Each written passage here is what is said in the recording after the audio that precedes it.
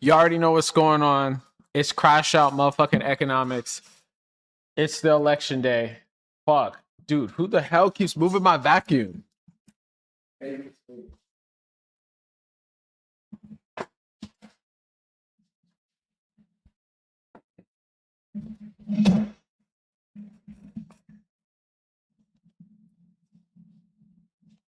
Yeah, it's election day. And we're about to watch the goddamn election results. And it's going to be crazy. Let's go. Let's get into it. Sort of the far left of the party having surprising success in big primaries this year. This would be the biggest win that faction of the party has posted if Abdul El-Sayed can win this primary tonight. And then general election questions here, too, based on this outcome, because Republicans are saying, we talk about the midterm climate may not be friendly to Republicans. Republicans are saying, well, it may not be, but we can win if Democrats nominate a candidate as far left as El-Sayed. Because remember, this is a state that Donald Trump carried in 2024. The Republican nominee, we actually already know this. Dude, what does this mean? I thought the polls closed right now. They're saying they're not going to close for 57 minutes? Really, have not tried to be shy about this. They are hoping that El-Sayed wins this race tonight. So we are hoping to get a readout here. I think if we get results early, it might come from right here. This is Oakland County. This is giant, one right north of Detroit and Wayne County. Also tonight in Michigan, though, the governor's race. I think, it is the governor's race. Is the heavy favorite on the Democratic side. She's running against the sheriff of Genesee County, Chris Swanson. Benson, the heavy favorite there. On the Republican side, this one's gotten interesting. John James is a congressman. Yeah, John James, apparently the person that was having sex with the one lady that was pushing for what's her face? For Haley Stevens. Really trying to use those two losses in previous Senate campaigns against James. So this might be a close contest here. Cox had dropped out of this race, but this Republican gubernatorial contest, obviously a very important one too. A number of House races too that we'll be keeping an eye on in Michigan. But and we do. Look at this. We have our first results. Shit. Okay, so this is from Kent County, Western Michigan. This is where Grand Rapids is from. Those are the results statewide. They are also the results that we're seeing here in Kent County. So I think one thing we need to figure out right away is, are we looking at early vote? Are we looking at election day vote here? That's going to be key. Adam is taking a look at that. But one thing I can tell you about this county here is this is a place where Syed has to do well. Okay, his support in polling and the support of these progressive insurgent candidates has really been closely linked with age. The younger the electorate, the younger the voters, the better these candidates on the left have been doing. This is a place here, Kent County, Grand Rapids, that is growing very quickly, and it's growing with. In that first batch of votes, he literally got like 22% in the statewide average. So this is a place where progressives have done well in recent elections. Better than they have, in other counties statewide. It's a place where El-Sayed has to do well, and you're seeing that first batch of vote we're getting here. This is probably absentee vote that was cast by mail early, and if it is, and El-Sayed is leading it, that's particularly good news. If this is the absentee vote, this might be donezo quick. That we're getting here, again, from a county where Abdul El-Sayed is expected to and needs to do well. And I'm just going to ask my producer right here. It is partial mail. This is partially vote by mail. And Gotti, that's significant because the vote by mail, we've been seeing this, tends to be an older demographic casting it. It tends to be better for candidates like Stevens, who are the establishment candidates. This is crazy. So the fact that this is the absentee ballot wasn't supposed to be the case. They were expecting this absentee shit to essentially be fascinating to hear you talk about vote by mail versus same day voting, because this is really a race between kind of a very online Twitch-like electorate and then the very moderate, maybe more like cable news watching electorate. Do you think that we're going to see some of the same trends in terms of urban versus rural voters that we do in like the same day voters versus the mail-in ballots? Yeah, it's a wonky conversation, but it's an important one because it really has been the defining feature of a lot of these primaries. It's just been areas where you find younger voters where you find younger college-educated voters, younger college-educated female voters, single. I'm layering these different demographic categories on top of each other. That's where these left-wing candidacies have really taken root, and where there tends to in this initial batch, so from Vote Hub, the first votes are in. They're absentee ballots from a blacker area of Grand Rapids, which in theory should be stronger for Stevens other than other parts of the city. And look at this. 55%. It's looking exactly like the goddamn polls, the polls that leading up to this, man. Yo, if this continues, I feel like this is going to look exactly like the mail-out Kuros Some race. of this vote by mail that we've seen demographically that tends to be more used by older voters than younger voters. The fact that is coming up friendly for Syed, it's a very interesting early sign. And again, a very early sign, 9% in there, but real fast.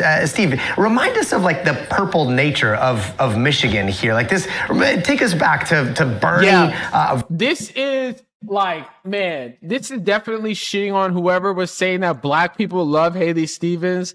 I hope y'all all remember this. Okay, there's 24, there's 20, there's 2016, and this is 2 wins for Donald Trump. I'm sorry, this is Kent County. I needed to go to the statewide. You think, Gotti, after 6 months, I would know how to use this thing? No, I was impressed that you were just pulling these out of like thin air and the big board. Of course, you have all of these things at your fingertips. This is wild to just see you work here. This is it. Look, Trump has won this 2 out of 3 times. Remember, before Trump came along, no Republican had won Michigan in a presidential election since 1988. Oops, my bad. Now he's done it 2 out of 3 times. And that really is part of the story here in this. Yeah, I feel like Michigan isn't as purple as they make it seem, first off. Her supporters have been saying to Democrats, look, Al Sayed is too far to the left to win in a state that went for Donald Trump 2 out of 3 times. I don't even necessarily think that we could subscribe or should subscribe to the idea that there's mythical, like, moderate voters that are against this stuff. It seems like the Michigan voters are just tired and want something new. This has been the pitch that Stevens has been making to voters. No matter what it is, they don't care. Nominate Al Sayed in a state like this. And national Democrats, some national Democrats, again, that establishment wing at least, have been saying, well, hey, winning the Senate for Democrats, if the Democrats are losing Michigan this fall, the math kind of becomes prohibitive on that. Yeah, and not to put the big board to the test again, but we're already starting to see some results in Virginia, right? I'm not sure if you've got those up yet, but that's an interesting. Yo, she up with it in the 10% of Western County. Data centers seem to be creeping into politics in a very big way there, especially considering that Northern Virginia has the highest concentration of data centers in the country. You're a different kind of big data guy, I know, but what are the numbers they're showing? Yeah, I will jump there. We did get one little county here. Part of it is Wexford County. This is small. This is rural. The reason I'm flagging this, even with just 10%, is, again, this part of Michigan here, sort of north of US 10, is just filled with largely very small, rural, older electorates, older blue. It's pretty even low-key. The expectation here is that Stevens isn't just winning up here, but for a few places. She is cleaning up here. And at least in this initial batch, it's not looking good for Stevens. One county up here, it's not looking good. They're kind of close to even. So again, these are the. Oh wow, we just got some Wayne County.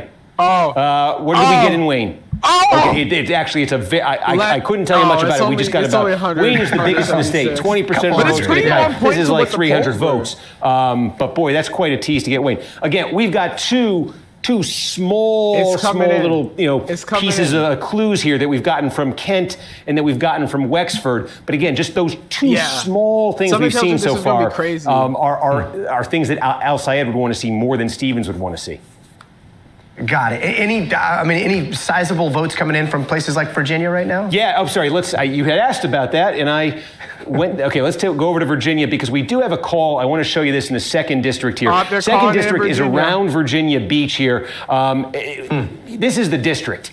Is basically dead even in the presidential race. Now, this is interesting. Elaine Luria won this Democratic primary. That's no surprise. Elaine Luria is a former member of Congress. She was defeated for re-election by Republican Jen Kiggins. Kiggins, unopposed for renomination in the 2nd District. So this is going to be a rematch. 2 candidates who've represented this district in Congress. And again, the backdrop, this is as dead even as they come. This is going to be one of the most closely watched congressional races in America this November. This is going to be, kind of one of those bellwether districts. We're talking about, are Democrats going to have a big night, win the House, win it by a big margin? Are Republicans going to actually have a chance of holding on to the House? This is going to be one of those districts this November. Again, it's right there in the Hampton Roads, Virginia Beach area. Well, one's called. Let's see what's Navy up. presence down there. This is going to be one of those places we are looking to on election night as an early clue this November. So put that one in your heads. Virginia's 2nd District, Kiggins versus Luria. Got it. Steve Kornacki, we're going to be checking back with you throughout the night here. Can't wait to see you, Kristen, and Hallie. Man, this is looking wild. The night goes on. Thank you so much. And just over an hour ago, polls did close. All right. That was very nice of Gotti to put me into his show, and you got to see how that worked. That was fun, right? So let me get out of Virginia. They have bro working like a motherfucker always. We make sense of those cuts, like this is something in an eye doctor's office. But let's go back to Michigan here and see if we've got anything new coming in. Adam, I mean, not that. Do I even dare ask, do we have any clue what kind of vote this was? Yeah, so this is one precinct out of Wayne County. It's in Grosse Ile Township. Yeah, party systems are one cooked. precinct that we got results for. It's in Grosse Pointe, you said? Where'd you say it was? Grosse Ile. But yeah, okay. just a little roundup of what's happened the past couple of minutes. It looks like Abdul Al-Sayed is doing pretty good. Tiny bit of vote here. I think we'll leave it aside for right now. I can tell you, going back to Grand Rapids, and we talked about it a little bit. We know that this is absentee vote, and we know that this is mostly contained inside the city of Grand Rapids. This is not all of Grand Rapids mail vote, but this is a partial report out from the mail vote. I think we had it at roughly about 16% based on so in the first batch that's in the thousands, he's literally up exactly what the polls are looking 16 or 60, what'd you say? 16% of the mail vote of our expected mail vote in we think we just got from the batch in Grand Rapids. So Grand Rapids, so that's a little bit of a twist here. Again, in the absence of having 15 other things to... it's the blacker areas that they were trying to swear was Haley Stevens' land, but it's not looking so. Okay. And it was clearly basically the same margin, basically the same spread as before. We just got more. And it looks like it's more mail, That's more vote by mail. That took us up now. I guess that's the question. Do we know, is that Grand Rapids mail, or are we now getting into the rest? It's not looking good for Haley Stevens. Yeah, looking at the website, it looks like this is still more Grand Rapids mail, and this might be the bulk of the Grand Rapids mail, just kind of looking around on the precinct map here. Okay, so I think we've now got probably about a third of the vote by mail for the county in. That sounds right. Yeah, let's see. In theory, Abdul Al-Sayed should be behind. This is what you have to be hoping for. If you're just looking at Kent County already, you are hoping that when you set foot outside. This is good news. Abdul Al-Sayed is anti-Israel, bro. Politically, and that vote by mail starts to look... He's the only person that's literally anti-Israel, pro-Medicare for all. We need him to win. Extremely different, because we've seen this in primary after primary. Because this is Michigan. So it shows that things are actually changing. And she's losing by more than... These states that are supposed to be so, that aren't supposed to be voting like this, that aren't supposed to be anti-Israel. Then, when they start adding in the election day vote, that's when the young vote, that's when that more, sort of leftward vote... It shows that people, if we can make change here... make his... If he can make change here... then we can make change anywhere. Al-Sayed's campaign, I think on a national level, maybe not anywhere. Again, it's one city in one county. You're certainly not, you're not celebrating, but you're saying that's what you want to see. Anything that the establishment Democrats are pissing their pants and losing sleep over like this is a good thing. I'm trying to pull up here. I have some benchmarks that I had established, and of course, what if Chuck Schumer wanted to literally vote. This is Chuck Schumer's candidate, Haley Stevens. She's literally getting the floor wiped in majority black districts that are supposed to be her use strength. It from Stevens' standpoint, right? I mean, we already know these Democrats in this election night. What does she need to be getting in a county like Kent County? So take a look at three recent, I say recent, it's the last 10 years, statewide elections in Kent County. Statewide Democratic primaries in Kent County. Wild. If you went back to 2016, Hillary Clinton, kind of the establishment candidate, got 37% in Kent County. Remember, she lost statewide. It was close, but Bernie Sanders did defeat her statewide. In the 2020 Democratic primary. Now, this was held under unusual COVID circumstances. Biden was starting to kind of become the inevitable, but it was 46% of the vote is what Joe Biden. You say Joe Biden was kind of the establishment candidate. Biden got 46% of the vote out of Kent. And then here's the interesting one. Back in 2018, Gretchen Whitmer got 44% of the vote here in her primary. Whitmer ran in 2018 against Al-Sayed and one other candidate. Now, Whitmer won the primary statewide with 52% of the vote. Al-Sayed was a distant second place, but the other candidate, which was Shri Tanadar, was also a candidate of the left. So there was one way of looking at that 2018.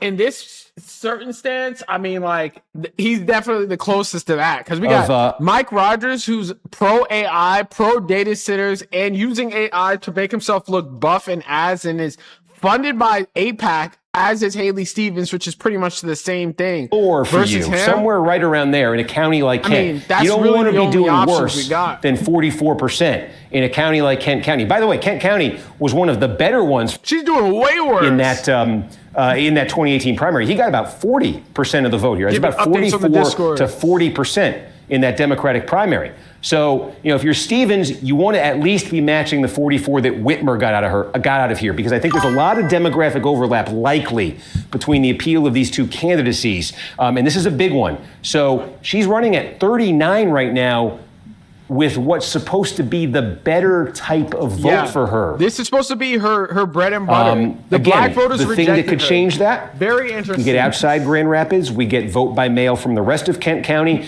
Maybe the political complexion of it's very different, and Stevens is able to boost that number. But even if she does, in the remaining vote by mail in Kent County, what comes after that? Just a new update. The election day vote.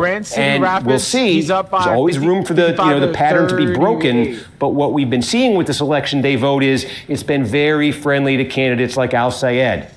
So Stevens, through the vote by mail, if what we've seen. Yeah, I get what you mean. I mean, like his main things when it comes to like in Kent County, she wants to be policy, or just like, keeping the money inside America, which, I mean, foreign policy is directly related. But I feel like senators are so interesting because, like, I feel like, I wouldn't say Lindsey Graham changed the Senate, but I feel like the way that Lindsey Graham was more concerned about foreign policy than domestic policy was crazy. A little bit lower if she can make up for it elsewhere. It seems like he's like the inverse of Lindsey Graham. Good. Make up for it. We can get into this later. There's an opportunity here, I think, for her to do much better in Wayne County, than Gretchen Whitmer did. See. So that's why I say that's a rough benchmark. But somewhere in that, 43, 44 range here, I think Stevens doesn't want to really start going south of that. So that's not too encouraging for her, what you're seeing first there. But again, I don't want to, this isn't the Grand Rapids primary. This isn't the Kent County primary. This is the Michigan primary. And we're just waiting for more numbers here from the rest of the state. Again, we got just a precinct somewhere in Wayne. We told you a little bit about Wexford. I want to see, this becomes interesting if this is replicated across after she dropped out. People really are Mallory McMurrow dead peninsula if counties consistently do this, because again, I mean, if you're using that Whitmer model, Whitmer just. But yeah, if you're just tuning in, I got to move this camera over right now. The polls are about to close on the west side of make sure you follow if you're on YouTube first off. But the polls are about to close on the west side of Michigan. It's split into two different time zones in 40 minutes. We don't know the vote here. This will vote by mail too. In fact, I can tell you what El-Sayed's the polls are going to close too. Number was in Wexford. Yeah, he got 23% in the 2018 primary in Wexford County, and Gretchen Whitmer got 60%. Right? So again, if you're saying she's running way behind, wants to kind of use that Whitmer model from 2018. This is the kind of county where she wants to be getting 60%, maybe even higher than 60%. At least this small. Just thinking about how percentages of the votes kind of work is very interesting. How it'd be like if you do want to take a detour, we have our first few results out of Kansas as well in those statewide races. Is there anything from Missouri? Not yet. On that one. I will. The Missouri one, I think there's a lot of interest in it. I want to make sure we get to. So but take a look here at the Republican gubernatorial primary in Kansas. And I don't think it's a surprise. I think they just called something in Virginia. That's going to boost Masterson. Wichita, we just got Sedgwick County, a big chunk of it. Masterson is his state Senate district. He's from from Butler, which is right next door. This is his neck of the woods. Again, Ty Masterson is running in this gubernatorial primary with the endorsement of Donald Trump. And you can see in Sedgwick. Yeah, it's so interesting currently when we talk about like the Republicans that are, well, this is for governor, but when you talk about the Republicans that are currently in Congress, Trump knows that it's going to be a blue wave and he actually doesn't even give a fuck. He doesn't care whether or not the Republicans actually win or lose, because at the end of the day, he's getting less Republicans, right? And the majority might be completely gone or close, but he's getting the Republicans that are left are going to be complete Trump dick riders. Everyone that's getting elected into office on the Republican side are more loyal to Trump than they are to this country. County to Vicky Schmidt, which is barely, what he prefers. And next, this is small. He can so crush it adds Senate. up to, yeah, I mean, these are exactly the numbers that Masterson wants to see early. Democratic primary. Now, this is interesting. Okay. Yeah, we've very dangerous. Cindy Holscher leading Ethan Corson. Ethan Corson has the endorsement of the outgoing Democratic governor here. Kurt Skoog is the mayor of. I forgot there was a Democratic governor in Kansas. Crazy how that shit works, but then they vote. Like they're so red, but they have a Democratic governor. It's very interesting. By a small amount there, but Johnson County is basically driving the results that you're seeing right now. And then Holscher. Interestingly, though, outside of Johnson, Holscher with an 18-point advantage. These are small. Oh, Wichita's what we want to see, of course. Now, this is interesting. This is, you know, again, this is sort of like Michigan. It's true, but at least the good thing about that, it's dangerous if he has a majority, even if it's a slim majority. But it is a good thing because he like less of the radical elements will have power. Like it will be less power than they currently have. So it's a double-edged sword, I guess, for after we'll see after the midterms, if that holds. Eaton County. Okay, that's big. Put it just a way of saying this here. It's interesting that Holscher's support, at least in the big counties we've seen getting away from Johnson County, City. she is running ahead of Corson, not by much, but she is running ahead of him in both those counties. That might be significant. But we want to go back to Michigan. I got to click on one of these House races, go to the Senate race. What did I just do here? Michigan. Go to the Senate race. Okay. This is this is significant. Okay, wow. Now we think this is vote by mail in Eaton, right? Yes. No. Okay. Here's the story on Eaton, and the number is, if you're an El Sayed supporter. Let me clarify. I see mixed returns in these votes. It looks like I see some mail-in here, mostly election day, and some early in. Yeah, so these new results are showing him up 57. Looks like it's about 1,500 pre-advanced votes and 3,000. Okay, 2/3 other races just floating around and they don't. This is interesting because we're using this. I'm using. Yo, imagine if we had ranked choice. That would be so lit. Rough model here for trying to set some benchmarks for Stevens. The area right around here is where Whitmer massively overperformed in 2018. Why? Because that's her political base. Dude, she's underperforming. She was the county prosecutor in Ingham County. She was a state legislator from this area. She did really well in Ingham County. She did really well in Eaton County, in Clinton County, Shiawassee County, Livingston County. She did really well. So long way of saying, we're using those three benchmarks. I'll give you a sense of Eaton, right? Clinton, we say the establishment candidate of 2016, got 44% of the vote in Eaton County. Dude, she's running under this. Got 52% in this county. And then Whitmer, we say she overperformed. If this trend holds, Haley Stevens is going to be forgotten forever. We're never going to hear about her. I lost my place here. You're looking at 65% of the vote. She got 65% of the vote here I can't make a 5, can I? Honestly, like, it makes no sense. Like, I don't even know why I'm sitting with, like, anxiety or just, like, not anxiety, but on the edge of my seat. Probably Stevens friendly vote by mail and the Al Sayed friendly election day vote here. But look at that. That's lower. You know, that's lower, obviously, than Whitmer. We knew it was going to come down. Yeah, they had a more, I mean, I guess, yeah, I get what you mean. Establishment candidates here. Okay, 2 of them won. Whitmer won, Biden won, Clinton lost by a point. Any of these establishment candidates, Stevens is running right now with the vote we just got, 1/3 of the vote in Eaton County. She's running lower than their total there. Goodness gracious. It continues. Small pieces of evidence here, but that's if you're Stevens, not the start you want there in Eaton County. I see we got a little bit of UP. These are tiny. I warn you in advance, but I want to take the county. Dude, in the tiny counties. The significance here, it's only 4%, but you're looking for it. If El Sayed is close, If he's close in anything, essentially, it might be over soon. Here of like north of Saginaw, if he's close in any of those counties, that's like a bonus for him. That's like, cherry on the cake. He's close in the little bit we have in Wexford. He's close in the tiny bit we have in Delta. Again, these are small. Okay, he's winning in algebra. This is actually a bit of an outlier. Marquette here. Marquette is right here. That's sort of the capital of the UP. That's where Northern Michigan University is. He actually did okay up here in 2018. The progressives do a little bit better here. But again, anything that's competitive for Al Sayed up here is encouraging news for him. I think, Adam, you have something. Well, I just wanted to note Eaton gives us our first result out of Michigan 7 as well in the Democratic primary there. Let's go. Let's check in there. Okay. And this is, let's just call. Dude, this is interesting. So, Al Sayed is district. This is Republican Tom Bear. Alyssa William Slotkin had represented this go. district. She left to run for the Senate. She won in it's Alyssa Slotkin. Tom Barrett, the Republican, won this seat by a few points. He's going to be running for re-election. This is a district. Look, Trump won it by a point. Biden won it by a point. So this is one of those that's going to get a ton of attention in the fall. This is truly a purple district. Those where that question of electability here has come into play. William Lawrence is the candidate of the left. This. He's got the Bernie Sanders. This is the swing district, purple district, real purple district. Very much powered by many of the same sort of political, ideological forces that are behind Al Sayed in the Senate race. And the same question has been raised by Lawrence's candidacy. If Democrats nominate him in a district, this is not a deep blue district. This is a Republican-held district that Donald Trump won. Can a candidate of the left win there? That's been an issue in this primary. But the other thing that's been an issue in this primary has been this. Lawrence is the candidate of the left.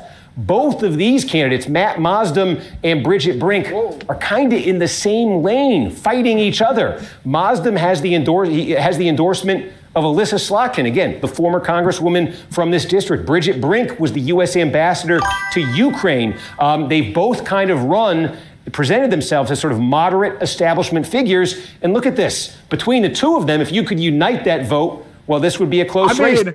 It currently, as it stands for the Democratic Party, dude, we don't even need to attack the Democratic Party because they can't even fund their shit. Now, the way it worked, the Democratic Party is so broke.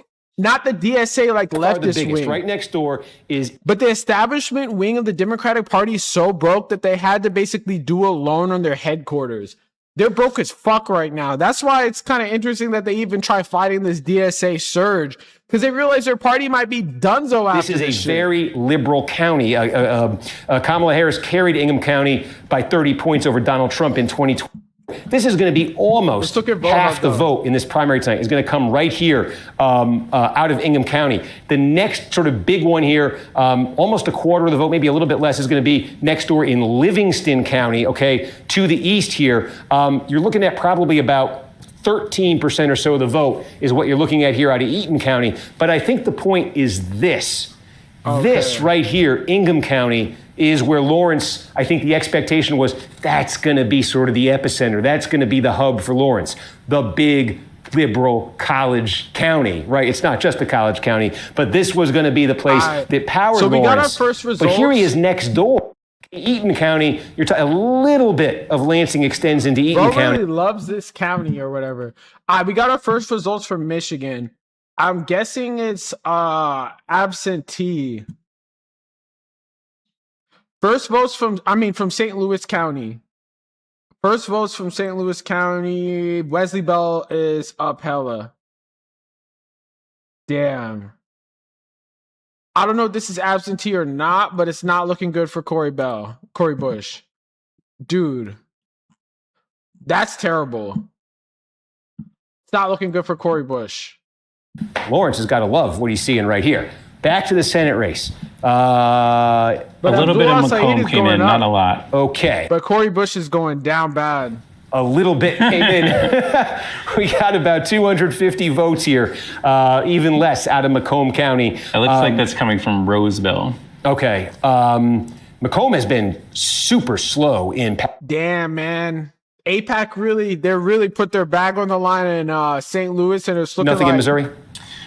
It's looking like the people of St. Louis love AIPAC. I will say in Eaton County, since it's the one, and I think we just got some more Eaton as well. We did. Yes. So we've been, I know you and I were talking a lot today about, the vote modes and the way these different votes might break. So we can check in a little bit here, especially since we have, 40% of the vote in. In the advanced vote, which is a vote that was cast before Election Day, I think this includes early and mail vote. That is breaking for Stevens 49.5 to El Sayed 44. 5.5. Okay, yeah. And the Election Day, he's winning 64 or 65 to 32 for Stevens. Wow. So look at that. Oh, wait, let's see what they say about this. And we've got 2/3, 1/3 before. What we just got was, we think, was more. Yeah, in Eaton County, he's putting belt. It looks like we're tapped out of the early now, and it looks like we're expecting a little bit more Election Day and some more mail. There is more mail. Okay, so that was the early vote that just was added into the mix. That's what the early vote is, a small pool. So I think it was vote across all modes that just came out. Right. Okay. So I mean, this would be even if we were just showing you vote by mail, I think this would be a little bit more pro Stevens. All right. So when we were just talking about Wesley Bell, I guess it's not terrible. He was supposed to do good in St. Louis County. He's expected to do much better here. Well, Bush should perform comparatively better in the city of St. Louis. People are already saying it's over. They don't even know what the fuck is going on. Good drop for Steyer. People are voting for the APAC candidate. They don't even know what the fuck is going on. Here, you could see that if one side, one side is plus 33 for one candidate and the other side's plus 5.5 for the other, it's a big advantage for this candidate. And again, you say Stevens here, what's the kind of number? What's like a bottom line number she would want to get out of Eaton County if you just take the lowest of all these? Damn, Bati got murked, man. 34%. Maybe if she could compensate for it somewhere else, that could drop a little bit, but she doesn't want to be getting much lower than that. We just got Washtenaw. Okay. This is big. Ann Arbor, University of Michigan. We just got, this must be a big bunch of vote by mail that we just got. Oh my God. Taking a look. Holy cow. That's. Yeah.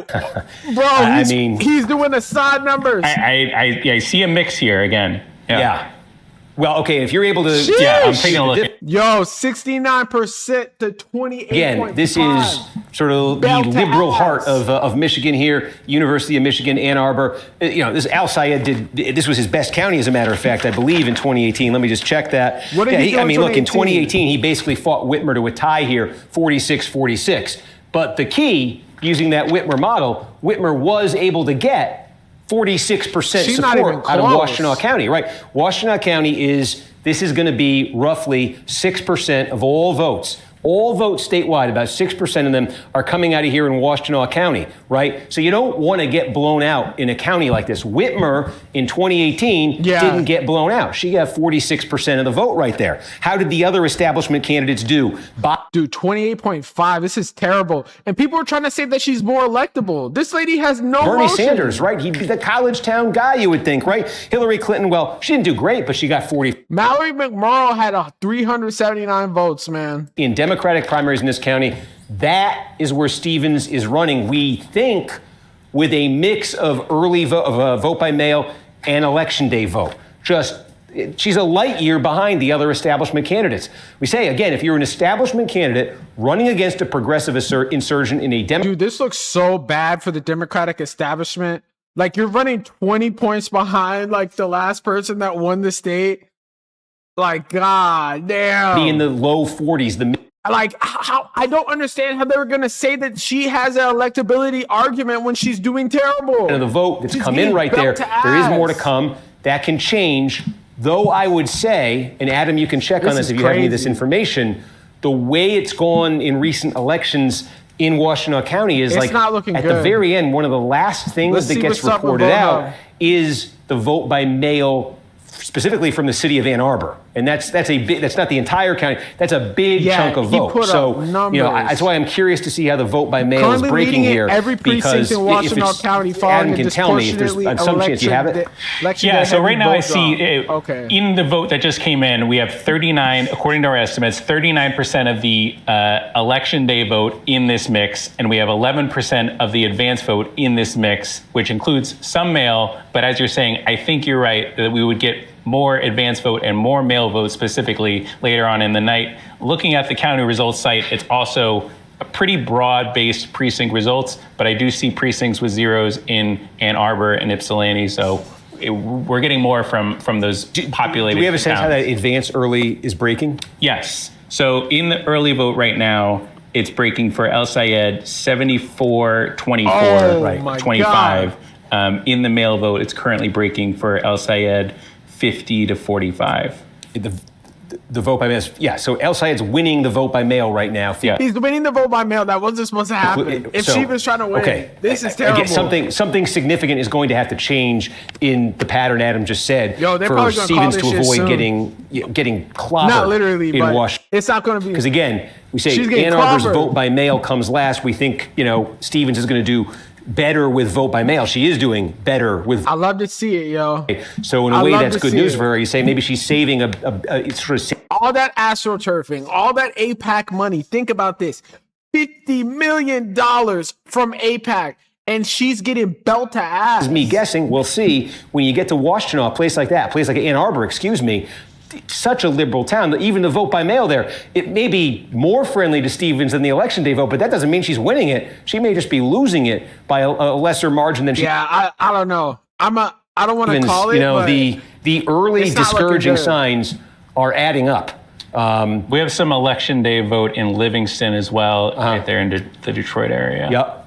Now you think this is? Oh wow, wow! You think this is election day? This is 61-35. But this is primarily election day, yes. Okay, so with the caveat that there's a vote, and if you can, whatever vote by mail we have, if you're able to calculate that, with the caveat that we think this is the most friendly type of vote for Al Sayed, he's 26 points ahead with a little bit more than a quarter of the vote. 26 points ahead is Livingston crazy. is sort of the big, fast-growing, ex-urban county there. You got Detroit, you got Oakland, you got Macomb, and then a little bit further out, you got fast-growing Livingston County. That's sort of where you are. Sayed leading this by 26 points. To give you, again, the benchmarks we've kind of been using are three establishment Democrats in Democratic primaries here. How does this compare? She's running far below. Oh, she got 38% here in 2016. Crazy. Okay. Steve, we have our first result in Missouri 1 as well. Okay, we'll go right over to that. I just want to put these benchmarks up because I've been 38% was Clinton. She got clobbered here by Bernie Sanders. Biden did much better. He won it. He got 52%. Whitmer, remember, this is in that area where Whitmer really overperformed. She got 61%. So we knew that the Stevens number was coming down from 61. Clinton was really low there at 38. So look, if you're Stevens, I think you're looking at this number and you're saying, okay, Clinton was competitive statewide, getting 38 in this county. This is primarily election day vote. That should be more. She's currently running worse on every metric compared to every other statewide race for Democrats. She's 52. doing terrible. That's where Stevens would want to land here. So put a pin in this one here. That's if you're one of the worst candidates that I've ever seen in my life. There is, you can see a scenario here where Stevens could get into a range here that's a little bit more comfortable for her. That's Livingston right now. Adam says we've got a little bit of Missouri 1. Let's go and take a look here. Okay, now the key. This is, so the district here is split sort of in half. All right, this is the city of St. Louis on this side. This is the inner suburbs of St. Louis County on this side. That's where we're getting the vote from. Bell here, and what you're seeing, 30%, that is their early vote. That's being released in one batch. So we said two things coming into this, that we expected that Bell was going to do better, much better in St. Louis County, and he was going to do much better with the early vote. So this is as good as it can get for Bell, just in terms of the type of vote we're talking about. We're talking about early vote in St. Louis County, but we're talking about currently nearly a 60-point margin over Cori Bush. That is significantly better than Bell was able to get out of the St. Louis County port. He won this narrowly by a couple points over Bush in 2024. That is significantly better than what he was able to win the county by in the primary in 2024. That's so good. That is initially, and what that basically takes us to, 30% of the vote, that's the early vote from St. Louis County, gets us to about a sixth of the vote in now district-wide. That's an awfully good start if you're Wesley Bell. That's an awfully good start. Now, obviously it raised... Dude, the suburbs of Missouri, St. Louis, love Israel. And Bush did much better on the city side. Looks, at least from this vantage point, well, it looks like Bell might be doing significantly better in St. Louis County than he did last time. Isn't this vote by mail, though? Can Bush do significantly better in the city of St. Louis than she did last time against Bell? Also, again, we want to start to see what the election day vote looks like. Yeah. Because there have been some wild differences between how the early in the election day vote looks in these Democratic primaries with these candidates on the left. So is the remaining vote, does it really change dramatically there? What's up? Oh. Obviously, that's about as much as you could expect to get out of that first batch there. But those are the questions that remain. He's doing better than what he did last time around in the first district of Missouri. But what if she does better in the inner city? If we get more there, we'll go right back to it. We're not going to miss it. Before going to Michigan, I will just check in here on the Republican gubernatorial primary in Kansas. Masterson continuing to lead. I can have a Red Bull. Nah.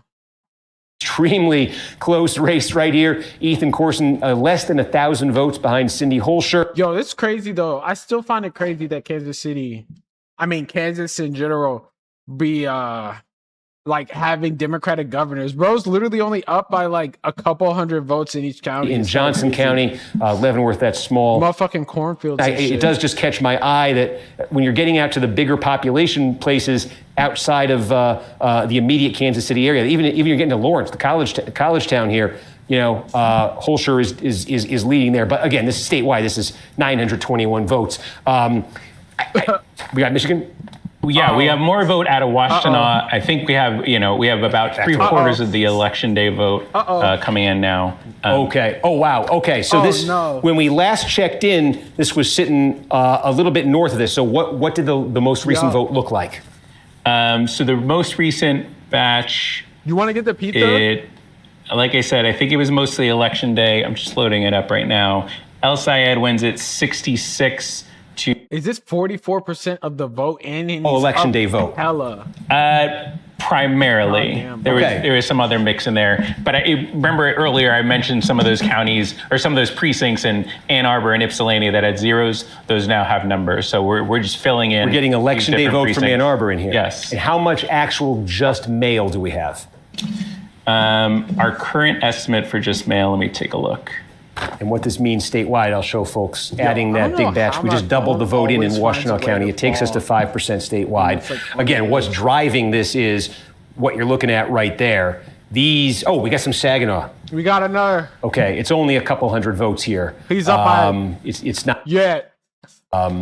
This is when you get sort of a scattering. So that is, let's not lose sight of Saginaw because that becomes significant.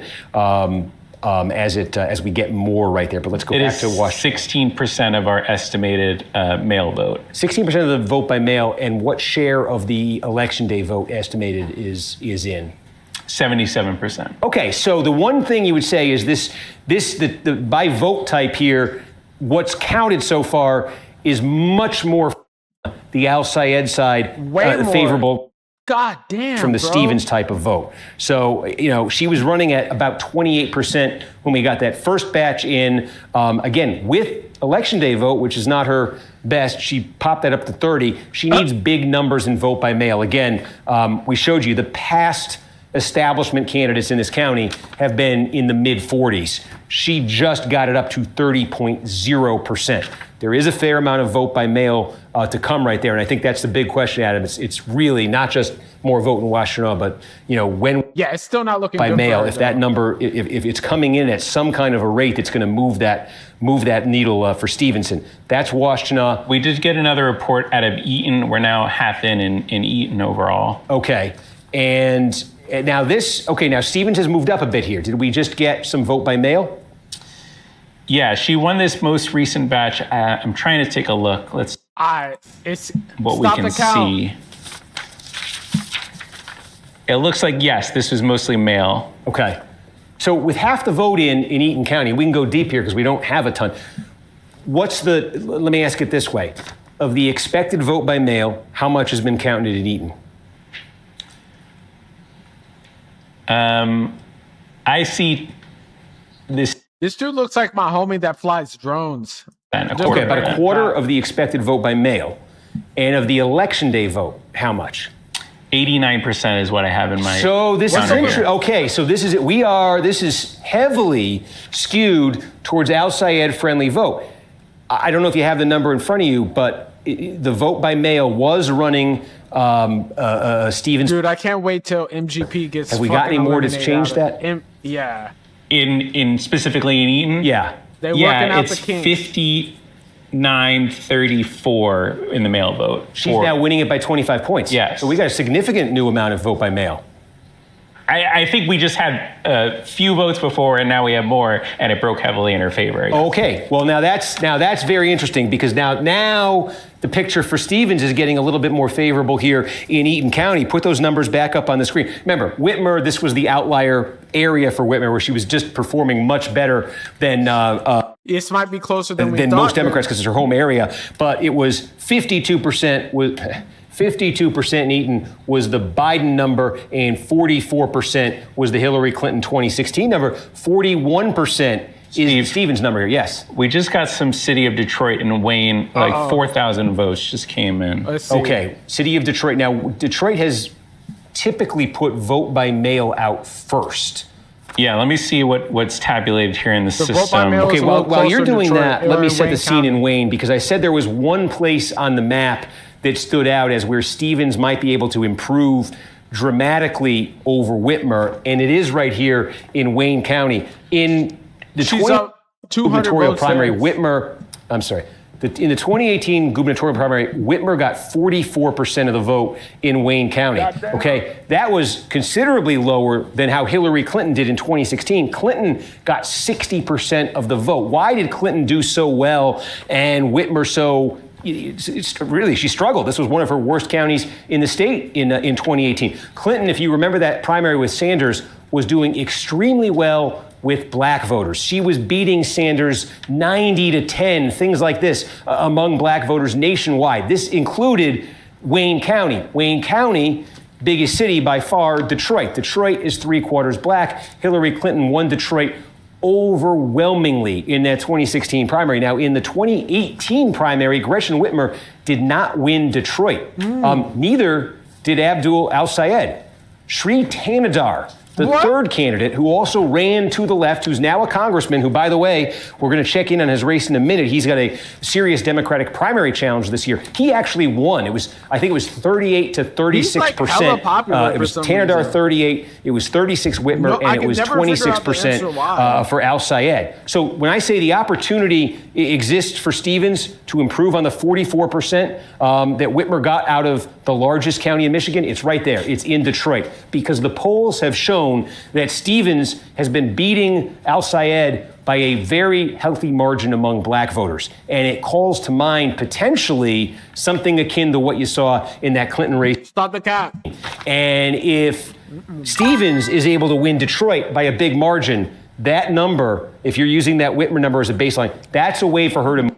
That's crazy. I don't know why he was so popular at one point. He was even DSA at one point, but then left the DSA because of their stance on Israel. Bro, this is a couple Israel. thousand votes here, so we're still waiting on much more. But it does speak to that being Stevens friendly, at least to have her ahead there early. Again, from Detroit, though. From Detroit. And just a reminder, we're about 10 minutes out from the top of the hour. We'll be rejoining. The top of the hour is going to be when the west side of Michigan, which is in the Eastern time zone, releases their numbers. One area, just to, again, there's not a ton of vote up here. There's very, little vote up here. This is actually one of the more populated areas. Not that there's a lot of people. This is where Traverse City is. Traverse City, Leelanau, Charlevoix. This sort of area up here is different. It's demographically different than the rest of the lower peninsula and the upper peninsula. This is it's vacation land, it's retirement land, not just for Michiganders, for a lot of folks around the Midwest. They call it the Midwest Coast. There's actually some wineries in Leelanau. There's high incomes here. Okay, so it's a different, we talk about northern Michigan being blue collar, older, white. These areas here tend to be, there's some growth population-wise. There is a lot of older population. It's a lot of retirees. It's retirees with money in a lot of cases. A lot of people from Chicago. Is one of those places. This is just 2%, so hard immediately to discern. I mean, obviously it's a huge number for Al Sayed, but you see the categories we're trying to make sense of here, and with only 2%, but a little bit different around here. So keep that in mind as you watch Northern Michigan fill in. Honestly, I don't know what the fuck I'd do if Haley Stevens wins. It's just a very small amount out of Cass County. Some more Livingston just came in. You got more Livingston. A lot more Livingston just came in. Okay, a lot more. Okay, wow. Uh-oh. Tell us what kind of vote what have we witnessed? This looks like it's a lot of election day. It looks like, according to my estimates that I keep here in our tracker, that should be all of our election day vote. Well, that's interesting. So again, we said this is the outlier area and how much time do I have till this hit? About 9 minutes. Oh, okay. So again, we said that Livingston is part of this area where Whitmer ran up the score in 2018. So look, she got 61% of the vote here, but we knew Stevens is not going to match that. That's just a product of Whitmer being sort of the local candidate. Okay, the other two, we put this up a minute ago, we'll put it up again.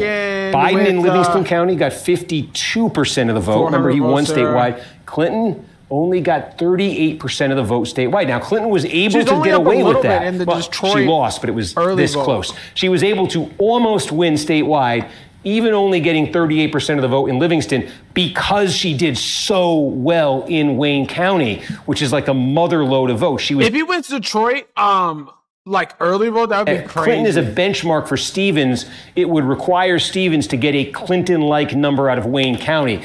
I don't know if that's in the offing because there are other parts of Wayne County that are not as demographically friendly to Stevens. We'll talk about that as the night goes on. I think Stevens could perform better potentially than Whitmer did in Wayne County, but that doesn't necessarily mean she's going to reach the Clinton number of 60%. So I don't think 38 is the benchmark, is the low end of this for Stevens, if you're using the Clinton example. I think she wants to be higher, but she is higher right now. She's a point higher, and this is what we've seen now in Eaton and what we're seeing now in Livingston.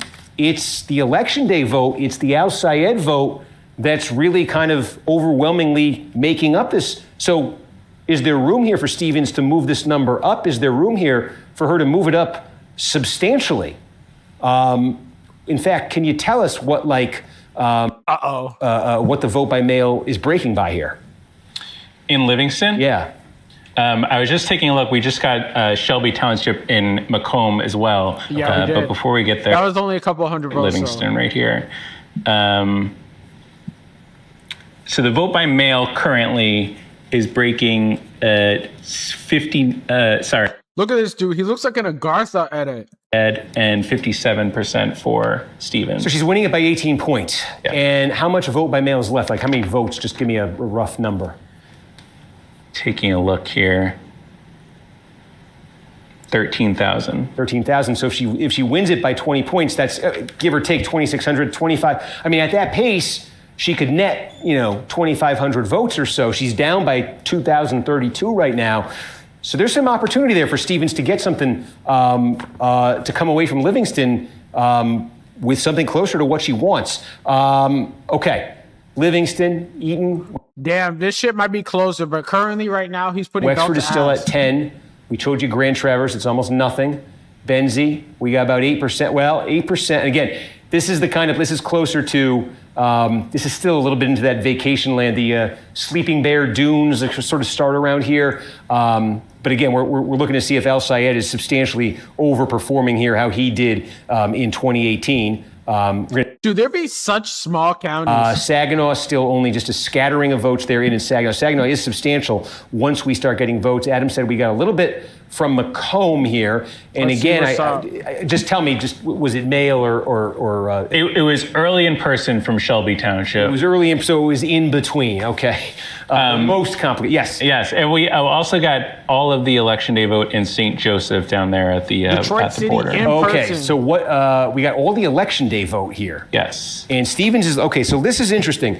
More than half the vote is in. This is the most Al-Sayed friendly. Okay, St. Joseph County, to put you in terms of where you are, Kalamazoo, a little bit north there. If you went south, west, you'd be in South Bend, Indiana. You know, you're kind of getting to that part of, that's that Dutch Western Michigan right there, kind of getting close to the distant Chicago area. So anyway, St. Joseph County, we got our benchmarks. Let me get them here. Okay, so Clinton got 38% of the vote here in 2016, the establishment candidate. Biden got 53% of the vote here in 2020, and Whitmer got 52% of the vote here in 2018. Well, it's kind of hard to just getting through the worst batch, we think, the worst type of vote that she's got to deal with, the election day vote, and she's sitting at 48%. Already 10 points north of Clinton in 2016. Again, that Clinton model in 2016 really leaned on running up the number in Wayne County. That's why she could almost get away with numbers that low in places like this. Damn, this shit might end up being closer. She's, 4 or 5 points off these other establishment candidates. And the rest of the way now, we're talking about largely a pre-election vote. So that, if you're Stevens, you have a chance there to exceed, potentially, how those others did. And not to lose it before we get to the top of the hour here, that most recent update in Wayne County got us our first results out of Michigan 13 as well. Yeah, if you want to check in on that House race. Yeah, this is in Detroit right here, Wayne County. So the dynamic here. Donovan McKinney is up. We told you Sri Tanadar ran for governor in 2018. How did he win Detroit? The candidate came in third in that primary with Whitner and Al-Sayed. He got elected. He later got elected to Congress. He affiliated with the Democratic Socialists of America, and then he left the Democratic Socialists of America. This was in response to the reaction he said he saw from the left, from the DSA to bro loves Israel, essentially. The terrorist attack on Israel in 2023, and he left the DSA. So now the DSA is trying to knock him out and has their own candidate, Donovan McKinney, going against him. So this is ex-DSA against DSA. Dude, Donovan McKinney deeply Democratic district here. And again, it's just 2,500 votes or so that have come in. But the DSA candidate right there jumps out to the quick advantage. Sri Tanadar was certainly thought coming into tonight to be very vulnerable. I'm going to... Yeah, it's because of his fake ass hairpiece. Remember, we got more out of... We didn't check in here since we got Livingston. So this is that race again. The candidate of the left, William Lawrence, the two sort of establishment candidates who we think are kind of 2-minute warning to the hit. I just heard in my ear. So we've got 2-minute warning to the rest of the polls closed. This is, Adam has told us, this is largely election day vote. This is, Adam has told us, this is largely election day vote for Lawrence here in the Livingston County portion. This might be about the high watermark for Lawrence in the Eaton County portion. That's the good news if you're one of Lawrence's opponents. The bad news is you see in both places how split that vote is between them. Maasdam a few points ahead of... Yeah, the left definitely... A few points ahead of Maasdam here, but both very close. So even if in the remaining vote that Lawrence share comes down, if that reduced Lawrence share... Man, it's looking good so far, but the Haley Stevens election with Al-Sayed, he's currently up big, but it might get a little closer. I think is their ace in the hole is still to come here in Ingham County, which is, the biggest, and it's distinct politically from the rest of the counties. And this is also a sliver of Oakland County. It's distinct a little bit here in that it's overwhelmingly Democratic. There's Michigan State University, those sorts of very liberal county, those sorts of things. Zoom out here, statewide Senate race. I know we have an update coming at the top of the hour. This is what it looks like statewide. I know we're throwing a lot at you with this vote in this county and that vote in that county. We think 6% of the vote counted statewide. Al-Sayed is leading that tally. 3,000 people voted for Mallory McMurrow. A few places on here that we have been showing you, these big counties where we've got returns, and those returns that we're showing you, as Adam has shown us, tend to be from the most Al-Sayed friendly type of vote. That's the context for the 6%. Just about 60 seconds out here, and it looks like in my system we may get a big update from Oakland soon, so if you see it jump, take a look there. Okay, it's important. So folks, I'm going to stop here for a second. This is Oakland. I promise you, if this lights up in the next few seconds, it's the first thing I'm going to click on. Oh, they still tell me it's a minute. We still got a minute. So you may get it before they get it on News Now. Let's all sit and watch. We think would be to vote by mail from Oakland, right? That's how.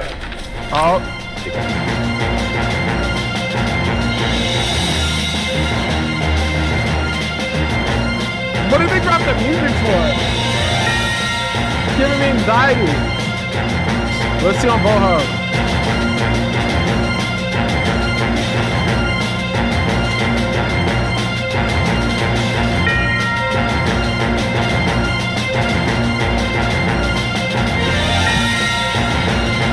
Come on, man. We got 1 minute. Let's go.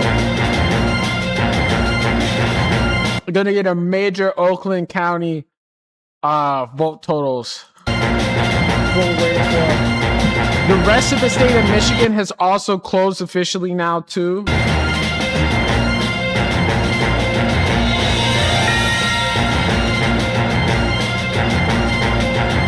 Bro charging up and shit, waiting because he gotta be here for mad long.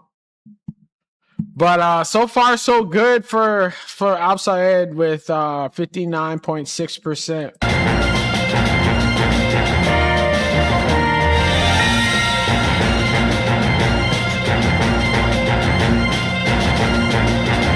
Who's going to be checking in on every single piece of data coming in from Michigan all night long. There he is, Steve Kornacki, posted up at the big board. Steve, give us a sense of how this one's playing out so far. Yeah, I mean, a big thing just happened literally in the last 30 seconds, so why don't we start right there? This is the statewide tally. We think 16% of the vote is now counted. That was at 6% until about 30 seconds ago when this happened. Closer. Holy cow. Oakland County, this is the second biggest county in the state. Like 16% of all the vote in the primaries coming out of here, and we just got more than half the vote from Oakland County in one fell swoop. And you can see here that Haley Stevens is leading that over Abdul Al-Sayed by 2 points.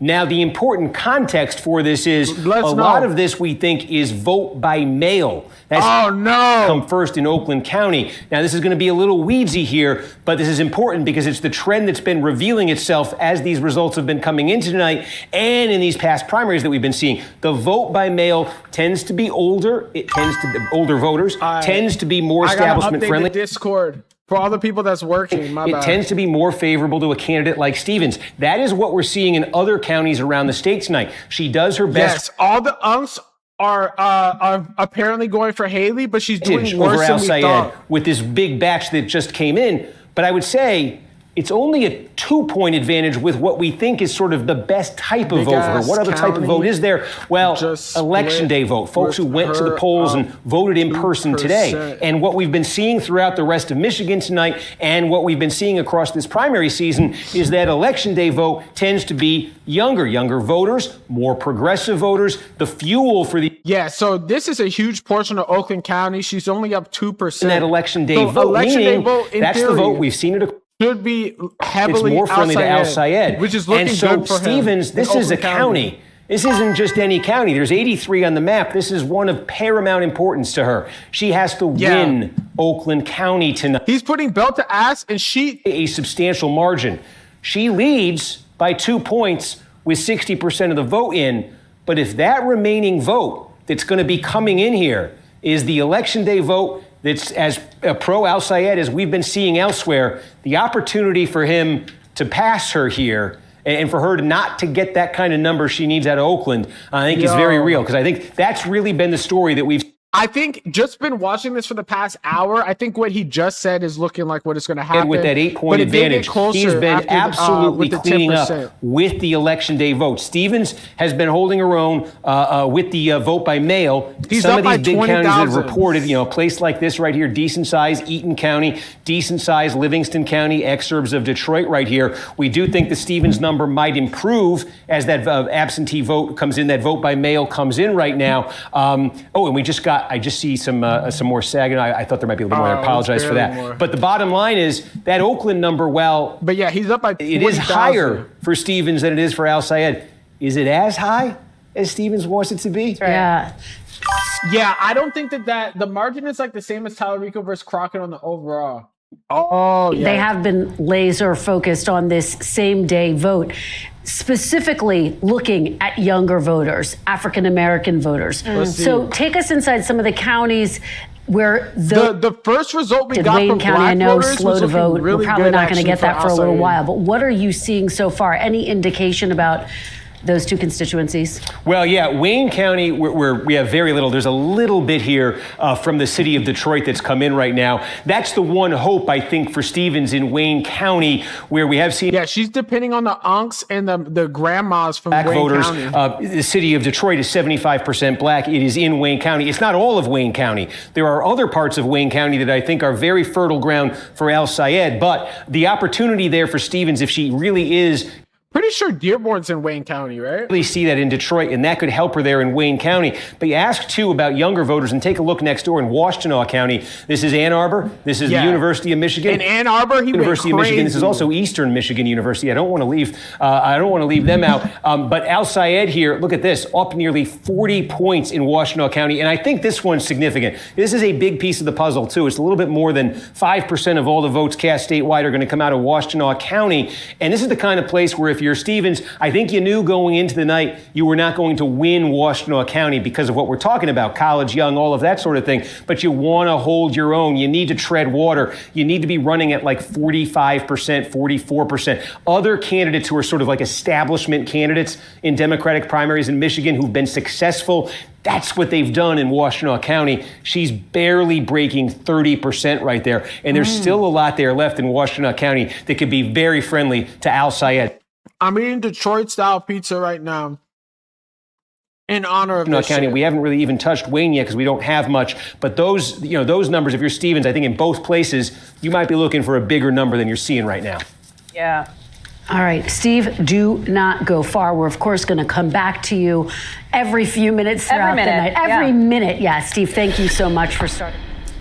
Okay, so there you go. You see how that works? That was great. And I think you saw the moment, right? I mean, look at that. I don't need to repeat it. You just heard it. But this is such a huge, yes.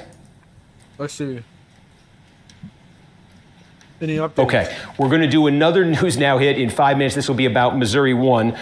So we'll check in there in a second. But I just want to see, did we get any more Macomb? We did not. We don't have any more Wayne. Nothing significant, Adam? I see a little bit. We got more out of Washtenaw. We got more out of St. Joseph. We got more out of Eaton. But how much more? So did we just got some vote by mail? I'm guessing out of Washtenaw.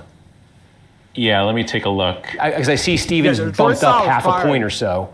Oh, okay. Some more Macomb just came in.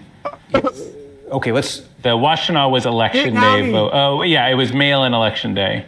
Mail, right, and that's Stevens' number ticked up right there.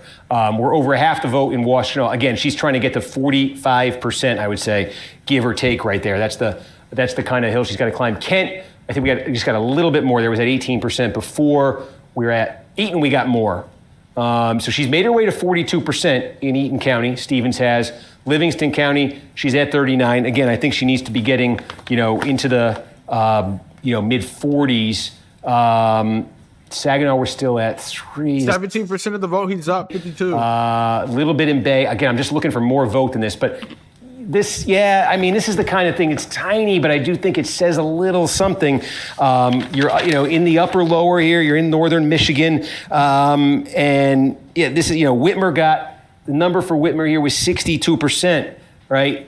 The number for Stevens, 54. These are all counties where I'm looking to see not if Al Sayed's winning them. They do not love Stevens. If he's able to be more competitive than the progressive wing was against Whitmer. See a little bit of it there. We showed you our friends in Wexford County earlier. Okay, it's only 16%. Again, these are tiny counties, but, if it's a trend across the board, he's not doing bad a little bit so less far than 10% of the vote, but also I think that could speak to a broader trend in the electorate. Again, just getting a little bit more here. This is Charlevoix, but again, they're giving us, a precinct or something in these places, so it's not too much to work with. Steve, to give you a little bit more on Oakland, so the things that did come in that most recent update was that mail vote from the countywide voting center that we've been talking about. That broke for Stevens 66-30, and that was about 54,000 votes. And then we have some election day vote. That was about 74,000 votes, and that broke for El Sayed 59-39. Right, okay. So that, again, you could see Stevens took a big swing there with that absentee, and she's up 2. There is election day vote that's helping El Sayed there. But again, I think Stevens needs to be in the, yeah, that's not good. for Stevens. Marks in Oakland. Yeesh. Right. In fact, it's 54% was the Whitmer number. This is in Oakland County. Whitmer 18 got 54% of the vote right here. It was 56% for Joe Biden in 2020, and Hillary Clinton in narrowly losing the state in 2016, 51% of the vote. So again, all of the establishment candidates won Oakland. This is the candidate who lost statewide. These are the two candidates. Whitmer got 52% statewide. Biden got 53% of the vote statewide. So these in those cases were winning numbers.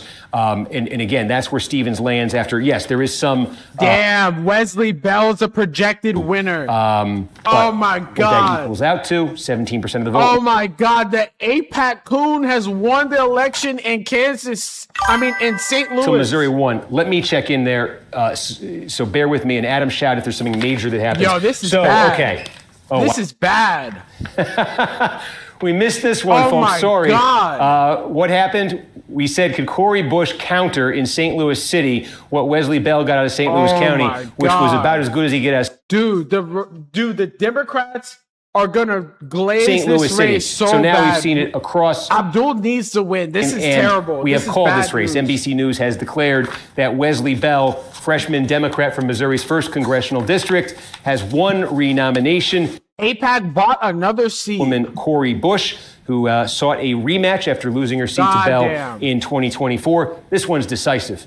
Again, what you're looking at is early vote in both these places. The election day vote may make this. That's bad.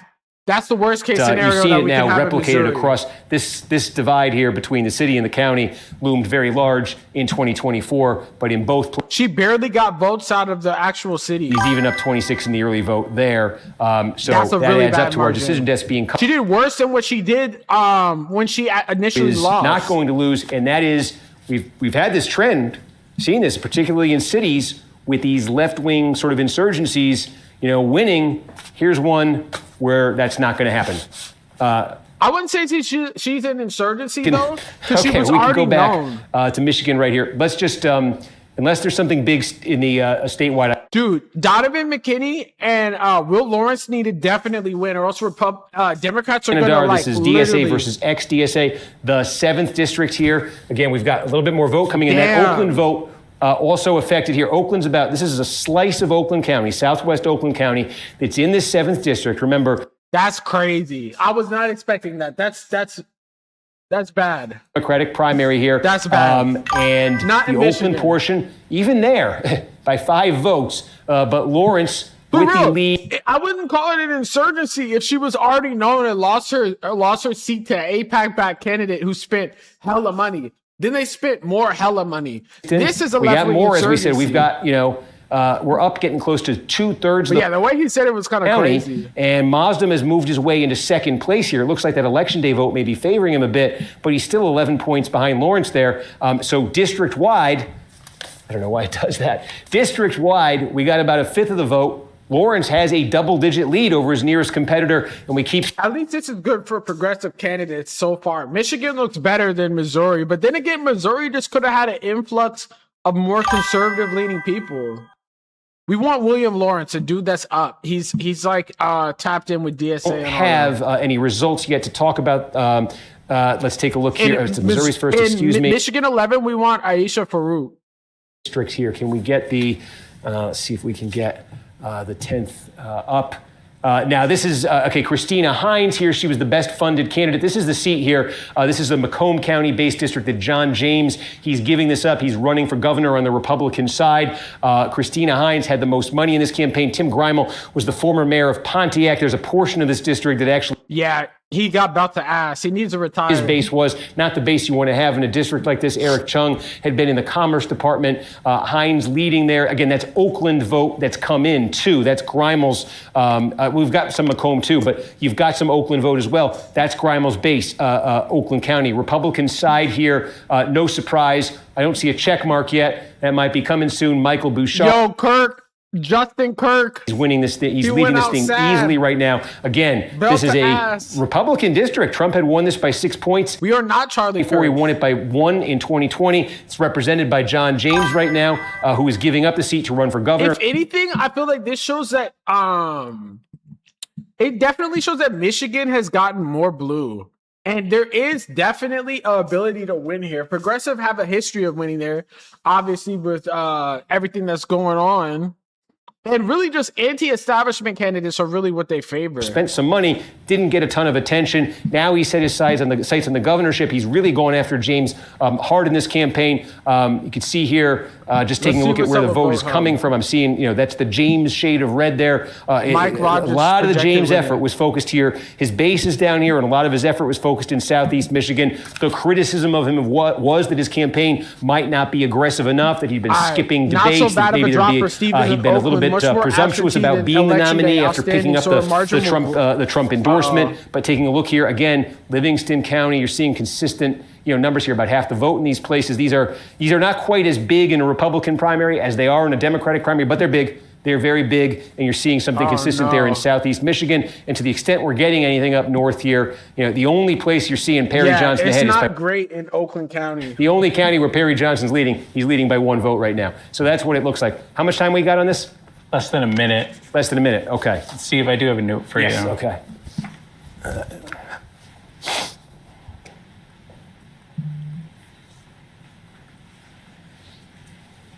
Bro, reading love letters and shit.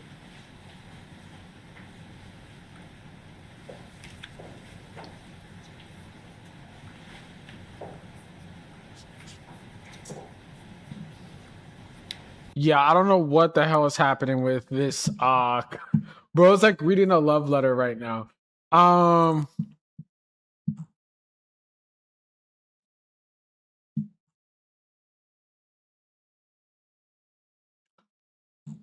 Yeah.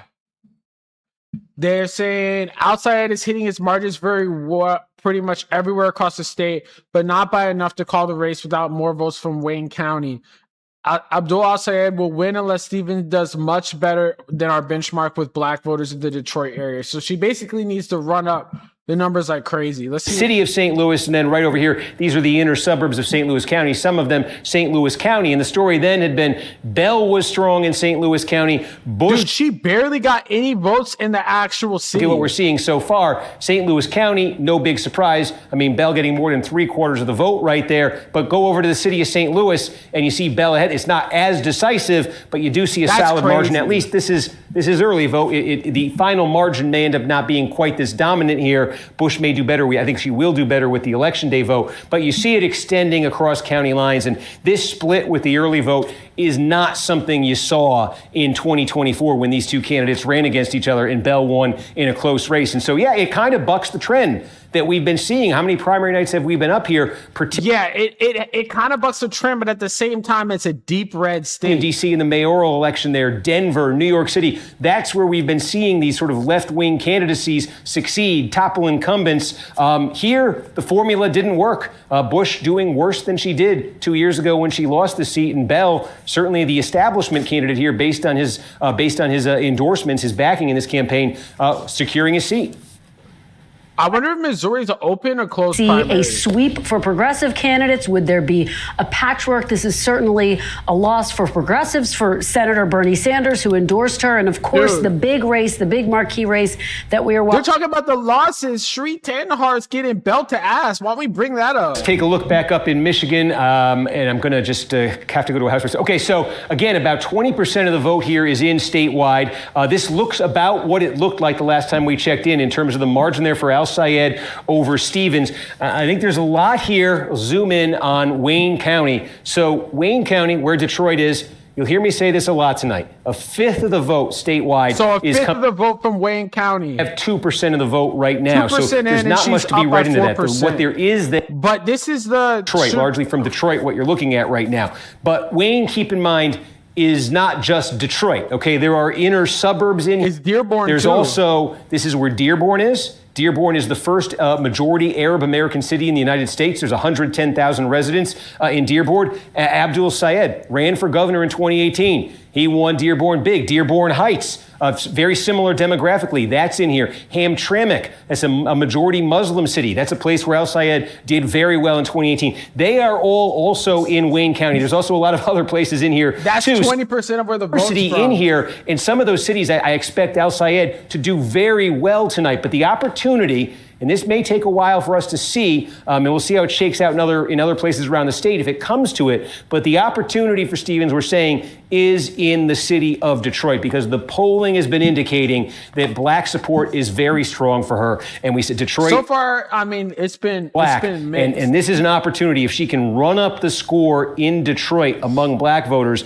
she could get a big number out of there. She could get a big number out of Wayne County. That could carry her a long way. In terms of looking at where black support really can swing, a primary, or at least loom large in a primary, there aren't a ton of counties where there's a very significant black population. Another place we'll look tonight, though, that does have a pretty large black population is Genesee County. This is where the city of Flint is. We don't have any votes coming in right there yet. Shout out Flint. Substantial black population in Saginaw, too. We don't have many votes coming in right there. So from a Stevens standpoint, we'll be looking at those places, but really going to be looking at Detroit as the night progresses, because I do think it's been interesting in some of these counties, the degree to which we're seeing this difference between the election day vote and how overwhelming it's going for Al Sayed and that vote by mail, and how strong that's going for Stevens. In a place like this, I'm just checking in because we're slowly getting more and more updates here. What's been happening in this county, this is sort of the suburbs of Lansing here, outside of Lansing. A little bit of Lansing's in here too, but it's largely outside Lansing. This number for Stevens has been ticking up all night. Yeah, it has been ticking up. Basically, what happened was they counted the election day vote. Al Sayed got a huge number on here. Now, as the vote by mail has been coming in, as this percent in has been ticking up, so has Stevens' number. And so what we were looking at the start of the night here were numbers for Stevens that were like, whoa, these are, I don't see how she could win with these numbers. But if this number can continue to tick up for her, that could get interesting out of a place like Eaton County. Also, same thing here. The same thing has been happening in Livingston County. I guess they're not trying to. They can't call it yet. We got to see Wayne County for real. Big. There's like 200,000 people here. This is like the exurbs of Detroit right here. Okay, it's very high income too.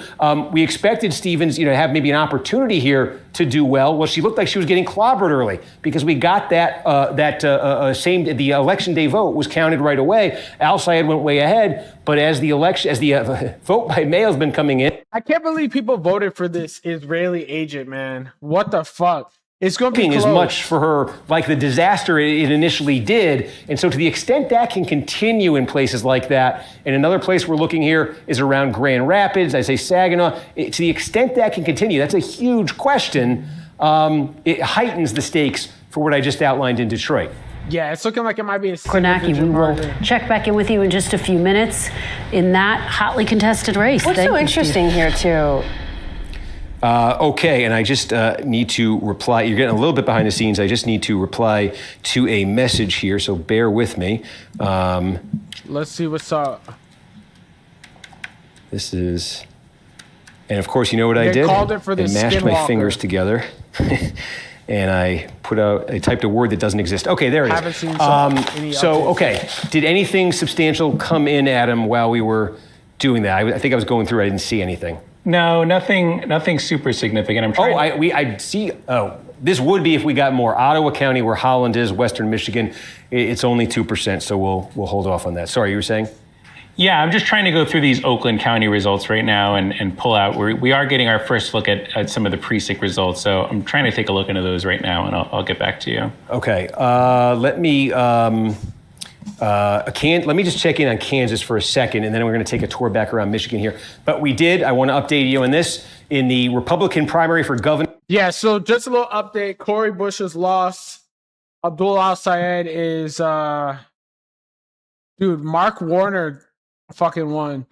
He's cooking right now, but it's going to be the Republican close. nominee for governor of Kansas, again, with that Trump endorsement. The track record that's had this primary season, not necessarily a big surprise over there. We are not yet calling what you're looking at right here on the Democratic side. Cindy Holscher, I think the last time we checked in, this was about 1,000 vote gap. It's moved up to about we got about half the vote. She's leading by about 3.5 points right now over Ethan Corson. Again, both candidates right here from Johnson County, where we still got 2/3 of the vote. And what's changed, I can see, is they've played leapfrog here. Holscher has taken the lead in Johnson County, not much, but she was trailing Corson there the last time we checked in. Corson continues to lead in Kansas City.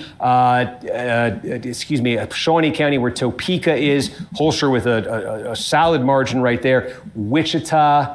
Holster with an advantage there. Next door, Butler, this is smaller. We had a quarter of the vote. Holster leading there. And again, the candidate, the outgoing Democratic governor, backing Corson in this race. You see, the Trump endorsement has carried the Republican candidate. We'll see on the Democratic side if the leader of the Kansas State Democratic Party is able to get her candidate over the finish line right there. They but right now, to talk about DSA endorsed Herschel Gray.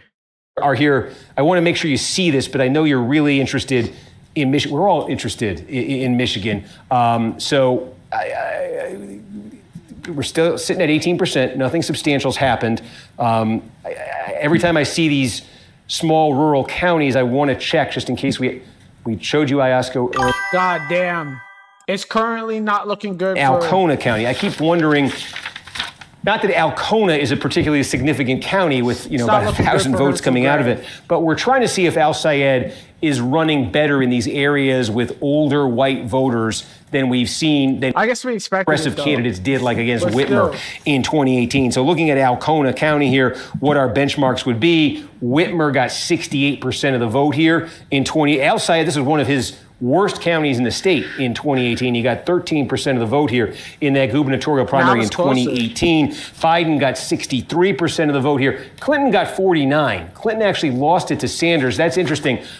It's a point to note here, because you say Sanders won this state in 2016, is what Sanders did in 2016, what Al Sayed, is that the roadmap for Al Sayed? I think one of the things that got revealed between, this being the number for Clinton and this being the number for Biden in 2020, was that Clinton had some particular struggles with older blue-collar white voters. Dude, they should have seen these numbers with Clinton and really thought that it was like a major red flag. The fact that she lost and it did Michigan about the issues between Clinton and that demographic, and that got reinforced in Michigan. Has she ever won Michigan? Well, that was a big reason why Clinton, in a shock to everybody, lost Michigan in the general election. First time a Democrat lost in 28 years. So I read that Clinton number. She opened up the door for losing. And that Sanders had strength that would be transferable to another progressive candidate in these places. Because you see, 4 years later, Sanders run and he got clobbered in places like this by Biden. So Whitmer got 68, Biden got 63. I think these might be the two most relevant sort of establishment numbers here in a county like this. And here's Stevens running at 49%. Now I think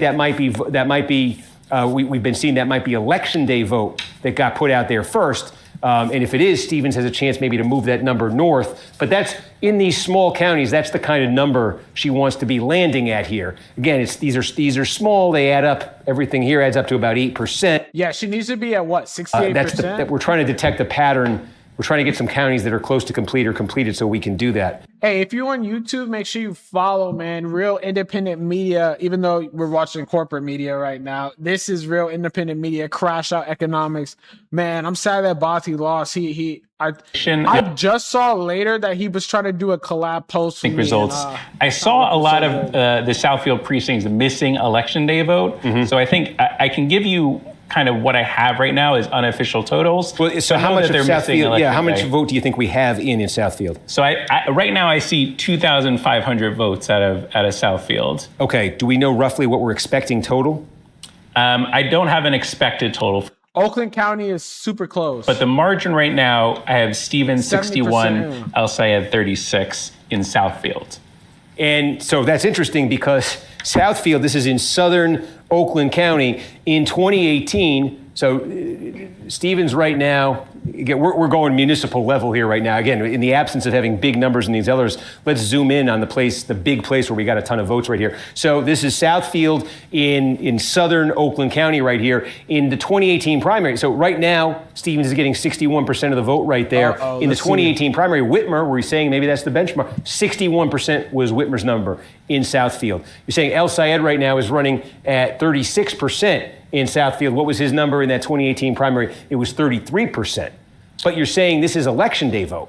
And a ton more just popped in Oakland there. Oh, boy. This is a big moment, folks. Okay. It didn't move the needle substantially, but it is 10% more. We were at 60% in. Now we're at 70% in. What can we? It's still close. She's up, only up by 3,000 I don't know municipality-wise, but yes, this new vote broke Stevens 49, El Sayed 48. Is there an indicate? Is this a mix? I don't have detailed breakouts for Oakland, but I'll take a look. I know I'm putting you on a spot right there because it takes a second to make sense of these. So let us know when you do. But and that's an important point here because we talked about this a little bit at the top. Maybe we need to reinforce it right now. This is going to be close. Oakland typically has put out a giant batch of vote by mail first thing. And then what's happened is the rest of the night, there've largely been batches that are kind of mixed. They'll mix them in. You'll get some vote by mail. You'll get some. So if it's primarily vote by mail, this could be in quick good. succession. So it's the pattern is very difficult in a county like this. In other places, it's very, think of a state like Florida, a state like Georgia, a state like Kansas, Missouri, if you're watching these, where you get all the early vote reported out at once, and then everything else that comes in the rest of the way is election. So there are places in Oakland County where it's like that. There are places in Michigan where it's like that. There are places in Michigan where you get the election day vote, then you get the vote by mail. Yeah, man, this is currently a nail biter.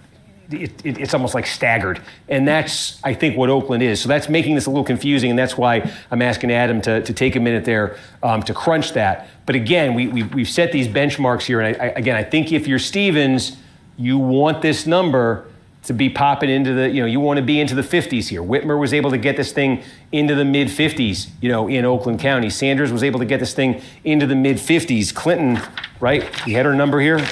I should remember this. What was Clinton's number in Oakland County? Clinton was able to get 51%. And again, when I give you those Clinton numbers, remember, they're on the low end almost everywhere in Michigan except Wayne County. She was really able to make up for it in a big way in Wayne County for the reasons, if you were watching that hit I just did for News Now a minute ago, I don't know that they're coming to, okay, what time is that?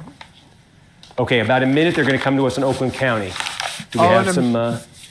In a minute, we're going to get. I can tell it was one of those municipalities reporting their mail vote, or one or probably a few of them based on the vote totals. Okay, but I can't give you more than that. Okay, we got 1 minute right here. We're going to talk about Oakland County. So we're going to go through a little bit of what we just did. I'm going to put this back up on the statewide screen. 22%. So that Oakland batch we just got, I think has helped move us to. Was there anything else substantial? There was another 11,000 Washtenaw votes. Okay. So Washtenaw, and the Stevens numbers moved up a little bit here. I mean, you've got, this has been a trend here where, we showed you this in Eaton, we showed you this in Livingston. Remember, she started the night, I think, like at 28 and change. Oh, good. Okay. Adam, I got to give you this. Uh-oh. Let's see. Kornacki at the big board. So, Steve, you're getting some new numbers in from Oakland County. What are you seeing? Yeah, so now take a look here. The biggie here, we've got 70% of the vote in. Remember, it was 60% all at once the last time we checked in. We just got another 10%. And the bottom line is it looks like it did before here with Stevens with, a little bit less than a 2-point advantage over Al Sayed. Yeah, but those new numbers is still, this is what it comes to in Michigan primaries, trying to discern exactly what type of vote you're looking at. We've been talking about that vote by mail being so friendly to Stevens, that election day vote being so friendly to Al Sayed. I think one of the things we're seeing here in Oakland County is a mix of these two types of votes here. So they've each had some favorable batches that have been part of this. And actually, sorry, if you're watching, I want to explain what just happened. This number that was at 70% in just came down to 67%. Why is that? It's because this is an estimate that our decision desk makes of how many votes total are going to be cast. Obviously, we don't know in advance how many people are going to turn out on election day and vote. So our decision desk is making that estimate, and they will adjust it as returns come in. It can be adjusted up or down slightly. And what just happened was it got adjusted down slightly, meaning that our decision desk thinks that there are more votes that are being, there will end up being more votes cast in Oakland County than they thought at the start of the night, than they thought going into tonight. That's what that means, to knock that down from 70 to 67%. That might mean higher turnout here on election day. Just because the folks in the peanut gallery have a question for you on this. As you're explaining that, does that mean that turnout is more than was projected? Is that the TLDR on that? Yeah, that's what that could mean, and that's what we're seeking to get clarification on. But that's often what that means. Yes. That's interesting. Okay, that's interesting. That is interesting. So, Steve, just recap big picture. You got Oakland County. Any other counties with any more vote count since we last checked in with you? Yeah, the other big batch we just got was next door in Washtenaw County. It was next door in Washtenaw County. I'm showing you Livingston. We're up to about 2/3 of the vote. Remember, he's up 18,000 votes. Sort of the liberal heart of Michigan. And Stevens' numbers, we talked about this in other counties. Stevens' numbers have been ticking up in a lot of places where you're getting that vote by mail counted later. She's now running at about 33% right here. I think a benchmark for Stevens, a fair benchmark for her, she wants to be getting this into the 40s. She wants to, she has room here for this number to come up. She's doing okay, better with the vote by mail. But it's got to come up, I think, more for her right here. But we knew going in that Al Sayed, this was going to be one of the best counties, if not the best county in the state for him. Yeah, it's just that the establishment candidates like Stevens, they typically have been able. He's up hella, but Haley Stevens, we're going to see for sure. But that Stevens number was at about 28% when we first got numbers at the start of the night from Washtenaw. It's now worked its way up to about 33%. So again, what that nets out to, 21%. We think a little bit more than a fifth of the vote has been cast statewide. A fifth of the vote has been cast, and he's up 21%. Some bad news that we got. Cori Bush got mollywopped. Aisha Faruqi has apparently it's not looking good for her.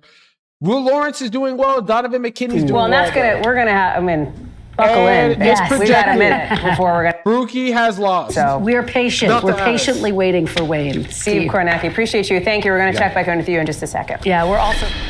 Okay, thanks. And yeah, yes. Oh.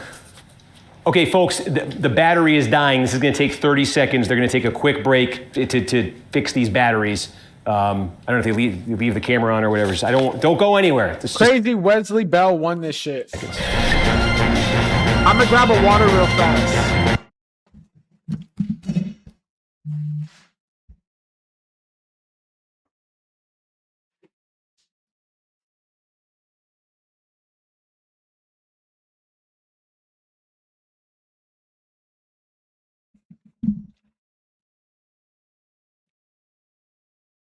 He just like me for real. Bro sipping on that.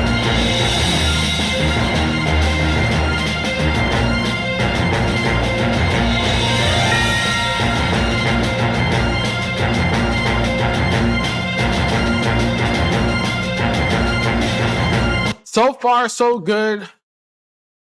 Abdul Al Sayed is hitting his benchmarks heavy. Oops. If you want this live stream on YouTube, make sure you follow. And if you're on Twitch, hit that follow button too. Let's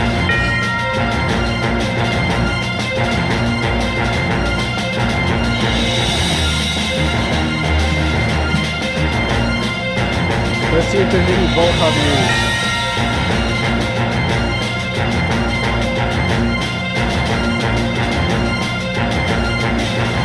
Alright, this guy says from Vote Hub. One of the people from Vote Hub has said. I don't know if you were watching that, but if you did, I was talking. I thought I was back on the air, and I wasn't. If Stevens doesn't dominate in Detroit, I was saying. I'm trying to remember now. Remember what I was saying. What I was saying was we got more vote out of. Okay, let me go back and show you where we started. Steve, I got one note from the decision desk here. Yeah. Just some thoughts. They're still waiting for more data in their models right now, but it looks like, as we see in the vote totals, El Sayed has the lead. Can't say more than that until we get some more different places. That's what we're hearing from the decision desk. And can you ask the decision desk, adjusting the that indicate higher election day turnout? Because I think that might be where this is coming from. Yep. Okay, so what we just got more. 22% statewide. There you go. We got more out of Macomb County. when Adam finishes trying to get an answer to that, I'm going to ask him a question about Macomb. But again, you're looking at here the two suburban giants. Does that sound like they're about to call and it? Macomb next door to each other. This is Oakland is sort of the upscale suburban one. Macomb is the blue collar, traditionally, sort of made by the auto industry. Big suburban area. Between the two of them, it's like a quarter of the vote statewide. Oakland, the much bigger one. Macomb is probably going to be 8% in this primary. But Adam, if you have a second, I would love to break down what we have out of Macomb in terms of type. Yeah, so let me take a look. In Macomb County, fairly broad-based, but I see 20. He's up in Macomb. And it sounds like they're kind of on the verge of calling this, even though it's pretty early. 32% of our early vote in. Okay. And how are they breaking? So the early vote is currently breaking 65-34. Mail vote for El Sayed, sorry. And that's dang. Yep. Yep. The mail vote is the smallest of these. Yes, I understand. Sorry, I saw what you were saying. The mail vote is currently breaking 65-30. And the election day vote 30 for Stevens. Yes. Yep. Okay. And the election day vote is currently breaking for El Sayed 64-34. 64. So they're basically this is interesting. So El Sayed is winning the election day vote by 30. And you said Stevens is winning the vote by mail by how much? 30? I clicked out of it. I'm sorry. Okay. I think I would love to just kind of run through this for a second because I think it's interesting. Yes. So the mail vote, is that what you're asking about? Yes. 65-29. 36. Okay. How many election day votes do we think are left in Macomb County? 37,000. Okay. And roughly how many vote by mail do we think are left out of Macomb? 59,000. 59,000. Okay. Right. So at that rate, and you think we basically have the early vote done?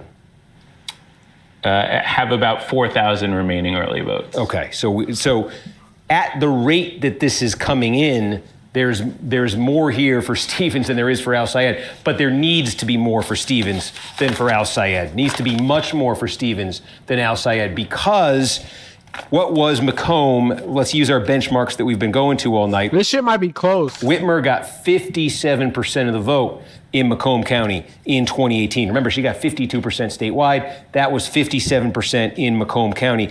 Biden got 51 here in 2020, running against Sanders. Sanders was strong there. Clinton got 49%, right? So this was the Clinton number, this was the Biden number, this was the Whitmer number, this is the Stevens number right now. So when we say she needs to be getting much better with she needs to be getting way closer. If we just extrapolated this is very rough math right here, but with 37,000, give or take, election day vote to come, 3774, that would be about 11,100, an additional, that would net El Sayed an additional 11,100 or so votes. This is small, so we're just extrapolating this. That would give him about a 14,000 vote margin right there. And if Stevens then were to win the remaining, say, 60,000 by 36, 6, 12, 18, 20, that would put her ahead by about 7,000 or so votes countywide. I wanted to go through that in my head because I know we're only at 14% here. There's still a ton to come in right here, but just wanted still a lot figure more. Of if they're both breaking that way, Stevens could get ahead here. She absolutely has to, I think, get ahead here in a place like Macomb County. Zooming out, again, just with some more trickling in, I think, still just at 22%. Looking for... still getting closer altogether, man. Bogged down. I just want to see if there's anything in these small counties that is like close to complete. Delta, well, okay. Again, Delta's I thought I wouldn't get bogged down. Now I'm going to get bogged down. Delta, this was actually one of the let's see, 56, 56, 43 are the sort of establishment numbers. But again, if that's same day that can come back up, looking for something complete. I won't. Luce County, we're at 3/4 here. Okay. She's small, up by what, 25 votes? Just looking for anything complete. Whitmer got, this was a 70% Whitmer County. This was a 57% Biden County. 3/4 in, Stevens is running lower than those numbers. Way lower. I do have some more messages for you. Yes. On your phone. Oh. I'm also looking for some of the complete counties as well. We do have a couple, and we can also probably get to those. We have some complete. Right on the we have some complete counties. We're up to 85% in 2 counties. All in all, it hasn't been a great day for progressives in the deep Midwest, but in the quote-unquote blue wall, it's been. We do believe there is more election day vote higher election day turnout than we thought initially. The expected vote in Oakland County got raised a few minutes ago. We don't know. We can't say. Damn, it's getting closer for Lawrence. If that what you're saying about the election day vote, Decision Desk is not saying that yet. Yeah, I mean, okay, so full disclosure, we pass notes back and forth. We're sort of comparing notes because we're trying to think out loud. So we do have a completed county now. Give me the completed county. Loose. We were just there. We were just up there. Okay, so sorry. I lost loose. 4th time's the charm. Okay, so we got, this is tiny, but again. What, she got? I think this is 25%. This is key. 25 we're spending all night saying it's this type, it's that type, if it goes this way. Here's a place where all the types are now in. There's no conditionals here with this one. I know it's tiny, but I do want to just start this exercise, and we'll show you this elsewhere, because I think, look, Luce County, Upper Peninsula right here, and the Whitmer got 70% of the vote here. Again, establishment benchmarks potentially for Stevens here. Biden got 57, and we think we're done in Luce, and Stevens is going to win it, but she's going to get 49. That's really fucking bad. 70, 57, 49. Meanwhile, Al Sayed lands at 43% right here. When he ran for governor in 2018, what did he get in Luce County? He got 12% of the vote. Damn. Right? So Luce County is tiny, okay? But like we've been saying, if this is what we're going to be seeing, okay, sort of from this point north, Stevens wins, but not anything like the Whitmer margin from 2018, okay? Whitmer was running up huge, like 2-to-1 victories in these places. If these counties end up looking much more like this, high single digits, 15, but things like that, then even though this is only, I keep saying, only 8% of the vote lives up here in this northern part of Michigan. But if Stevens is getting like half the margin out of that Whitmer got out of that adds up. Okay, so it could be significant from that standpoint, but I think it could also be a little bit more broadly significant in matching a little bit of what we're. Dude, I still find it crazy that Wesley Bell put belt to ass on Cori Bush like this. Syed may have a little bit of strength. 69-27. Talking rural northern Michigan, you're talking blue-collar white voters. You're talking blue-collar older white voters. And Al Sayed this is all from Luce, but we're seeing little hints of this elsewhere in northern Michigan. That's why I'm sort of leaning on Luce here. So it might be a sign of some broader strength for Al Sayed. And I think that's what we could say if we zoom out statewide here with only 22% counted. We see a number of big counties right here where, as I've been telling you, yeah, I feel like this is going to be closer, but I feel like he's going to election day vote W. and got a huge lead. And in places like Washtenaw, look at this. I mean, he's still. We showed you, Stevens is still just under 33%. She probably wants to be getting into the 40s here. This is a real, even with Stevens ticking up, Al Sayed's, sitting in a good position in a place like Washtenaw County. But we've shown you like Eaton County, where that Stevens number, look, we're up to 84% in Eaton County. The Stevens number is sitting at 45.6%. Let's do our little game again with our benchmarks. Let's check in because it was a little bit of a different story here.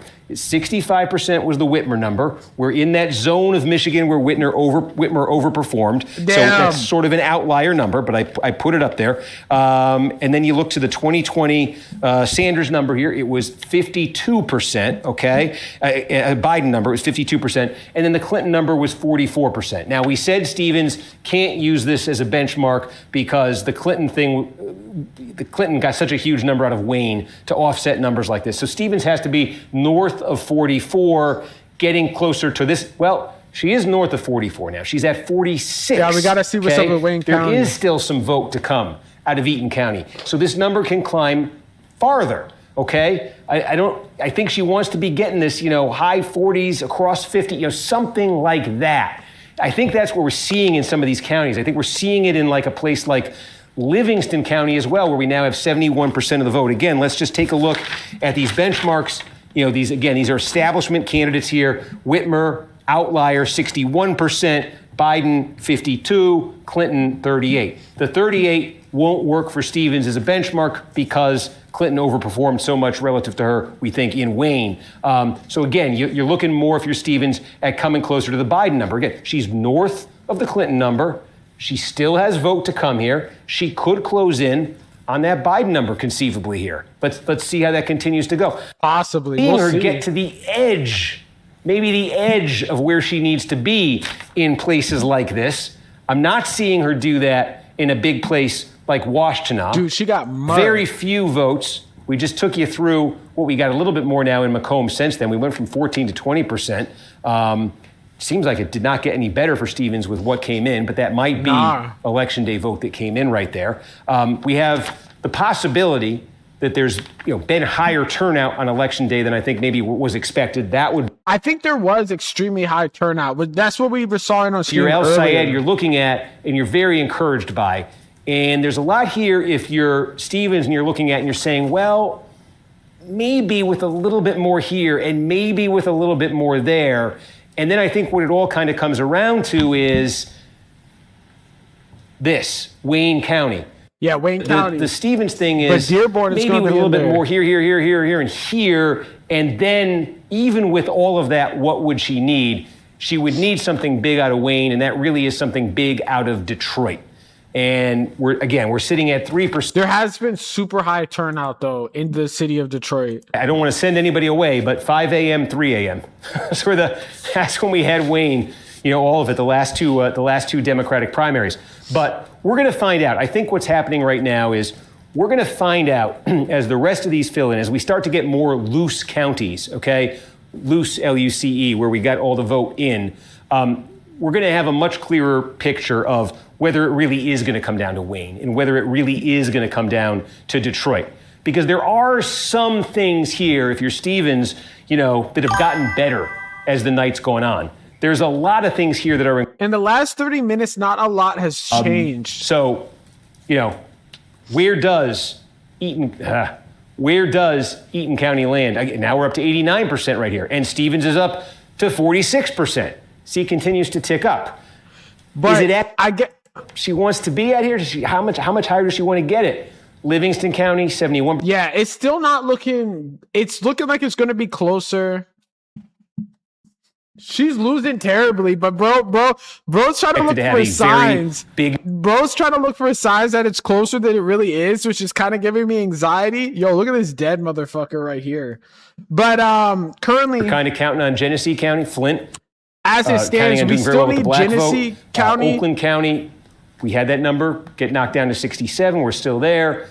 Like, the turnout is a lot higher than what they had expected too. So it's like Ottawa. I don't know how their calculations are going to be. Okay. So, they're going to come. It's still crazy that it's this close when they spent so much damn money on this race.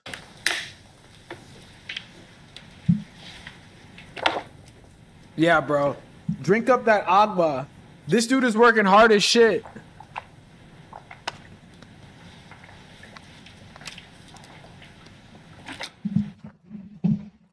Damn, they muted him. But yeah, so currently as it stands, 51.7% to 44.9%. Apex Stevens is going outside. Oh, we got more updates in general. Herzl Gray lost his race. Aisha Faruqi right there just lost her race. It hasn't been a great day for other candidates that were progressive. Cori Bush got belt to ass. She got destroyed.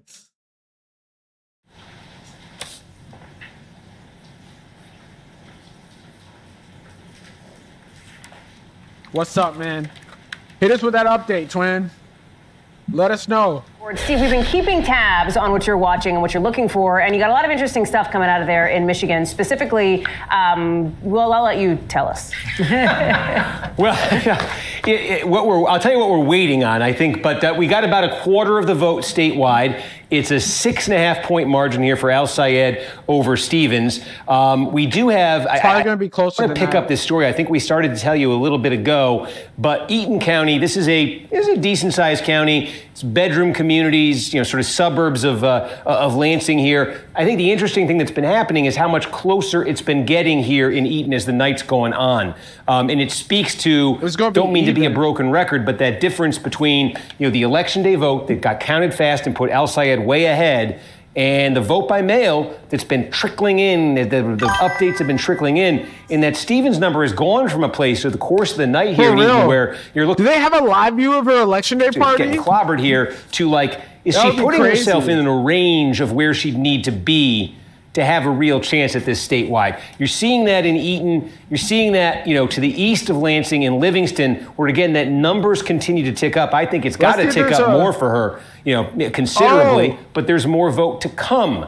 And it looks like it is that vote by mail, a lot of that vote by mail that's been so friendly to her. And so I think the story that's kind of taking shape here is there's a lot of questions like that on this map.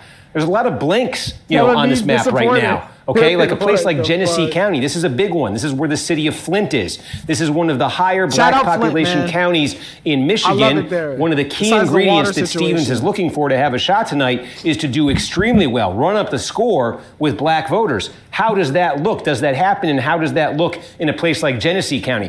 Her formula for victory.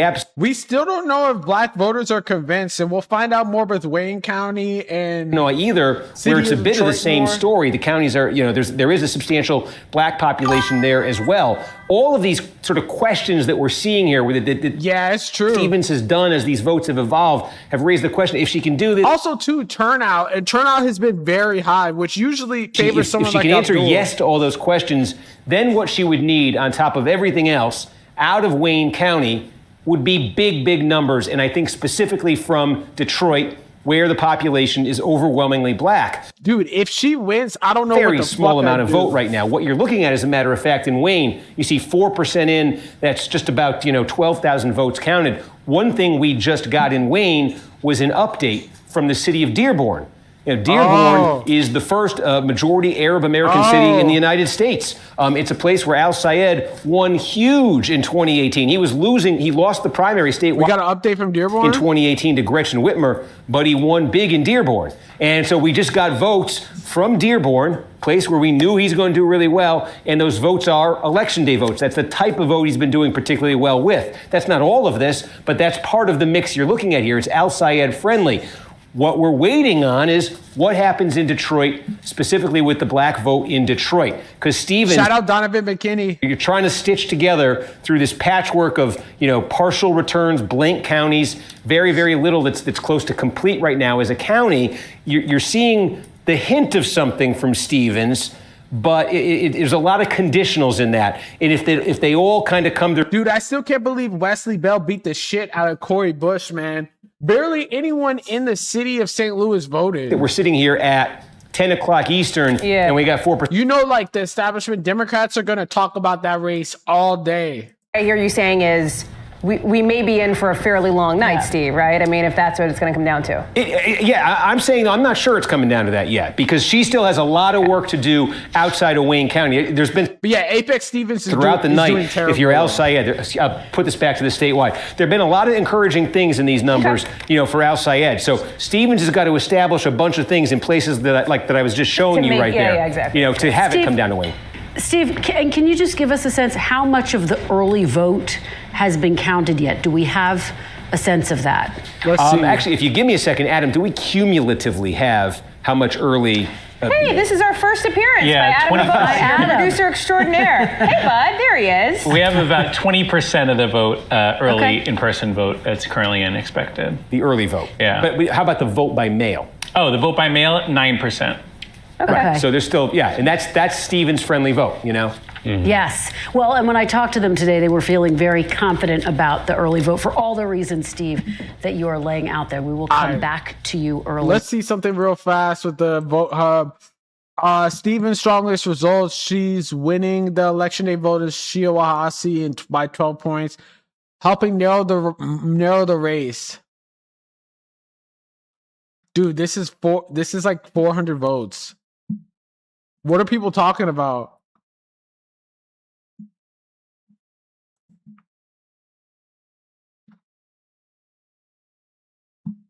She's doing good in like rural areas. There, the vote by mail. This is a state. It's like Colorado. It's like California. It's largely vote by mail. They get a ton of it counted up ahead of time. They just press send basically as the polls close or close to it. So between 11 and 11:30, 11:45, a ton of vote to come in Washington. Some congressional primaries there. We'll get to them that are pretty interesting. That's going to happen an hour from now. I'm telling you this now because I'm not sure between now and then how many chances I'll have. So we've got that. They're going to come to me. The clock just disappeared. I'll look at this one. They're going to come to me in a minute. And what I'm going to do is my producer has put another note together. I'm not going to let you see the notes. Maybe at the end of the night, I'll let you see the notes. Yeah, let us know what the notes are, Twin. And while I read the note, I'm going to drink water, except I don't. Is there any more water in here? All right, we can get a little bit. Bro needs to get hydrated. It would be so unfortunate if he just has like a heat stroke or some shit. Because he's talking the whole time. Say again? Not an amazing result right here. Okay. I'm going to tell him about our note. Is that okay? Sure. All right. The key, this is the thing. It's like Adam is telling me things I'm asking him, and he's looking at things, and I'm looking at things. And I think besides our conversation, we're obviously each thinking in our own heads, what's happening here? Where is this all going? And so that's what the notes are. We're trying to see, like, are we both, and here's the good news, folks. Maybe it's bad news if we're wrong. We're aligned. So let us know. We seem to be seeing the same things here. So that was encouraging to get. So we have a couple minutes until the.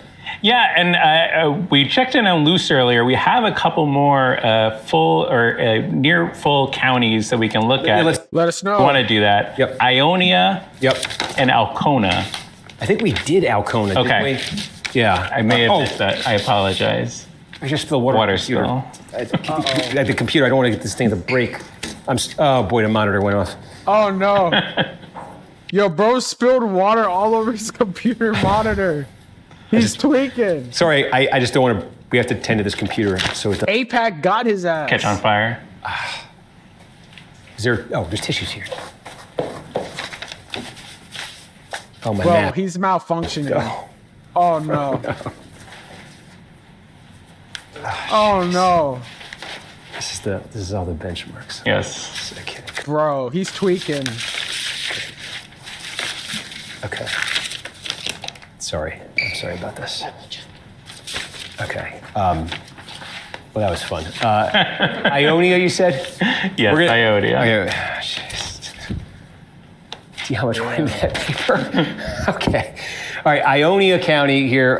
It's right around Lansing. Here we go. Okay, we got, basically complete. She's up by 23 votes there. Fortunately, I have my friend, the benchmarks that did not go away. So what do we got in Ionia County for benchmarks? Okay, again, we're using Progressive Lane. Bro straight up lost all his notes in a water 60 spill. for Whitmer. Again, this is that outlier zone for Whitmer where she did so well. It was 52 was the Biden 2020 number, and 34 was the Clinton 16 number.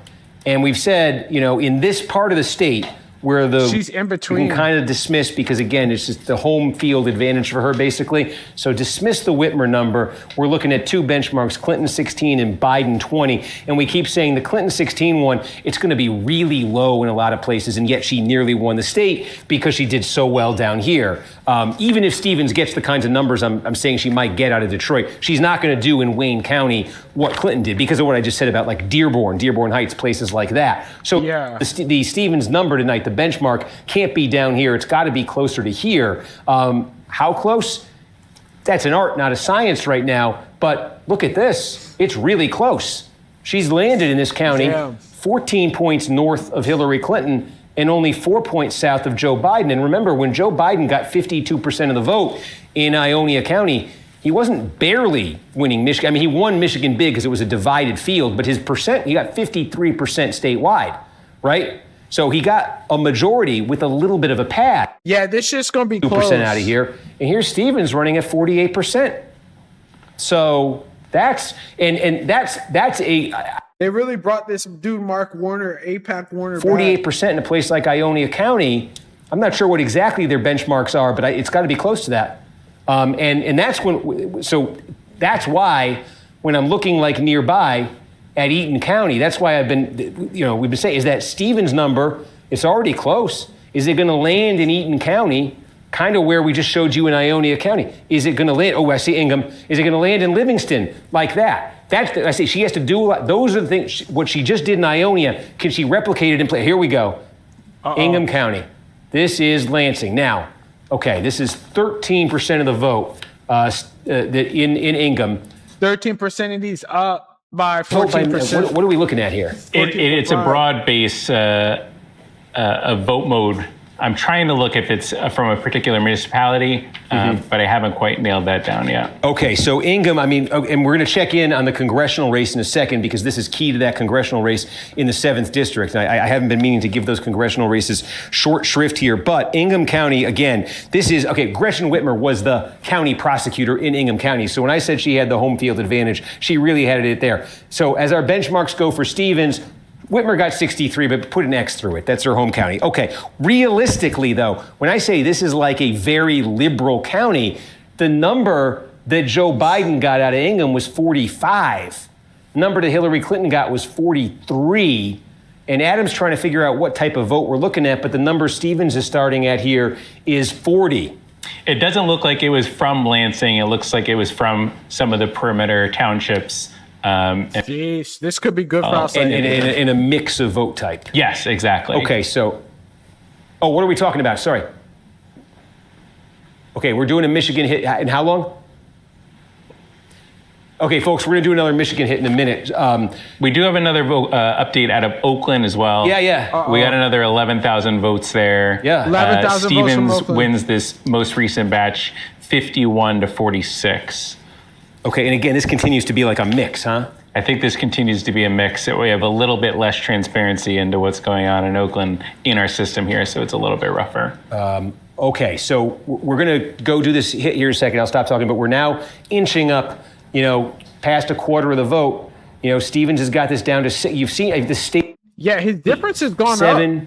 6.5. It's sitting at 6 right now. Again, there's a lot of blank space on this map. We did get a little Genesee, but a little. County clerks, municipal clerks in Michigan, if you want to be like nationally famous, report out a ton of vote, and I will make you a star for the next time. I need a county to give us a ton of vote. All right, here we go. Let's see what's up.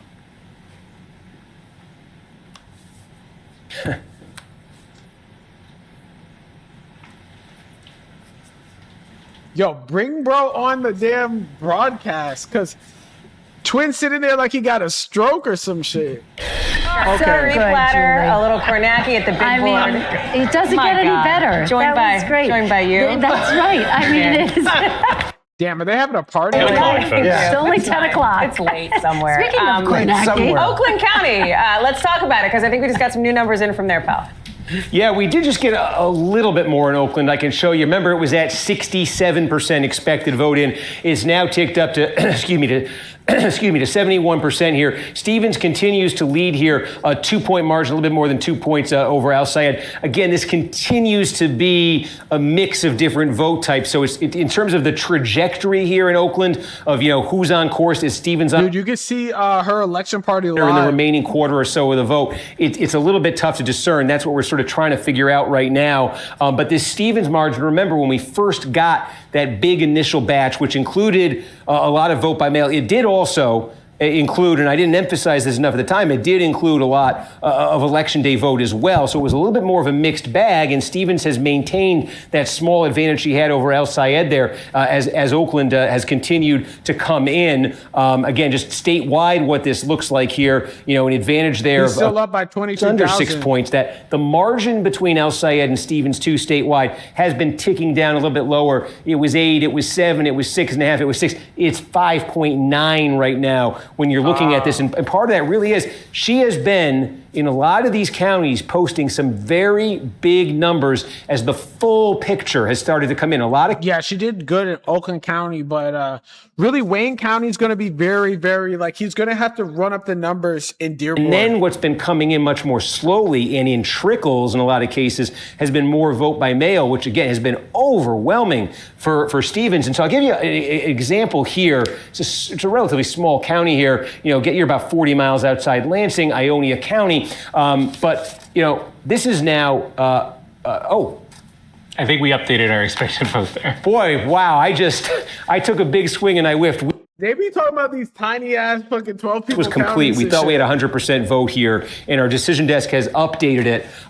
So I will pause the thought right there. That's not your fault, Steve. That's not on you. Yeah, but that's a good sign because it means that voter turnout is way higher than they thought. Happening in some of these other smaller rural counties, Steve, that we should be tracking. Yeah, I mean, look, I think it's interesting if you kind of look. I've been drawing the line here, basically saying north of Saginaw, and there's not much here in the way of population centers. But the key in this area, is that the establishment candidate here, you would expect would be getting 60% plus of the vote in these places. Al Sayed, when he ran for governor in that 2018 Democratic primary against Gretchen Whitmer, really had some low numbers in northern Michigan, in the UP. We do have a completed county up here. It's very, very small. But Luce County in the Upper Peninsula, we think all the vote is in. And this is one where, Stevens is going to win it. But this is a good number up here for Al Sayed. Okay, a place where he got like 12% of the vote here when he ran for governor in 2018. He lands in the low mid 40s here. This is a place where I think Stevens, again, if she whiffs in Luce County, it's no big deal. It's very, very small. But if, as these other counties, as we start to get completed results in these other counties in northern Michigan, if this is the pattern, underwhelming Stevens victories, much stronger performances for Abdul El Sayed than he had in 2018. Those do start to add up, and they could signal broader kind of demographic strength for El Sayed that extends outside the region. I say that because when you're talking about small-town northern Michigan and the UP, you are talking about a lot of blue-collar, older white voters. And if that's a demographic in any way that he's overperformed with, who's to say it doesn't extend outside of this? So again, I don't want to make too much, maybe I already have, out of one county in the UP, but we've seen a number of counties come in. I mean, you could just see it right here. This is the Al Sayed shade of blue, right? I've been saying north of Saginaw, and these are a lot of partial results. These are not completed counties, but you are seeing hints in some of these counties that maybe what's happening in Luce County is broader. All right, Steve Kornacki, we'll be checking. I don't even know if they appreciate you being there for us, walking us through all that. Okay, so we went through Ionia, and do we have any other completed counties or newly? I see we're up to 28%. We are getting some more stuff. We got anything more. big that just came in? What do I got? Something big just came in. And he's still at 23. Is the closest. Keweenaw. There's like 18 people. We'll give Keweenaw is the one that's closest to all in up there. Okay, but it is okay. Keweenaw, though, this is summer vacation land, right? It's tiny. It's UP. They got 500 votes total. As tiny as it is the same story as Luce. Instead of being like a 60% Stevens place, Al Sayed might win Keweenaw. I mean, it's tiny, but okay. What else? We got 4,000 votes out of Ottawa County and another 4,000 votes out of Oakland as well. Oh, okay. Oakland was 4,000 in addition to. Okay. She's still on the same. Now, that last Oakland batch, whatever it was, favored Stevens, huh? Yes. She wins that 54-43. Can you tell me, Oakland, do we have what we... Oakland County is the one county where she's doing good. That might be the way to tackle this. Yeah, I'll take a look into that. Because that would be our answer to where this is going to... what direction this is going. If this is going in a direction where that remaining quarter is going to push the Stevens number north, or is going to be beneficial to Al Sayed, or is going to be a wash, which is a critical question. We got some, Adam said, in Ottawa County. Again, this is western Michigan, right outside Grand Rapids. Holland would be the big community here. This was an area, pardon me, actually where Whitmer didn't do that well in 2018. Al Sayed actually had some strength out here. Again, one of the reasons there's a lot of young people who have moved into Western Michigan. There's a younger population here, and younger is translated into strength for Al Sayed. Again, a quarter of the vote in Ottawa County, but just to... Dude, something else that's filled in outside of Detroit. That we have been applying everywhere tonight. If you look at Ottawa County, it was 48%. I say Whitmer got, oh my gosh. I have to remember when I selected the pen and when I have it. The pen is selected. Okay. Whitmer got 48 in Ottawa County, right? Remember, she got 52 statewide, so it's one of the places where she didn't get a majority of the vote. Biden got 51 here, and then, Clinton, again, as we saw in so many places, the bottom just fell out for her, 34. So Stevens running at 40, but... Bro says this is a textbook example of what I've been talking about in other counties, right? 40 in Ottawa is like a disaster for Stevens, if that's where this lands tonight, okay?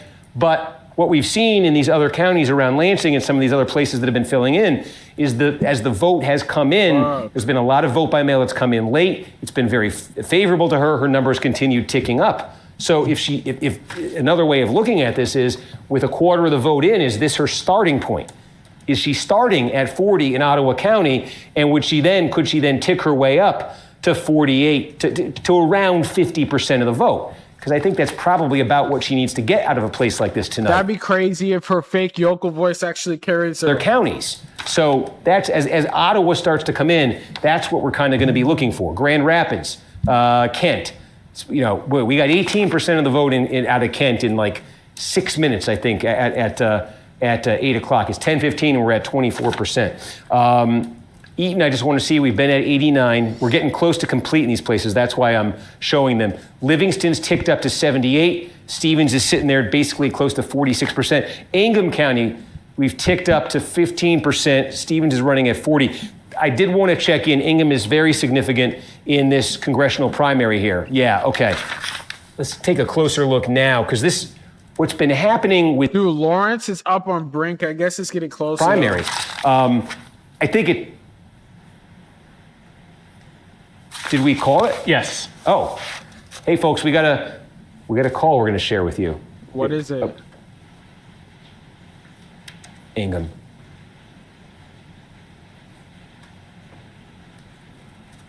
Wait, they're in an interview. The suspense is killing me. Okay. Okay, folks, there is going to be another News Now hit. I don't know if you can hear the show or anything, but that's what I'm... Oh. What do they call? Is this Republican race?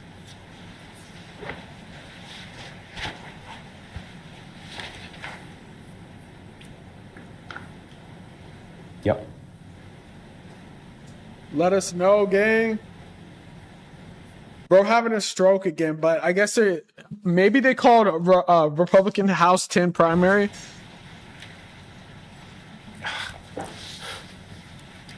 This bootleg ass screen.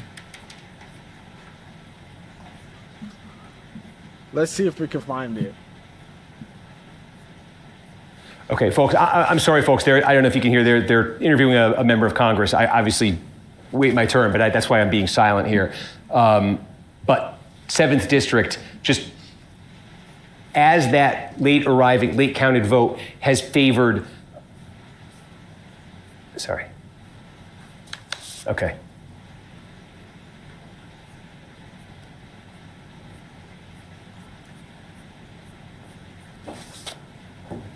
Dude, I can't believe Wesley Bell.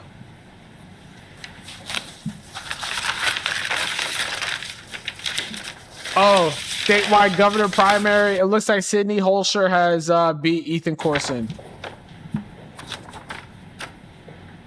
Dude, Cori Bush barely had people. Okay, folks, I'm sorry, folks. They wanted to talk about the result in the Kansas Democratic primary. We've called Cindy Holscher the winner of the Democratic primary here. So it's going to be Cindy Holscher, the Democrat, against Ty Masterson, the Republican. Again, this is a term-limited Democrat. This will be the Trump-endorsed candidate. The candidate of Governor Laura Kelly loses. Okay, she had not endorsed the. Let's go back to. Yeah, so it's looking like this race is going to be close as fuck. This race is probably going to be... In the Senate race there, okay? In that Senate primary, where you've seen Stevens in... Are we? Back to Steve Kornacki at the big board on what just happened in Kansas. Cindy Holscher will be the Democratic nominee for governor. Steve, how did it happen? Yeah, I mean, take a look. A very close race here. By the way, Kansas very quick at counting their vote. We got more than three-quarter in. Holscher now opening up a very healthy advantage there. Yo, make sure y'all follow. I think one place to take a look right here in Johnson County, because Johnson County is more than a third of the vote statewide for Democrats in this primary. Okay, you're right outside Kansas City, Missouri, Kansas City, Kansas for that matter. Y'all get the gist. Hella progressives are low key. It's not doing so well, but it's close right now in Michigan. And I feel like the Michigan race is going to be close as fuck. It's going to be mad close.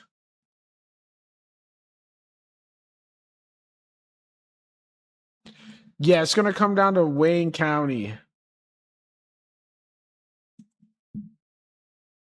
By about a 4,000 vote. John James is projected the Republican governor candidate in Michigan. This fucking black Republican. Similar margin. This is Kansas City, Kansas right here. She did extremely well here. Douglas County, where the University of Kansas is. Shawnee County, where the state capital Topeka is. Still vote to come right there. But these are the big population centers here. Really big numbers for her down in Wichita, where Sedgwick County is. And so she did, as the night goes on, pull away from Corson. And so you have that dynamic. If you're Kurt Skoog, like you're not doing by so Trump. well. This is the story we've seen in so many Republican primaries. Trump endorses. Dude, he's a big head black Republican, number one. Number two, he is apparently fucking Haley Stevens' biggest dick rider. Does not get her candidate.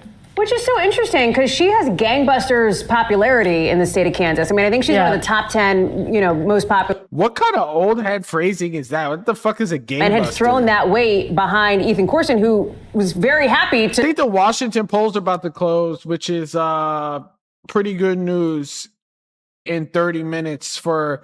We're going to find out what's up with MGP. States that is represented by a Democratic governor that in a state that Donald Trump ended up. She's definitely Diet MAGA, and she's doing well in the rural counties. This is play. I feel like if the theme of the night is you can't paint with a broad brush. At first, it looked like it was going to be good. It's going to be super close. Yeah, I mean, look, I think one thing we've seen is gubernatorial races can kind of defy the tribalization, polarization of national politics much more than federal races can. Races for the U.S. House, races for the Senate. So you'll see a state like Kansas that's a reliably red state in a presidential election have circumstances where it will elect a Democratic governor. Yeah, it's kind of interesting. Kansas has a Democratic governor, but it's super red. Democratic in the country. Charlie Baker was a two-term Republican governor from 2014 to 2022. Vermont. Yeah, the margin is getting closer right now. As a Republican governor who's running for re-election. So I think you get a little bit more of that sort of ticket splitting is not a thing we see that much at the national federal level. You do still I really hope that people in Michigan did not vote for electability.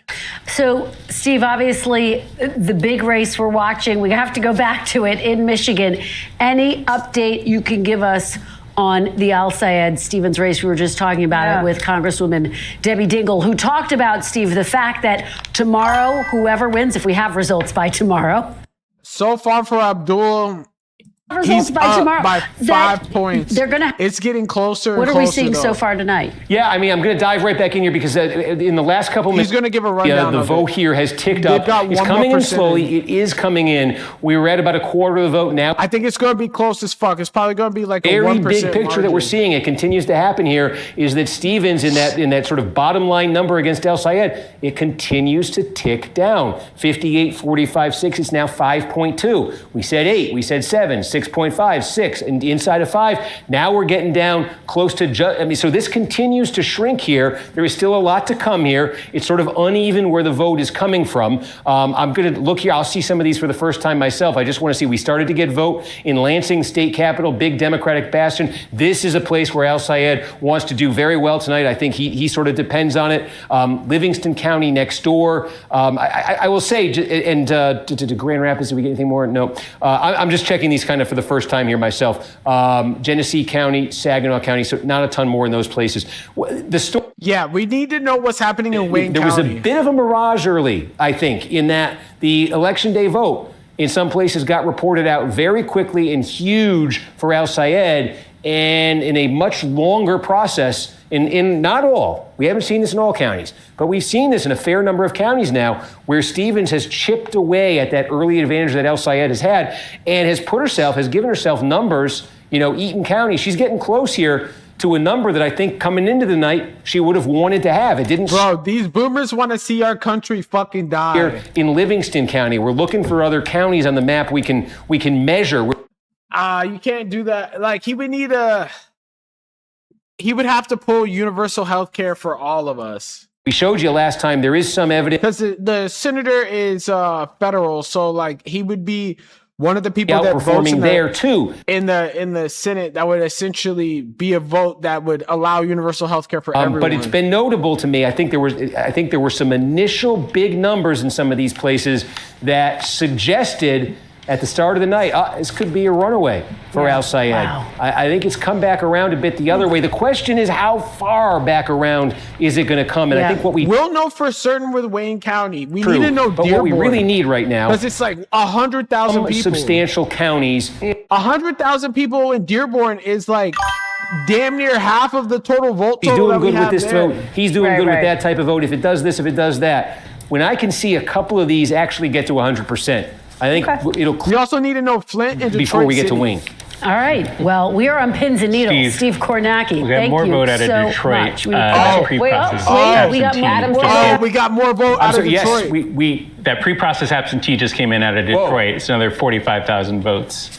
Okay, this is the vote by mail in Detroit. Yep. This is all of Wayne County. This isn't just Detroit that you're looking at. Right now. But if you were seeing this before, Al Sayed had a narrow lead with a very scant number of votes counted in Wayne. We've now added the vote by mail for the city of Detroit. This is going to be close as fuck. What were the margins on that? Yeah, Stevens gets 74, Al Sayed gets 22. Wow. So, okay, now. That's a very, very big number for her, obviously. She's winning the vote by mail. This is what she wanted to see. This is vote by mail. What we now need to see is the second piece of it.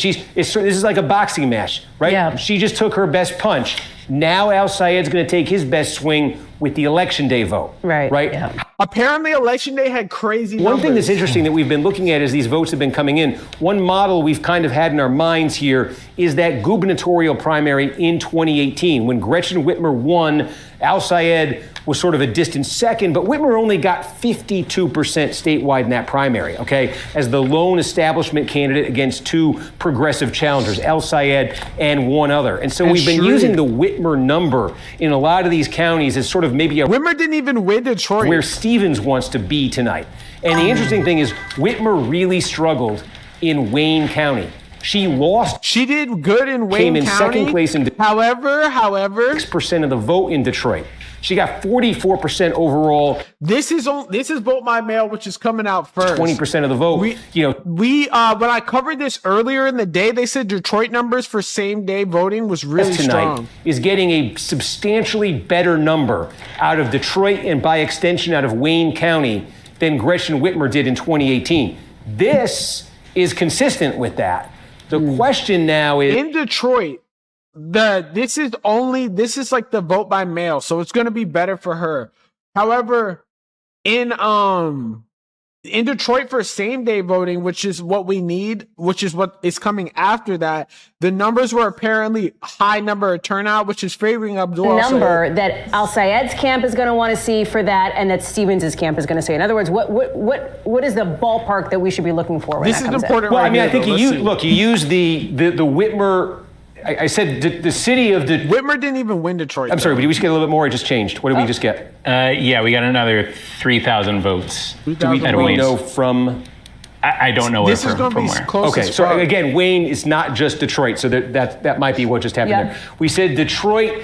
Michigan is one of them states. Primary, it was 38% went for Sri Tanadar. Okay, one of the two progressive, he's a congressman now. Yeah, that's 36. He won with 38%. Whitmer, okay, and 26% went for Al Sayed. So, and now the number that Whitmer got out of Wayne, the Wayne County number for Whitmer was 44%. Was 44%. So I think like if you're Stevens, right, you want to try to move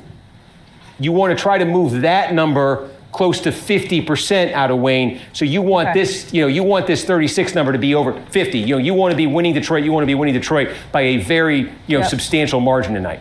Dude, if she wins Detroit, I just don't even know what the fuck to do. Like, boomers want us to die. They would rather us die than have universal for a health third care. of the vote statewide. It's crazy. That was a big batch right there. It's close and as fuck again, now. this has been the Okay. He's up by like what, 3 points? Less than 2.5 Stevens points? from Al Sayed. This has, I think, starting at about 16, 17% of the vote. Something we were looking at Al Sayed by But 8. we still need to get Dearborn. Update since almost Wow. without Yeah. fail. This has ticked a little closer. It just ticked down to 3. Adam, what just came in? Anything meaningful? We got during our last update, we got a bunch of Kent, nothing meaningful, and just Nah, so what I was trying to say was the vote by mail, which is early voting people, which is the first batch that came in just now with crazy ass numbers for Haley Stevens, is supposedly going to be better for Haley Stevens. And then after that, the same day, the people that pulled up to the actual place, the polling places, and voted is going to be better for Abdul al-Sayed in theory. But in the city of Detroit, they reported the early voting first, so her numbers are crazy. However, his numbers are going to come in later because it was same day. Versus other counties, it was more mixed. But what we do know is the turnout was super crazy in Detroit. That's what we reported this morning. They said that the turnout broke records in Detroit for same-day voting. it broke overwhelmingly for El Sayed. Yeah, I'm trying to take a look here. It was 80% for El Sayed and 19% for Stevens. Okay, I mean, this is a great example, folks, because we're saying that election day vote has been so pro El Sayed. This is how pro El Sayed. 80% to 19%. This is in what I that was batch saying. that just came in, right? Yeah. So This is a punch counter punch you're talking about. that bucket of this is the election day vote, right? Where El Sayed is getting numbers Yeah. like God this. damn. Okay, Adam, you said that number is 60% full? Yes. Yeah, that bucket is 60% full right now. So there's still 40. That's good. Where Al Sayed's putting up numbers like this. Right Yeah. now, the other bucket is the vote by mail. How is that breaking right now? Do you have that number handy? In Kent, Yeah. that 53% for El Sayed, 41% for Stevens. The vote by mail? Yes. He's leading the vote by mail there? In Kent, yes. How many? His jaw dropped. 20,000. That's good. Okay. Well, That's good. That's wow. good. It's interesting. Yeah, that's a That's a twist. It's interesting. Fuck APAC. Yeah, you said 53-41. Let's go. For Al Sayed. Yes. Okay, so Stevens is losing her best batch by 12, and she's losing her worst batch by 61.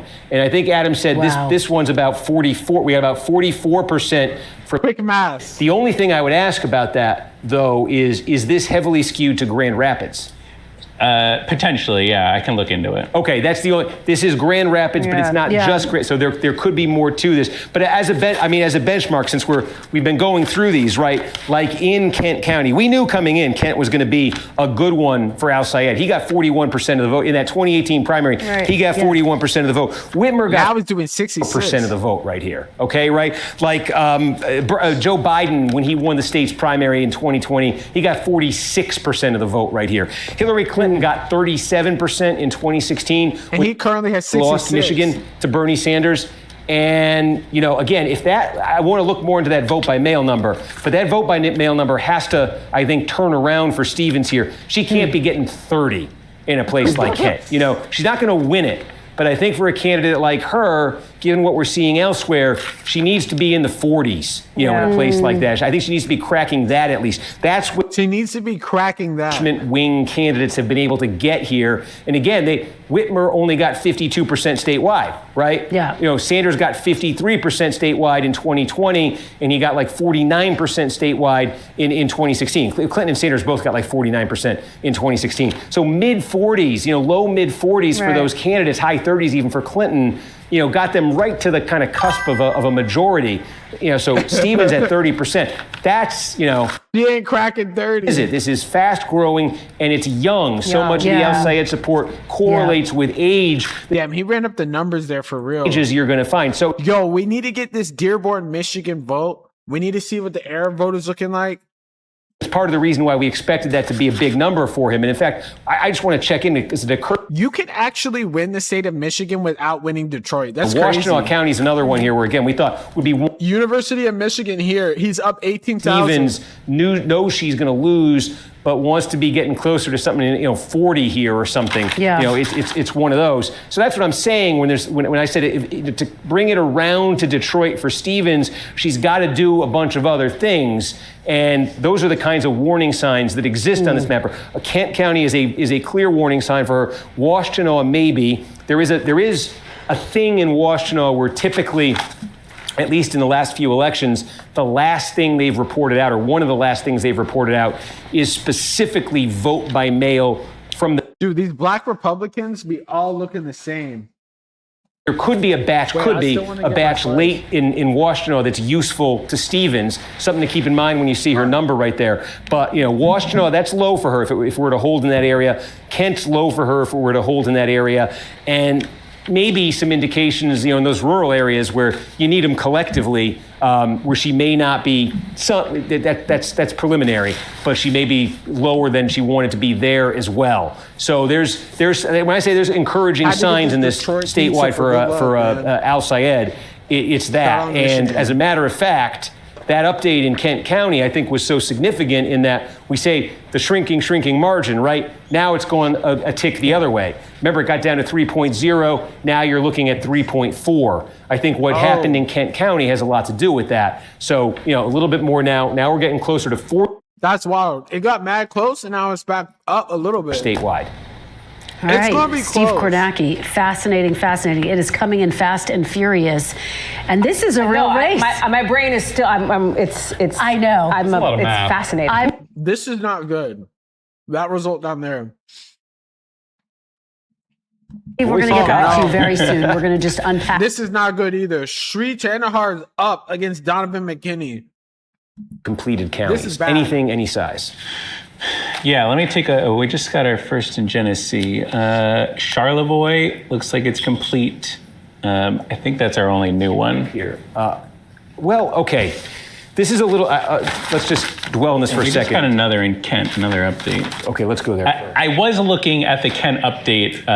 We were asking about the mail vote. It does look like it's mostly come from Grand Rapids right now. Okay. Not from Wyoming, not from Kentwood, not from some of the surrounding places. There's a scattering throughout the county, but it's primarily from Grand Rapids. That's vitally important. So the possibility, again, those are real, if you extrapolate them, those are real low numbers for Stevens. But that was the question, are they skewed, that vote by mail, to the city of Grand Rapids, where that's going to be as bad as it gets for her there in Kent County. And it looks like the vote by mail is. So the possibility that vote by mail, the complexion of that vote by mail could change dramatically, that possibility is there. Again, for Stevens, it has to be there because she's got to get that number. She can't be sitting there at 30%.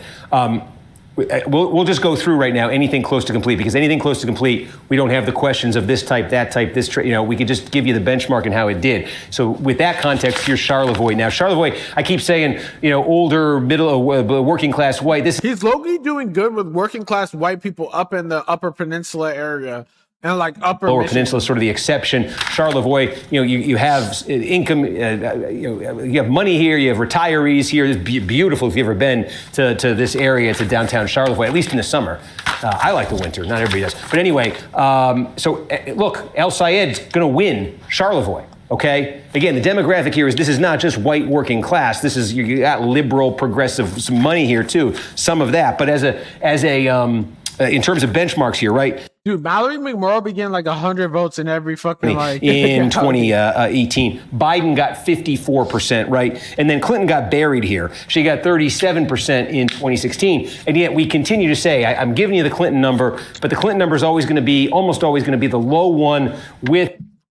It's crazy that Clinton did so bad in all these other counties, but did hella good in I don't think even if Wayne goes Stevens' way, she's going to make up for it. So again, these become the more applicable benchmarks for her, and she's running south of it. She's running 20 points south of Whitmer, 10 of the Biden number here. And again, we've seen this, we saw it here, tiny, but we saw it. We're seeing it in Charlevoix. Any other near completed in the northern part? Alcona, we saw it in Alcona, didn't we? Yes. Watch out with that water. The reason why this is a major election is because if this is statewide, this could be the first statewide candidate that's anti-establishment that had gotten fucked by the Democratic establishment to actually make a difference, which would be insane. Counties? Cass, we're at 85, but that's about it. Cass, we're at 85. Did we go through this one yet? Okay, I think we might have, but if you remember this, you have better memory than me. I know we touched Cass. I don't know if we did the benchmarks. Why does we're not look complete like Larry yet. Bird? Stevens leads this thing right now, 47-44. We're at 85%. Whitmer got 60 here. Okay, 63 was the Biden number here, and 48 was the Clinton 16 number. Dude, right? She's doing way worse. Now you're not. We keep talking about that zone of overperformance for Whitmer. We're not in that anymore. Okay, you're getting South Bend, Indiana, almost more of a Chicago influence. This part of Michigan here, southwestern Michigan. So you're away from Lansing here, and Stevens is running at 47. And again, benchmarks there close to 60 or so, realistically. Question being, is what's left vote by mail? In Cass specifically, yeah. Let me take a look. That's what it looks like. Vote by mail, and roughly how many vote by mail ballots do you think it is? 1,400. 1,400. So if she went nuts with what's left and won it by, well, that would be interesting. Let's play that out. 1,400. What's she winning the vote by mail by? Pulling it up. Okay. Can't be that by that much. Like I said, this shit's gonna be close as fuck. She is currently winning it by 59-28. So there's a lot of McMorrow here. What's that? McMorrow is picking up. Well, yeah. Oh, damn, there is a lot of McMorrow. Yeah. Again, the vote by mail, people would have cast this before. Okay. So 31-point margin. Okay. 440. So that would net out to about an additional 420. It's a 31-point margin for an additional 420 votes. McMorrow should have endorsed margin of about 500. If she wins it by 500 votes, and what's the expected vote in Cass County? The expected. Well, this is where we see a little bit of imbalance. I think it's because she dropped out after the vote by mail started. Overall, it looks like 600. I can't believe this black Republican thumb-looking I think there's some reconciliation. Might be the next governor of Michigan. Hopefully not, though. That 84% that you see there expects 600 more votes for the county. Oh, I see. In our per mode. Right. Look at this dude. He literally looks like a mummified corpse. So this might be okay. Let's play the game here. Yeah. This is very risky, but let's live on the edge. Let's take the expected vote and use. Let's say there are 1,400 votes left. What would that bring the expected vote to? That would. I'm assuming this doesn't include. Then it would be. This dude looks like he works at GameStop. Other. No, I mean the total. We've got 25. We got about 2,800 in right now. What would the total expected vote be? So you're saying about 4,200. I see what you're saying. Yes, exactly. We would be at 4,200. Yep. Okay, and she wins by 5 with McMorrow getting about 420. And McMorrow truthers. She's winning by about 5 points. She winning by 500 votes. It ain't good enough. So 4,200, 38, 37, 80. So 2140. 2140 into 42. Yo, this dude looks like he's from heaven.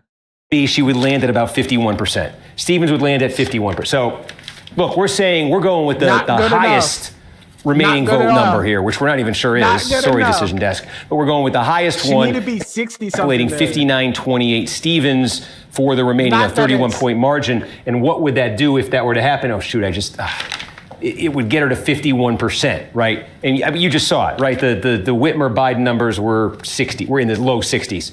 So even with a boost here, that's what we just saw elsewhere too. I forgot the county, Charlevoix, 10 points south of what I think a realistic benchmark is. Anywhere else big coming in or close? Yeah. So just to give a little rundown, there's some counties where she's terribly performing, specifically in like where Ann Arbor, Michigan is. This is a college town. Ferris State University is here. Okay, let's talk Mecosta. Stevens wins it. Dude, the saddest thing is that people in Detroit City voted for Israel by mail. Benchmarks. Okay.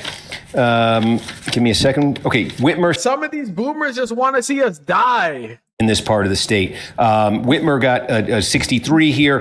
Biden only got 50. And Clinton got 39. One thing that's interesting, I don't know, right? This Whitmer primary in 2018 was in the summer, right? These two primaries were during the academic year. Ferris State. Did that make this more progressive friendly versus the Whitmer number? I don't know. Whitmer was also doing really well. Probably, though. Again, if we really zoom in on the Biden and Whitmer numbers, it's 50 and 60. Regardless of what happens in this race, I think that it's definitely going to be like a big deal, and progressives are going to use this as like lessons learned for the 2028.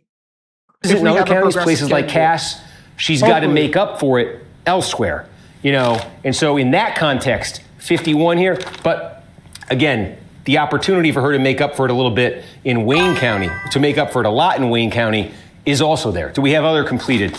Yeah, a little bit further up, Oscoda County, near complete. Yeah. Even though, dude, I made sure on social media, I tried my hardest. I literally like was tapped in. I'm not even gonna lie. I was tapped in with the El Said campaign, and I saw the amount of views that I got on the motherfucking Haley Stevens, like posts that I did. I literally wanted to make sure that whenever you think of this lady, you think of Israel sees me in my dreams. And I've gotten like 5 million views, basically like spamming her. The land south. So anyone under the age of 30, definitely when they think of her, they think of Israel comes to me in my dreams. And again, I don't want to lose track of the statewide. We've ticked up a little. Hopefully it's enough. I mean, like, obviously you need more than just that. Has there been anything from a significant county of size that's come in the last couple minutes? Yeah, we just got another 2,000 votes out of Kent. It looks like it's more mail update and probably from one of these outside Grand Rapids municipalities. I don't have exact numbers. Yeah. But Stevens does win this batch. Hell yeah. 49 and a half. That too, and we need like just organizing and shit in general within Side the of Grand state. Rapids. Yeah. Her vote, the vote by mail, she only wins it by 5. Yeah. Right. And it does. How many rough votes was that? 2,000. Right. And so it took us from 20. Dude, Sri Tannerhart's up on Donovan McKinney. Okay. Again, there is still a long way from here to 100, though. Right. People really fucking love Israel. Can she engineer something where she? I can't believe this fucking coon won this shit, man. Fuck Wesley Bell. I'm looking at Oakland. We do have some more Oakland. Oh, do we have completed Oakland municipalities? I think that might be the most useful thing we can do right now. I don't have that for you right now. I will continue to work on that. I think we got a little distracted, but I'll get back. We did. She's doing good at do Oakland that because County, shout if you have any completed Oakland municipality, because I'm sorry I got distracted in Mecosta. No offense to Mecosta, but that's going to be hugely significant. Okay. Yo, make sure y'all follow him on Twitch. Do we have more Ingham County here? We do have more Ingham coming in. Al Sayed now opening up again, this is Lansing, state capital. We knew this was going to be a big place for Al Sayed. Needs to be. More vote does come. He needs to put up the number. And that does. It's helped him. Likely election day vote just because it was so clearly pro Al Sayed. That might have ticked him up statewide. But what that also does is that affects the 7th district congressional race. Yeah. Okay. See what just happened here? We said if Lawrence could kind of hold his own out. This is good. Ingham County, right? It was expected. This is where he's going to really hit pay. Not forever. They just got more What's money. happened here around, right? We've got most of Eaton. Lawrence looks like he's going to win Eaton. Marsden separated himself. This is good for Al Sayed because William Lawrence is basically on the same Like he has the same conducive to it on paper. It looks like he's going to win that county. Okay, then we don't have anything yet from Clinton County, Shiawassee County. Now here, Lawrence is likely. This is the most kind of rural. It's small in terms of its share of this district. It's kind of the most rural, getting away from Lansing. So it's only up by 150. And so Lawrence, running third right here, although not getting blown out. And again, it's not like one of these two candidates has separate. This is a good sign for El Said. Margin over Lawrence that'll help them catch him district-wide. Then go down to Livingston County. And again, same dynamic as you just saw in Eaton County. Go over to Oakland County.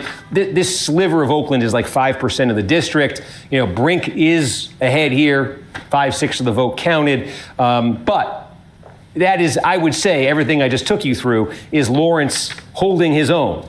And that was the name of the game for his campaign. Hold their own and then do this. There it is. Look at this. A third of the vote in, and this is the big one. Almost half the vote in the district comes out of this county. Someone said, vote Red America? Yeah, if you're pro-pedophilia. Vote for the pedophiles, guys. Them to divide up. And so what that does district-wide, with half the vote in, I'm going to zoom in on this. I know I'm losing it. Okay, with half the vote in, Lawrence is back up double digits here with still a ton of vote to come from Ingham County. So this is, what? Okay, we said... Yo, I just saw one of my Republican acquaintances, posting Haley Stevens with the I voted sticker. Wait, so are they in Louisiana too? Was in the race, Stevens was in the race, and then you had Al Sayed. Now, McMorrow got out of that race, but the question about Al Sayed was, can he win this primary? And then, interestingly, this would be a left-wing candidate trying to win in a red state. And the story in this district was, could the left-wing candidate, right, win the three-way primary and then try to win in a... Dude, they don't even care anymore.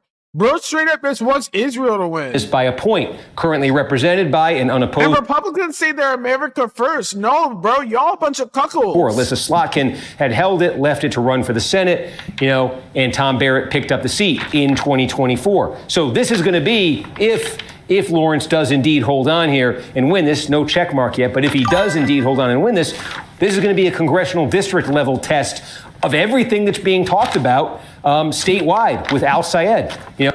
He's not a fishback style. Dude, some of the average median voters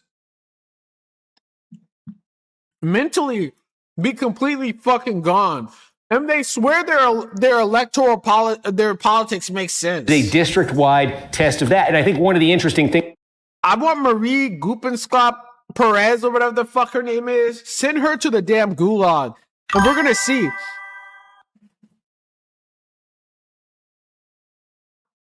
Oh, the one Gen Z establishment Republican.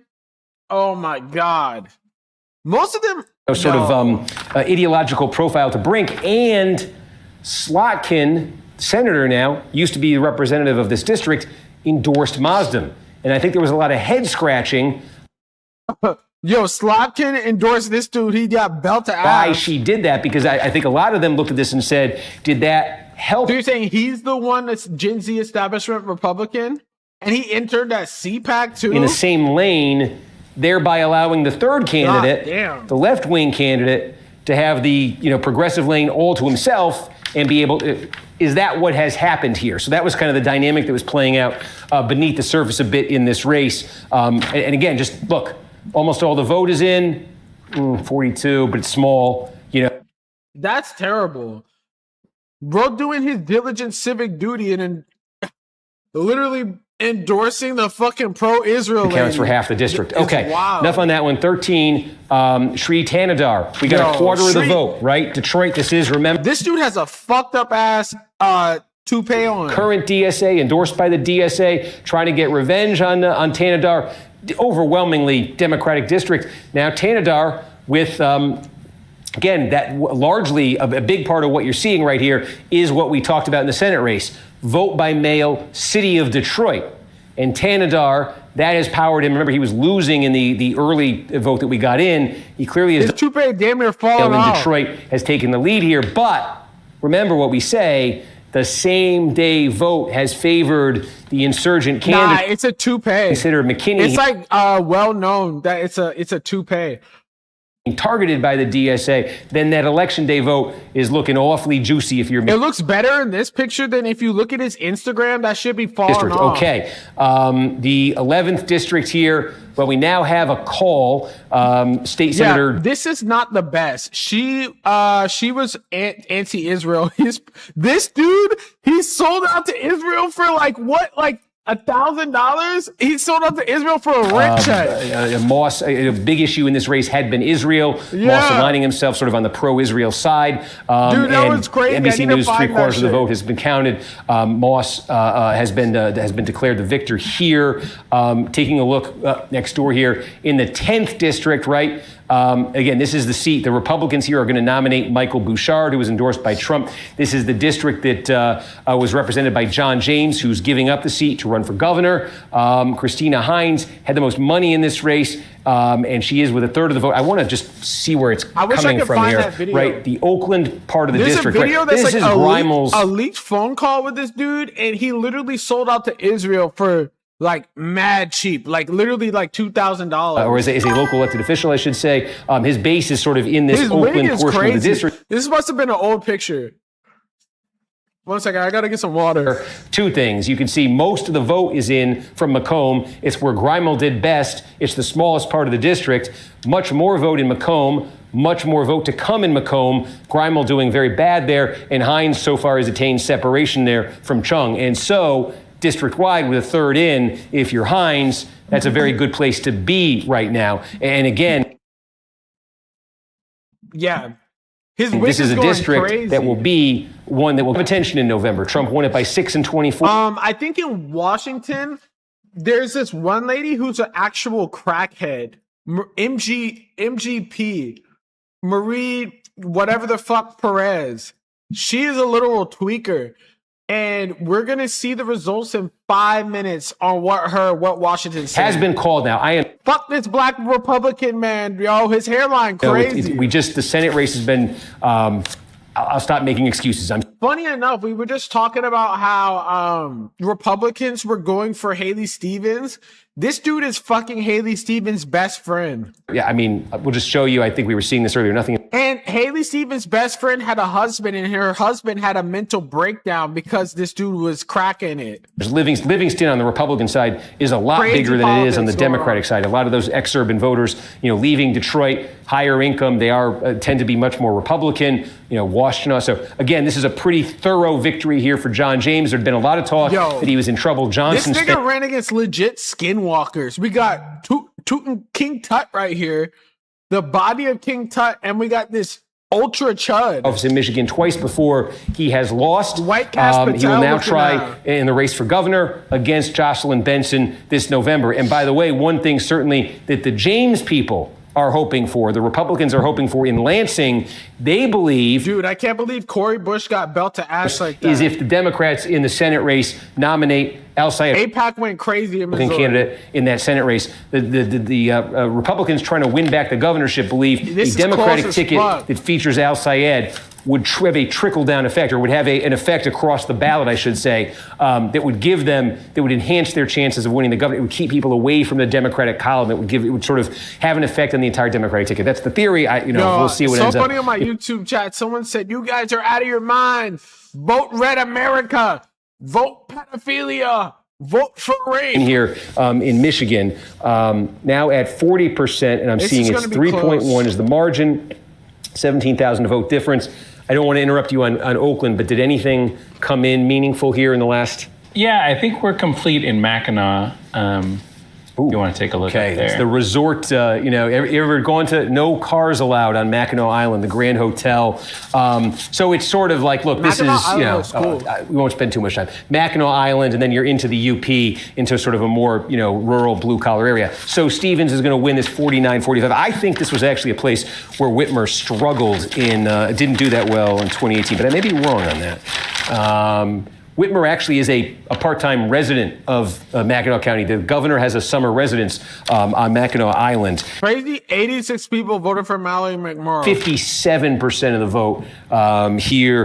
Biden in 2020 come on, I saw this a minute ago. She's running so much lower, but none of this shit fucking matters. Like, really what matters is Detroit City, Dearborn, in that area. It's not huge by itself, but we keep seeing smaller counties, places, like this, where Stevens is, she's not hitting those previous establishment wing marks. I think we got another municipality in Oakland County. Yeah. We got another 10,000 votes.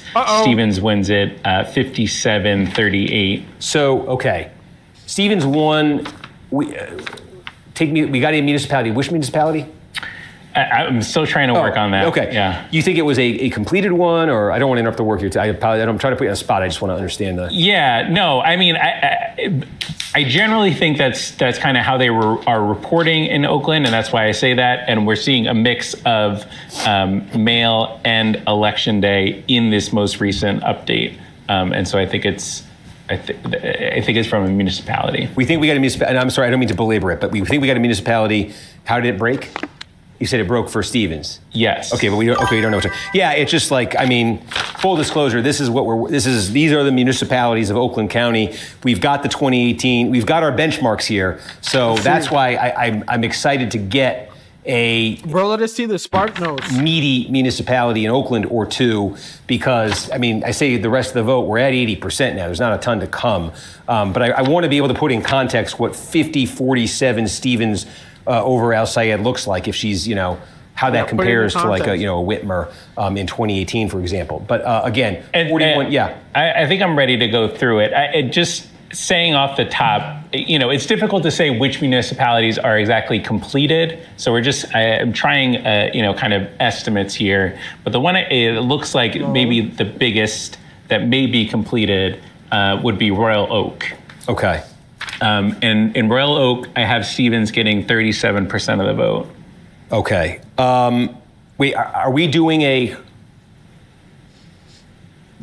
Bro, having a stroke. I'm sorry, say it 3 again. minutes to Michigan 7. We want to do Michigan. Is it 10? Polls are closing in Washington too. Yeah, at 11. Yeah, polls are closing in Washington. Polls are officially closed in Washington State. That up because 41%. Al Sayed leading this thing. It's 2.9 is the mark. He's leading up by 17,000 votes. I just want to show folks, Washington State.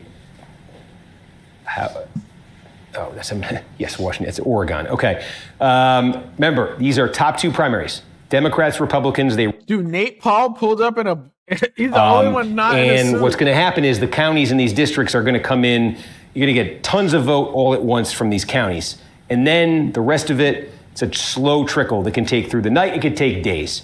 It's a lot like California, Colorado. But where are we going to be looking tonight? For instance, the 3rd district. This is one. Yes, we need her to lose. Coincidentally enough, she lost against Joe Kent, which is fucking Trump's national security guy that said that, oh, wow.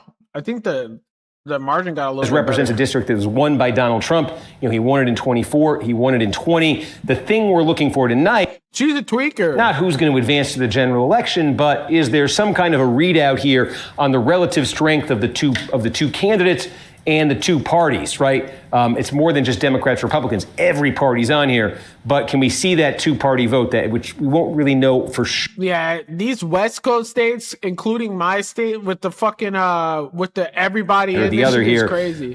We can talk about the significance of that as the numbers come in. Here, the Republican incumbent Dan Newhouse not running for re-election, overwhelmingly Republican district. So we would is doing better. He's doing better than the GOP. Which House race? Is the incumbent Michael Baumgartner. This is a reach target for Democrats this November. Trump won it by 11 points. Carmela Conroy ran against Baumgartner last time. This is one of those, you're seeing this in some key Senate. Not surprising. I mean, like Washington, that is pretty, in some areas it can be pretty red, but in some areas it's super, super liberal. He gets to the general election. Sorry, we're going to Michigan. Oh, shit. That's them talking to me when I do that. Oh, shit. William Lawrence is won. Projected. Let's go. Let's go. This is good news. Great news. We lost Cori Bush, but we got William Lawrence. It's not a total L. The news would have said, look at the sweep of L's that the left has gotten, but this is definitely a W. 1 out of the 3 people in Michigan we need.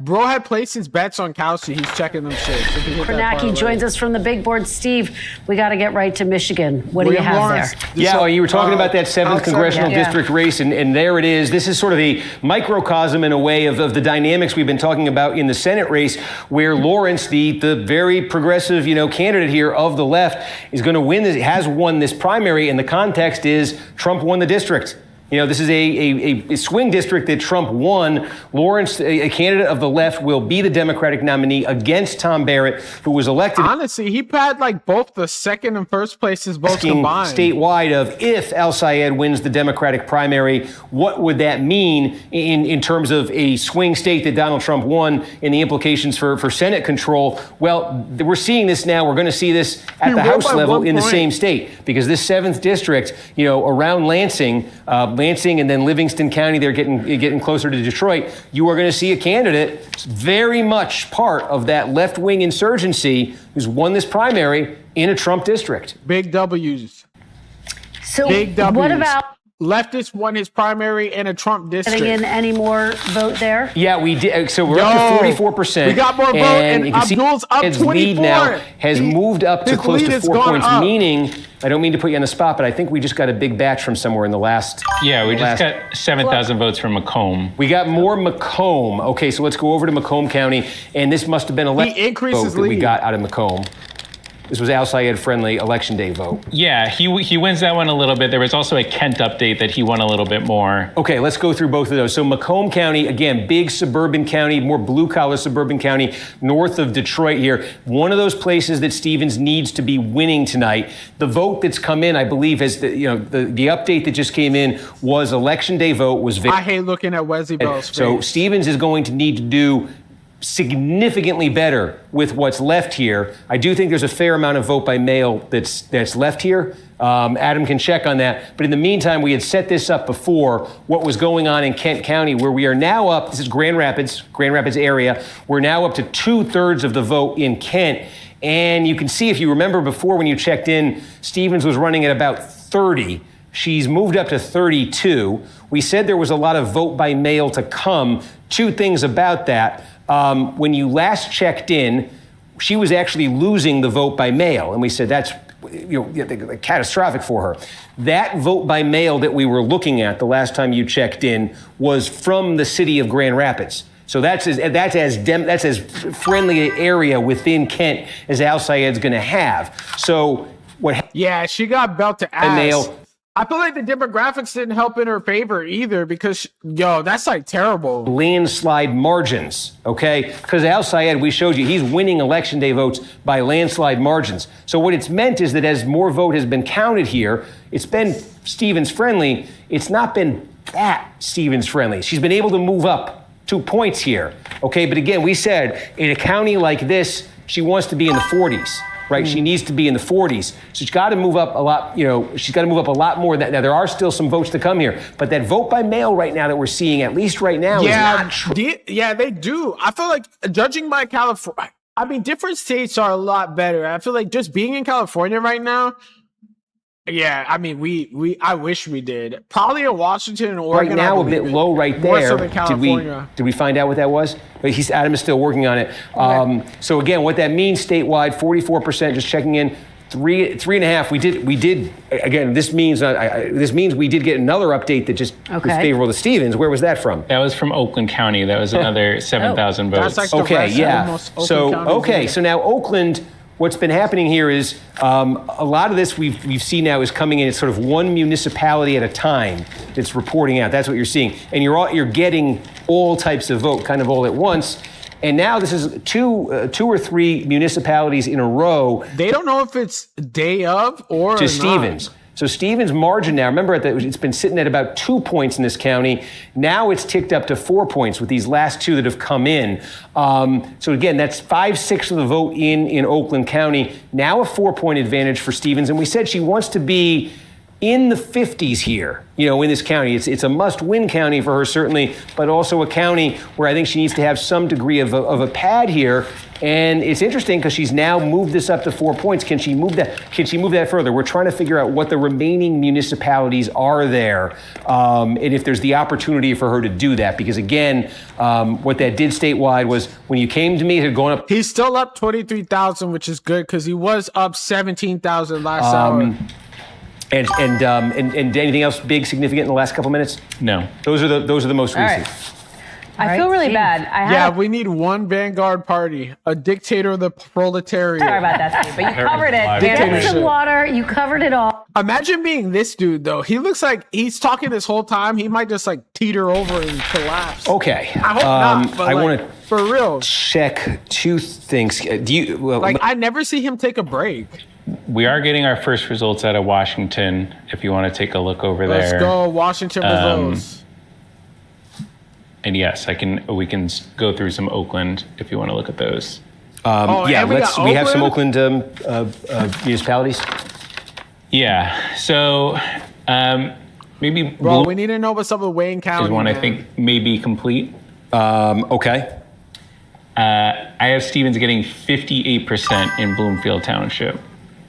Okay. El Sayed getting 39. That would be so wild, but it seems like she really only cares about Israel, so it doesn't even matter her party. I feel like the thing about her, I don't think that she has a possibility of winning the state. She's not going to get any young people besides people that are like Kamala Harris dead enders. But look at what happened with Kamala Harris. It's bigger than some of these counties that we've been showing you, okay? So in Bloomfield Township, 5839 is the Stevens number. The number for Whitmer in 2018 was 56. So Stevens is 2 points north of Whitmer in this, pretty good-sized township in we're talking about Oakland County right here, okay? Right, remember, 16% of the vote statewide is coming out of here. Here's a township of about 45,000 people, and Stevens we think it's complete, and we think she's done a little bit better. El Sayed, the El Sayed got 35% here in 18. The combined El Sayed, Tanadar sort of progressive share here was 44. Okay, so, but 50, this is the number, 56 then, 58 now, an improvement for Whitmer. Where else do we have? Oak Park. Okay. 59-38 is what I have for Oak Park. Okay, They should have. I'm looking for it. I feel like he wins against just unpopular candidates. Ferndale, right there. Okay, now this is super progressive. Yeah, it is super progressive. I have Stevens getting 22% there, and El Sayed getting 76% there. Yeah. Okay. So Ferndale is like a famous liberal enclave here in southeastern Oakland County, and El Sayed got 57% here. El Sayed got 57% here in 2018. Okay, the share in 2018 though for Whitmer was 37.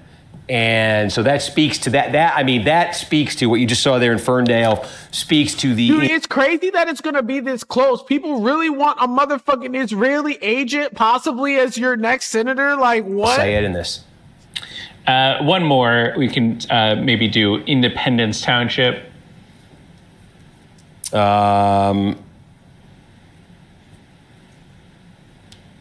Adam, I don't think I have that one either. So all right. I apologize. My numbers were incomplete. I think we are, Southfield, West Bloomfield, Farmington Hills, Troy. Like we're still waiting. Yeah, for Troy, Rochester Hills. Some of these places that are, bigger municipalities, substantial vote. So we'll see what's. Do we have Rochester Hills? Like any indication there? People would lose their minds, but for some reason, when it's Israel, people just be like, it's whatever. We can't have health care. That's too much to ask for. But we can send $3.3 billion to Israel. 7% was never there. Rochester Hill's got 80,000 people. It's over in that other congressional district. We have a few more completed counties. Yep. And we also made what are the completed counties? What do we got? Wexford. On top of that, we're subsidizing their damn universal child care, That's too. another one. It's close. I'm close. Where is it? It's one of these right up here, isn't it?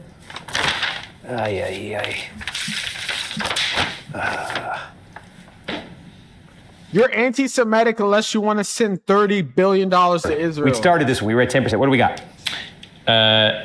Completed county. Yep. We started. Oh, I'm tweeting for you. Okay. I'm lost in my own head there. 60% was the Whitmer number here. 53 was the Biden number. 33 was. I think they might actually have free college, too. Yeah, it is. I feel like part of it, too, is because they had, like, somewhere in their creation, they had some type of socialist leanings, but only for the social aspect. They're super hard right for like when it comes to everything else. And even with this free college, they got a whole bunch of dickhead far right motherfuckers, especially coming out right now. Current tally, I have about 10,000 election day votes out of Detroit. You have 10,000 election day votes, and how are they breaking? 54 for Stevens, 43 for El Sayed. Oh, wow. That's not good. So, okay, hold on. And we had the vote by mail went 76-22. 72-23. We had that initial batch. I thought it was 70. Okay, but yeah, maybe they're or wading into some different sourcing territory, and maybe some of the votes are uneven here. Okay, but we think we got the vote by mail for Detroit. We got that pre-process absentee mail vote. There could be additional mail vote that gets reported in. Okay, it's on this destroyed paper. That's why I'm looking through my phone right here. I have a Detroit. He's a mess. He spilled all his water and shit. He's tweaking out. I want to. Bro's been going for too long. Yes. Okay. Hang on a second. Give me a second.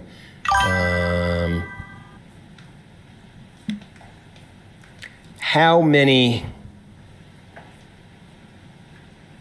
Here's what I'm trying to figure out. I think it's like 80% of the whole country views like Palestinians as not people and wants to take over their land. And then I think only like 5 to 8% are like against that. Okay. 304 is the Wayne County expected result. Yes. Okay. And I'm trying to just, for goodness sake, click the wrong thing. Bear with me, folks. I'm sorry. I had this on that piece of paper. Jeremy Moss won too. It's an unfortunate accident here. 32, 38, 304. Okay, so that's. Bro put belt to ass. APAC is getting some W's still. Sorry, this is. This motherfucker, man. I hate looking at his face. I need to redo this math that I had done before I came here. 93.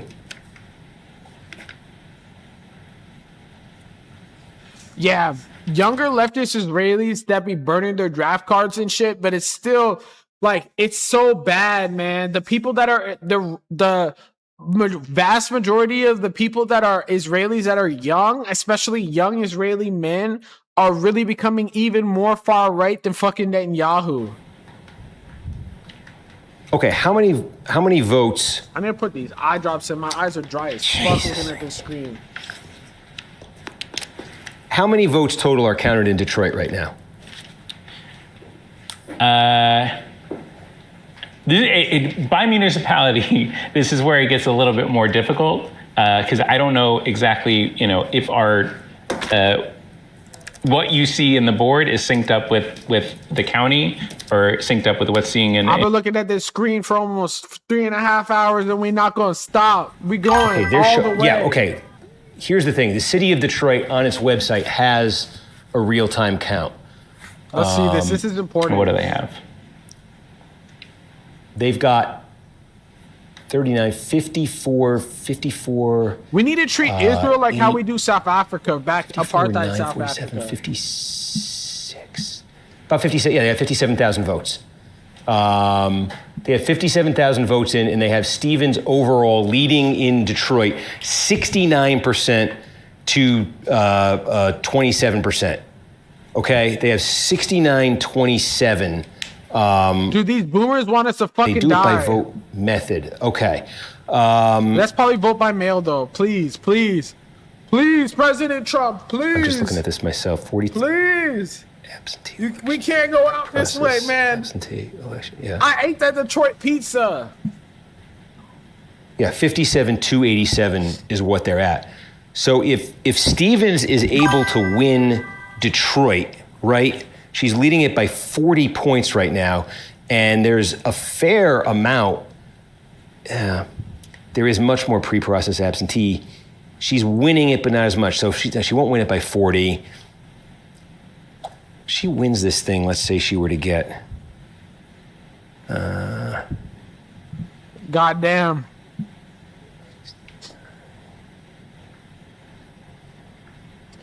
Yo, we need Dearborn, man. Yeah, I mean, if she could net, 30,000 votes out of Detroit, when all is said and done, how do you?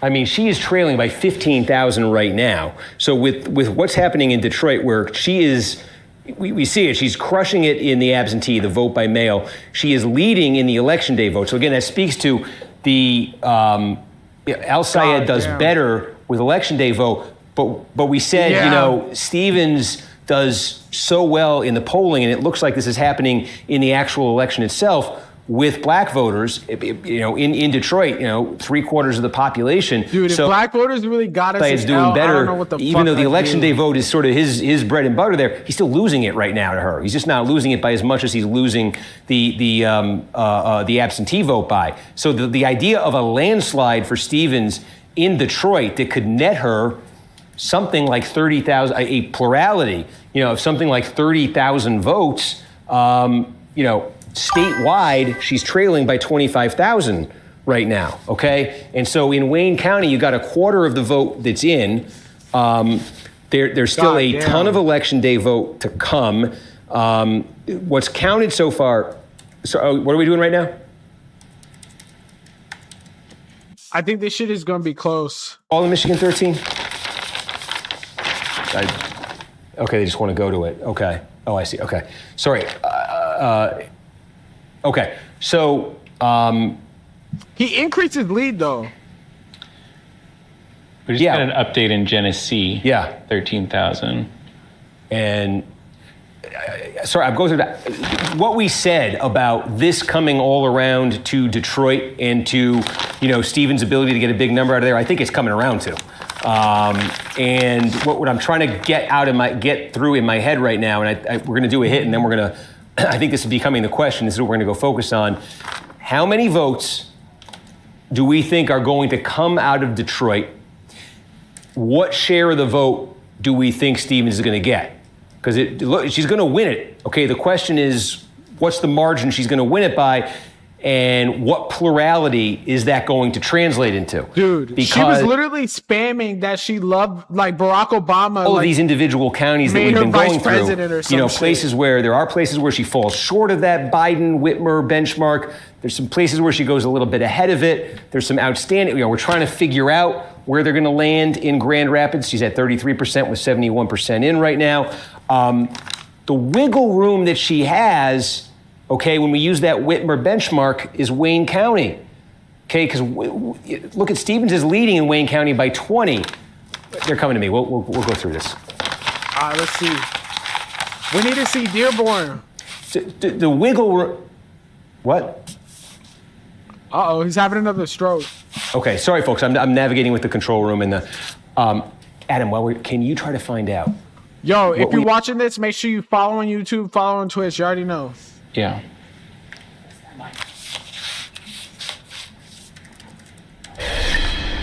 We are back. keeping a close eye on that critical Michigan Senate primary on the Democratic side. You're looking at both campaign headquarters here for Abdul El-Sayed, Haley Stevens as well.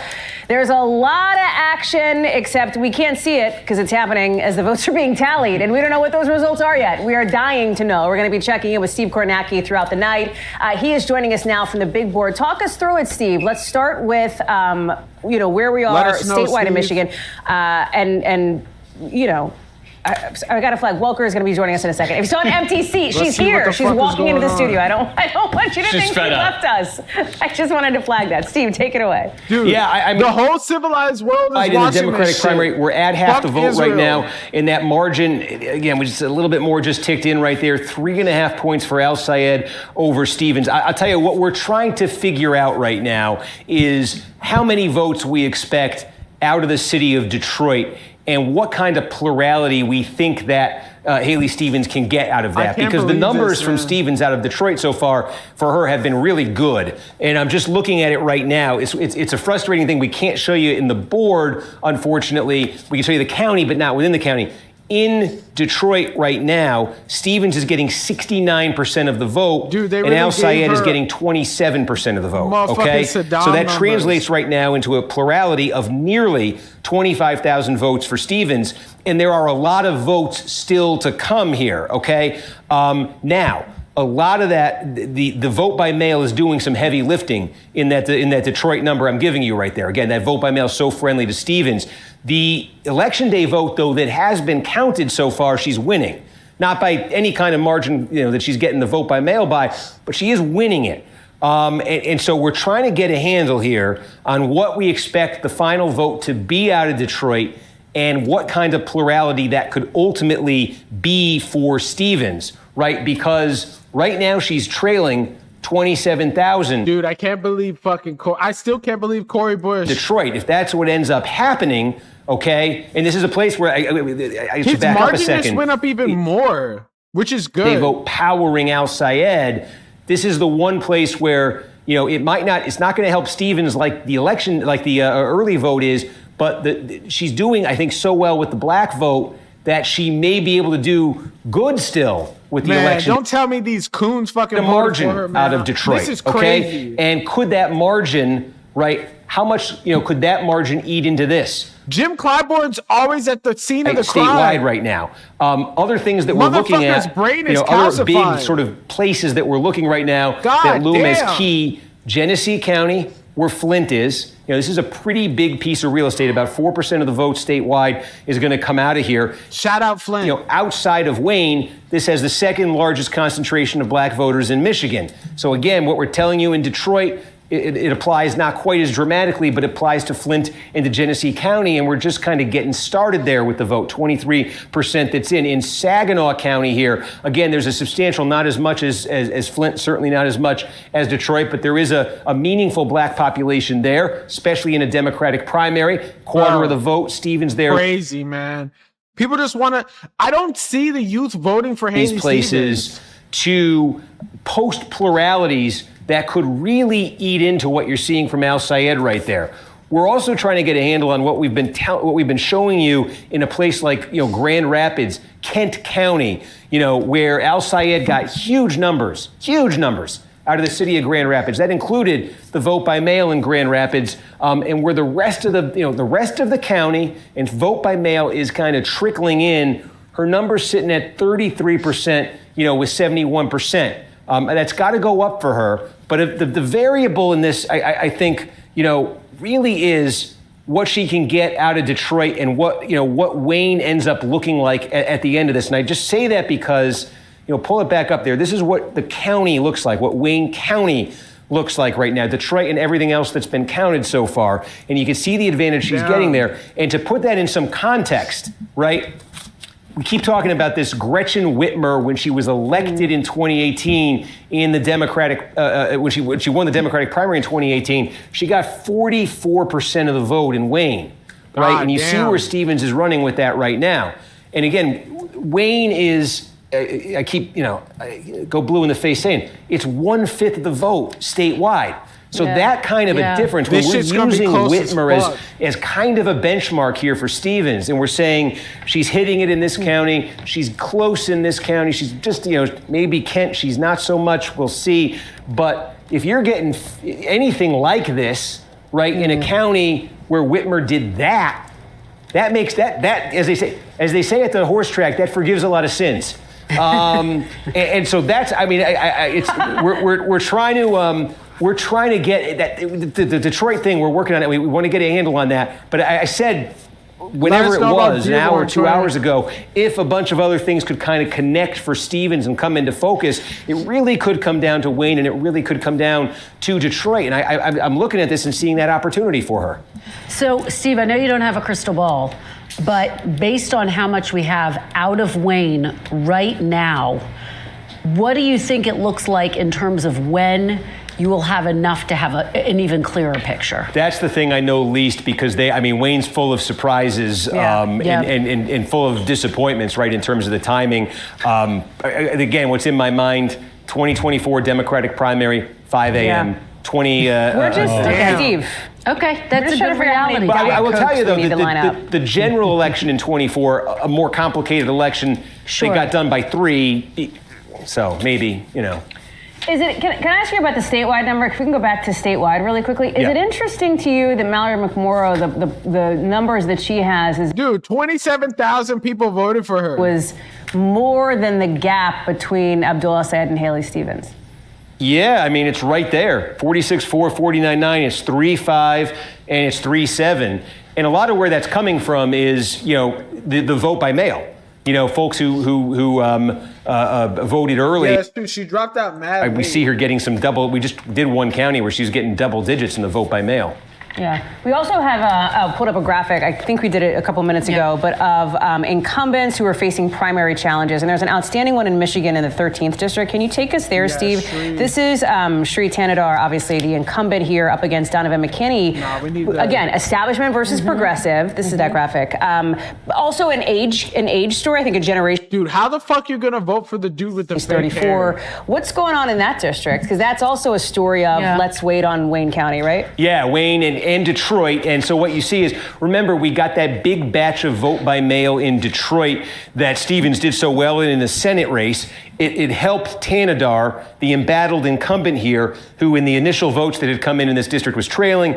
That vote by mail batch from Detroit helped him. It put him ahead of Donovan McKinney. Dude, these boomers want to see us die. For Tanadar here is that a lot of what's left here, largely what's left here in Detroit, is going to be, as we say, that election day vote. Right. And we've seen those DSA candidates do best with the election day vote as opposed to the mail. If that dynamic kind of obtains here, then McKinney's got a real path. All right, Steve Kornacki, stay right where you are. We're going to come back to you in just a few minutes. We really appreciate it, Steve. Thank you so much. Let's head out to Sahil Kapoor. Hopefully we get these results sooner. It's like we just got a chunk of what I would guess to be election day vote in Wayne County. I just got 17,000 votes. 17,000 votes. How did they break? Her lead dropped a little. Stevens 52, El-Sayed 44. 52-44 election day. That could be Detroit, because that's what she seems to be winning the. Let me just reset this again. I'm just looking, folks, at the. I think that's right. Yeah, that the Detroit. Yes, they are now. Detroit is now up to 85,000. Oh wow, they're really Detroit's got a ton here now. 85,000 counted. Based on estimates we had prior to the election, there may be another 10,000 or so mail ballots we still expect from Detroit. Yeah. And that's, I'll have to see where we are with 80,000 mail ballots? Because I think that last update may have been substantial into cutting into that election day vote. Yeah, it does. It looks like Eminem better not endorse Haley Stevens, or I'm gonna kill myself. The turnout though in the 18 primary in the city of Detroit has updated their website where they say election day is fully reported now. Really? Yes. What? And so that's what? checking it too. It sets about 85,000 votes, huh? Mm-hmm. Turnout in 2018 in Detroit in the Democratic primary was 93,000. So we are elsewhere going much bigger than that 2018 primary. With, again, potentially these 10,000 plus mail votes. Yeah, that would which would just draw it level. Yes, I think. So not a ton maybe left out of Detroit. And he said, do we have municipal level the inner suburbs? Do we have a sense in Wayne? Because there are some areas of Wayne where Dearborn gang. Stevens could do very well as well. And do we have a sense? If that's what's outstanding, is it Dearborn Heights? What are we? I think that was I think that was one that we're still kind of waiting for. Okay, they're coming to me here again in a minute. What's that, Adam? I said that's one we'll still have to kind of dig into. It's not all in one place, but we'll take a look around. Okay. Yo, I might just crash out and stay on this motherfucker till the damn results come out. I might just do a marathon stream. I don't care. I don't know what the fuck I'm gonna do. Maybe I'll design some merch or some shit. Maybe another Wayne update just came in as well. Was it Detroit? Steve, we're told there's been a bunch of Detroit ballots that have just come in. We've been waiting for some of these. No, was that to me? Did Adam say it wasn't? No, sorry. You're picking up on our ongoing. I apologize. Okay, my bad. Stress. Let's see what's up. We did. We just got a bunch more from Detroit, and I'm looking at the Detroit results right here. That's why I'm kind of leaning over here. But we've got, so it is. His lead increased. We're getting close to done in Detroit right now. We got a big batch for about 20,000 of the vote of the election day vote. More, 24,000 votes. And Stevens 62 in Detroit citywide, 62% for Stevens. 34% for Al Sayed, so a 28-point margin for her. But I don't know. That might be about it for Detroit. I'm hesitating because that number's low. Their turnout in 2018, a lower interest primary statewide, was higher. It was 93,000. That adds up to about 85,000. So that's lower, even substantially lower than back in 2018. Now, there'd been talk that, hey, Stevens is doing well with the black vote, but was enthusiasm, was turnout, was energy going to be an issue? But we're just trying to make sure that's it for Detroit, or if there is some more still to come. There might still be some outstanding votes right there, but it's looking at a 28.62-34 margin there. That might not be good right for now. Stevens. Again, 62% for Stevens. We said when Gretchen Whitmer ran in 2018, she got 36% of the vote out of Detroit. There is still, though, a ton more to come out of Wayne itself. These numbers we've been getting in out of Detroit, as you can see, have moved us. We were sitting there in the 20s. We've moved north of 40% right now. There is a lot more to Wayne than just Detroit. It's 55-42. I don't know if you can see that. Still need Dearborn, if you wanted to look Heights. inside of Wayne County, these are the inner suburbs, the other cities that are in Romulus. There. I feel like doing something illegal. I've been to Romulus. Seeing Steve's. I like Michigan, man. I've been to Michigan. I've been to Flint. I've been to Detroit. I've been to Romulus. Each of those, because the political kind of complexion of those varies dramatically. There are some big places in there that could be good for Stevens.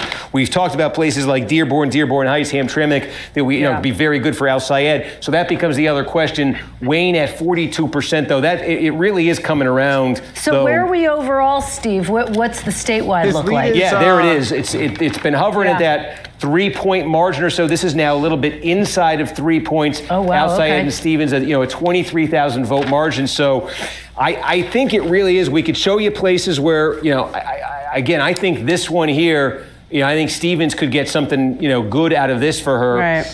With more to come. That might be true in Saginaw as well. Oakland, now we're up to 90%. Again, look, now Stevens has done better and better as that vote has come in. These municipalities have come in late in Oakland. Her margin now up to 5 points over Al Sayed. We say, well, she wants to get into the 50s. She has now gotten into the 50s in Oakland County, next door in Macomb County. Look, again, the skew here earlier, I think, was toward a Al Sayed favorable type of vote, municipality potentially. We still have more than half the vote to come in Macomb. You're starting to see Stevens pick that up a bit. Again, she wants to get about where she is in Oakland, in Macomb as well. So she might, let's see as that remaining half comes in, if that's where it is. But we have so much in, elsewhere in the state right now. We got to update. Donovan McKinney is now leading Sri Thandahar.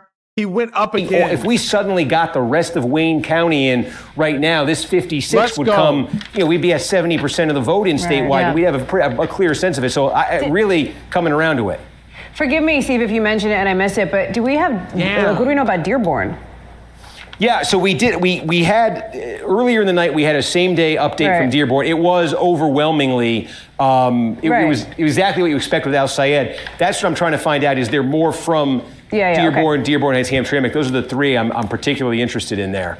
That were honestly, and I apologize. It's just this. Give us the damn info, elections. Man. It's just it's decentralized and the. God bless the 30,000 Mallory McMorrow voters that don't even know what the fuck is going on. Results. No need to apologize, Steve. Apologizing for? I mean, come on. Is that how she sounds with Stephen Miller? No, we're going to check back in with you, Steve. It's great. It's great, and we're getting closer. We're getting closer to clarity.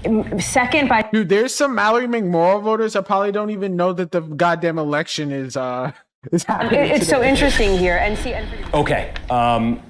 Yeah, I know I've thrown a million questions at you, but that might be one here too, is municipalities within Wayne. Do we have anything we can talk about there? Yeah, I mean, it's really tough to say because it's really tough to say what I don't have expected vote for every municipality in Wayne, and it's kind of tough to say. I do see in Dearborn specifically, we reported that election day vote earlier. What was it? I do not see other modes reported for Dearborn, so I would expect other votes there. One of the other places I was looking at was Canton Township. Yep. I see early vote and election day. I don't think it's all of it, but we would still be missing mail vote potentially in Canton. Just tell us the damn numbers, That's 100,000 people. Put the numbers in the bag. That should be, what do you see with, you think we don't have vote by mail? Correct. Okay, I'm curious what it looks unless they put it to the if this motherfucker just doesn't tell us the numbers, man. Unless that was all in that bucket. Okay, so we think it does not have the best Stevens vote. Yeah. And what is it at? Yeah, what? We have 5,000 votes from Canton Township.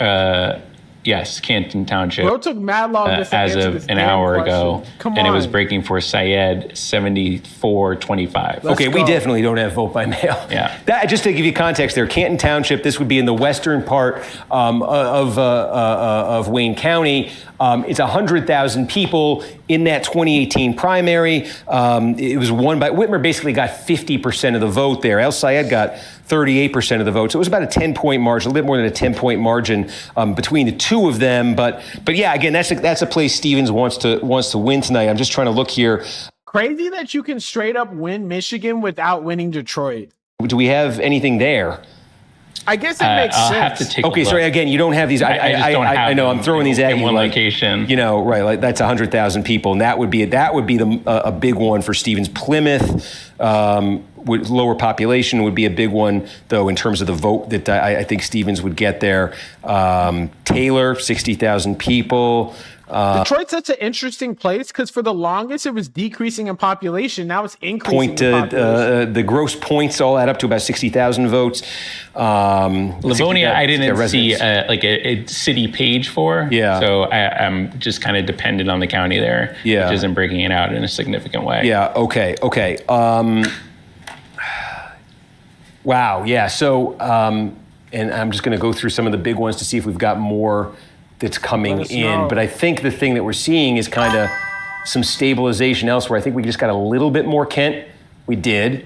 Stevens is up to 34. We're doing that thing in Kent that we've seen in other counties. It does. Maybe you're right. I feel like I've been watching this shit for so long that I haven't even noticed whether or not there's a slant. And like, you could be right, because I feel like I've been so like anxious watching this shit.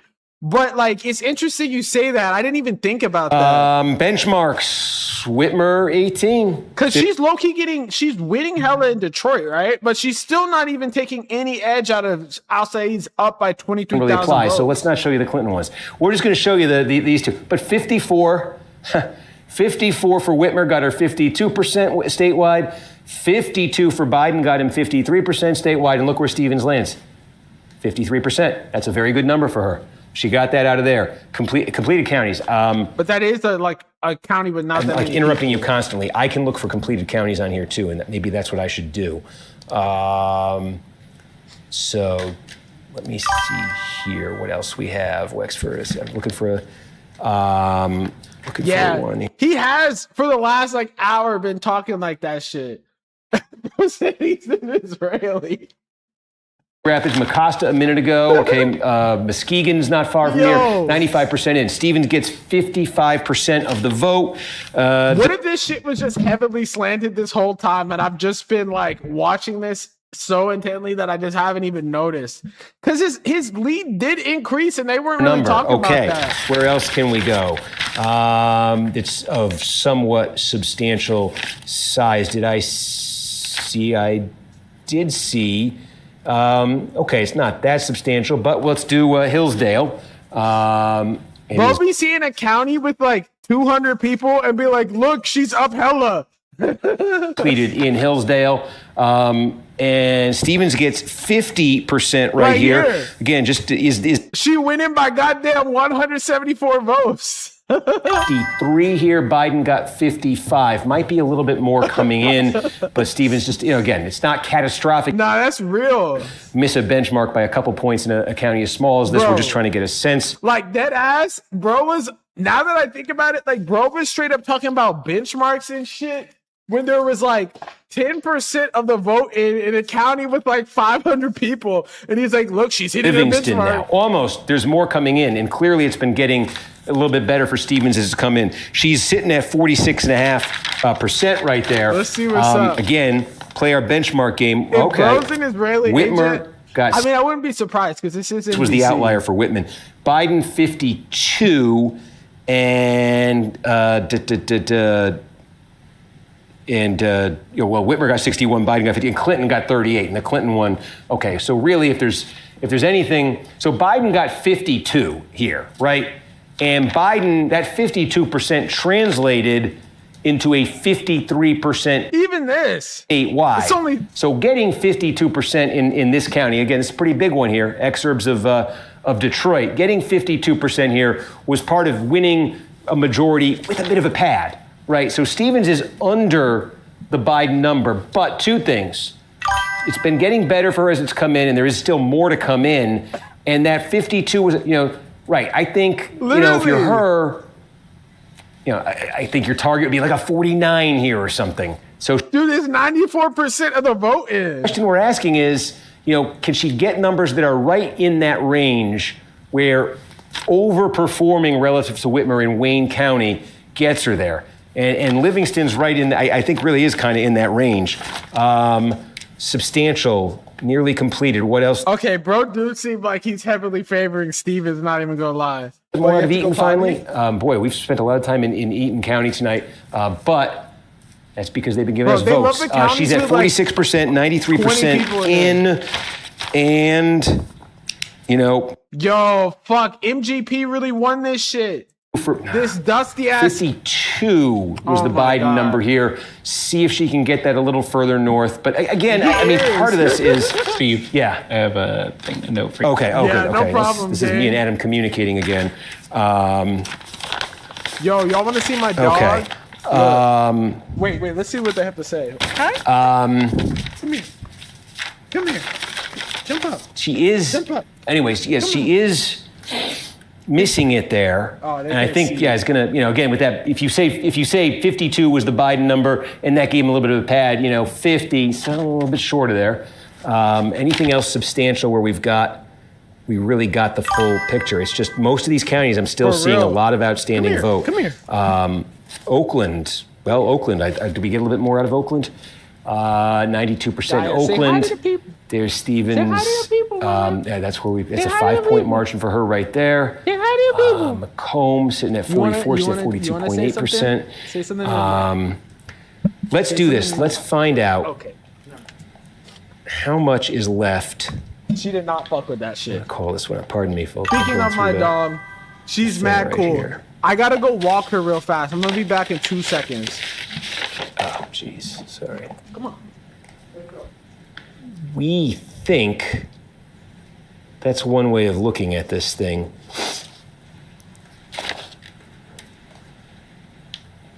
We think there's about 170,000 votes left in Wayne County, okay? Sorry. We think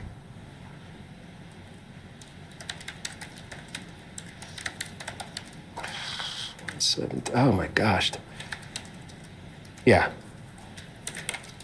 So we think there's 170,000 votes left to come, give or take, out of here, out of Wayne County, where Detroit, Stevens may have gotten she may have gotten the squeeze out of Detroit already.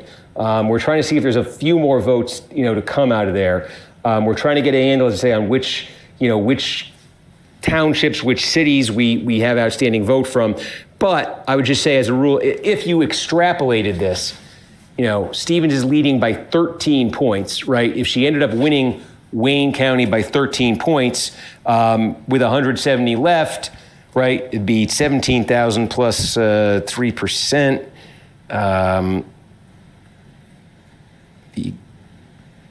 She would net 22,000 votes. 22,000. It'd be an additional plurality of 22,000 votes. That would essentially cover what El Sayed is leading her by statewide right now. But that's a huge if. That she may have gotten her best number out of Wayne already. That's the risk, I think, for Stevens. If Detroit is complete, did she get her best number, and is that due to come south now with what's left there? Because I think when you go through these, when you go through these townships, when you go through these municipalities in Wayne County, and you just look at what the, where Whitmer. Yeah, you don't see, Southgate. I'm just looking here where Whitmer won big, or won by any kind of, Sumter, 10,000 population, very few votes. We back. We back. What the fuck is the news? Okay. It's still the same shit. They're going to come to us. They're coming to us in 2 minutes, folks. This is filling in, though.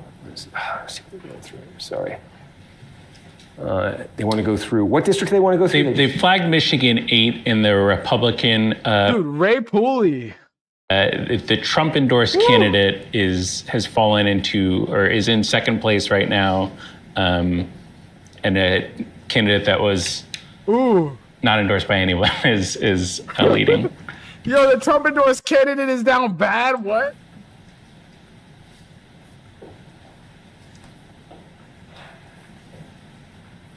Hope I didn't miss anything too crazy.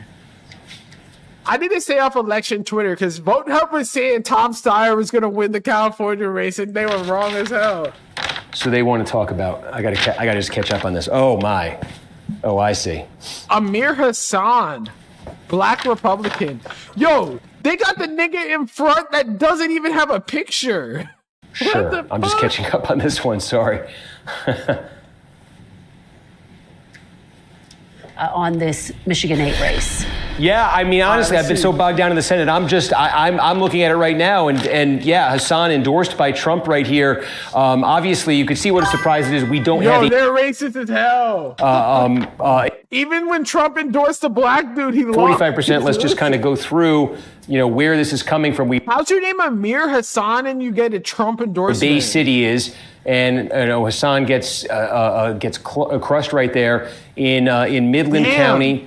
What does this mean for Michigan? The Trump that's running about. He lost to the dude with no picture. His way up in Genesee County. It's consistent. I mean, you're seeing it across all four, Okay. four counties right here. So yeah, this is one. This Trump endorsement, and he lost. Interesting. with the Senate going on. So yeah.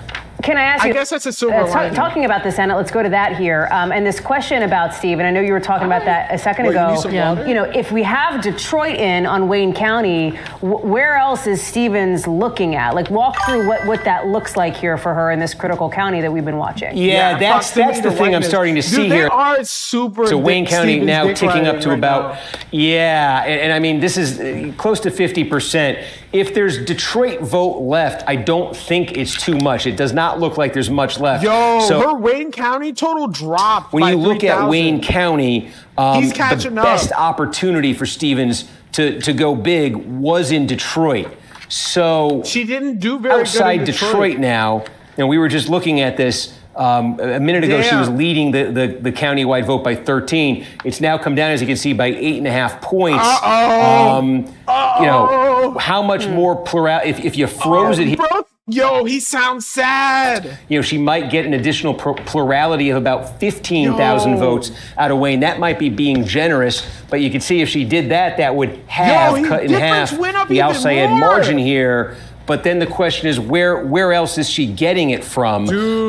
Would she get that from? Where would she make that up? I mean, there are still a lot of votes that are left to come here. Like we're saying in Saginaw. This is looking good. We're getting more out of Flint. If she's, out of Flint, out of Genesee. But again, if she's winning Genesee at this margin and not getting a substantial double-digit margin out of it, that's not going to translate into. That's going to translate with what's left in an additional 3,000 votes or so, a plurality of about 3,000 more votes. We were just going through completed counties. There are a couple places where I think she's clearly hit. They're not huge, but they're noteworthy where she's hit. I think what a benchmark would be for her. We got good news. There are a number of other places, though, where it looks like she's falling just a little bit short of it and maybe in need of something a little bit bigger than she is currently getting out of Wayne County. Again, this is one of those places. I'm looking at Kent County here where Grand Rapids is. 85% is in right now. She's sitting at 34%. We talked about Washtenaw County. Now we're up to almost 80% of the vote right there. Ann Arbor. One thing is, as we say, that last thing that gets counted there. We think in turnout wise, she did from Ann Arbor. Did that be a boost for her right there? This is good. So Steve, how much of Wayne is in right now? Well, we think about half. We're at 48%. So we think that the vote that's left in Wayne, I can give you a number because we did just get more right there. We think there's about 160,000 votes, that are left in Wayne County, right? So I mean, you could just see how that math would work. If there's 160,000 votes that are left in Wayne County, right? She's leading right now by 8.5 points. So generously, if you said she wins Wayne by 10 points, what would that be? That would be a plurality of 16,000 votes. That might be generous right now, but if you apply 16,000 votes to the deficit that she faces statewide right now, that leaves Al-Sayed still up by 12,000. And then we're saying, okay, look, a prime opportunity for Stevens on this map coming right here, like in Genesee County, where Flint is. Well, with the numbers she's getting right there, what if she nets an additional 3,000 out of what she's getting right now? Maybe she knocks that down to 9,000. I'm giving you kind of her good places right here. I'm giving you maybe an optimistic number for her out of Wayne. She is still, there's not a ton to come, but she is, she's been closing strong with what we've had in Oakland County. She has an opportunity. It's looking good. Left in Macomb County, a tough one to get a handle on right here. But again, Kent County, we did just get a little bit more of an update there. Now she's at 34.5. Again, trying to get, I think that's when you try to get over 40% if you're her. We got completed, Ottawa County. I can tell you something about this. This is decent size. This is where Holland, Michigan is, and give you some benchmarks that we established here, some loose benchmarks here for Ottawa County. Gretchen Whitmer, right? 2018. We've been saying, pretty good. What did Whitmer get here? She got 48. Right, Stevens sitting at 40. What did Joe Biden get? He got 51. Stevens sitting at 40. We think this might be it. Get that shit the fuck out of here. Okay, so what is it? $60,000 in APAC money in this lady this lady is losing by almost 30,000 votes. Hey, Steve, in Washtenaw, the Ann Arbor, home of Ann Arbor, University of Michigan, Eastern Michigan, go Eagles. Only Eagles I'll cheer for. Sorry, I had to get one in. We're running out of You said go Eagles. Is this vote by mail there likely to be students who aren't back on campus yet? I mean, wouldn't that potentially be more Al Sayed friendly? Real bad investment. Say again, wouldn't that vote by mail and out of Ann Arbor, wouldn't you think that it was the most expensive primary expenditure by AIPAC. Been kind of holding true here has been that the vote by mail skews older just in terms of who takes the ballots, who sends them in. But in a college town, right, like Ann Arbor, I can't believe that MGP won again, man. Is so liberal, I think, too, along with the younger population. It raises the question. I don't expect to see the kind of disparity there that we've seen elsewhere. Insane. But I think, I think it's worth noting she's done the best with vote by mail, and that has recently been the last thing that comes in Washtenaw. But the idea that she's going to be winning that vote by mail by 50 points or something, I think demographically, no.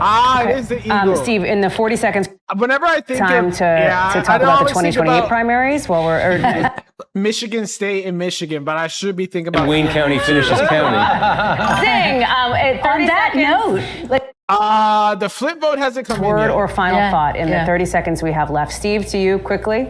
Look, Steve? I mean, Stevens has made this a game tonight. She's gotten closer, I think, than a lot of. She's down by 28,000. But that elusive final step for her, we'll see if that proves to be elusive for her. Ryan. Over 1 million Democratic votes in Michigan. Democratic enthusiasm, whether it's progressive or moderate, is sky high.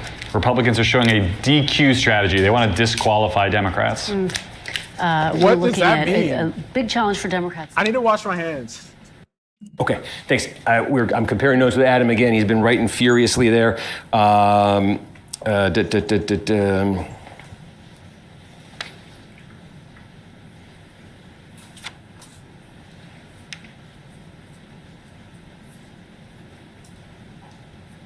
Okay, okay. Yep. I'm feeling better.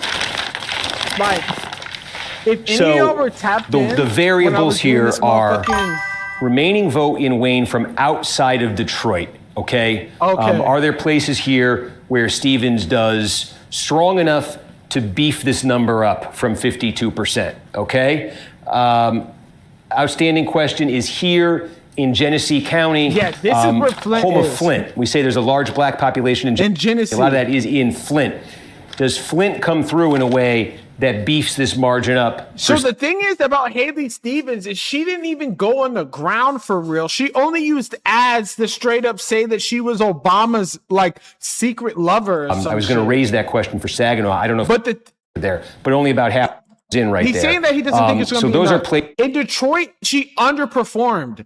It was less people that voted in Detroit than before. In addition to what's Wayne would be one of those places. She needs to, I think, pull some big numbers outside of Detroit. We spent a lot of time talking about inside Detroit. She needs to pull them outside Detroit. She needs to pull something big out of a place like Flint. I think Saginaw. It's not as. Flint be low-key crazy. Yeah, I think of YNJ. I keep pressing the wrong county. We have the wild card of the late vote by mail in Ann Arbor. You just heard that conversation, I think, with Garrett. I think he's right. I mean, it's in a super liberal college town like that, where Al Sayed already did extremely well in 2018 when he ran. I think in theory, a big chunk of late vote by mail would be good for would be really encouraging for Stevens. That might not be the place where you want to see that. Same time, there's still a big chunk of vote to come here. This becomes a problem for Stevens because you can see how well Al Sayed is doing here. It's not a surprise he's doing this well here. We kind of knew this was coming. This is where Lansing, this is where East Lansing is. But again, there's still a lot of vote to come right there. There might be, as we've seen in these other counties, a more kind of pro-Stevens flair to it. But overall, the opportunity there for Al Sayed to get something out of there that pads his margin and maybe offsets if Stevens is getting gains from Genesee, from Saginaw, from some of these other places, population centers where you got some vote, that maybe he could offset it. Here, where else do we have? a sort of substantial outstanding vote here. I just want to kind of look around here. 6%, that's small, but 6%. And this is, we got Barrie, we got Grand Rapids. Oh, we'll go down here. Kalamazoo, we got half. Okay, now Kalamazoo Shout out again. Kalamazoo, man. A bit of a college at Western Michigan University. We got half the vote. Again, it's in that Western Michigan region. This is where Whitmer didn't do that well here in 2018. Younger population, so I think there was an expectation that Al Sayed would do very well in Kalamazoo. Just to line this up with our benchmarks. But again, there was certainly the expectation was Al Sayed would do well. Whitmer's number here was 48. Remember, she got 52 statewide. The 47 was the Biden number. I feel like when that chatter put me on, like we were so locked in thinking about this shit. Going to tick up, but this may be kind of a miss for her for benchmark. We'll see. But she down like get 30K. To that. But if she's getting really having trouble here in Western Michigan. Let's She's go. really having trouble in Ottawa County. You had trouble in Ottawa County.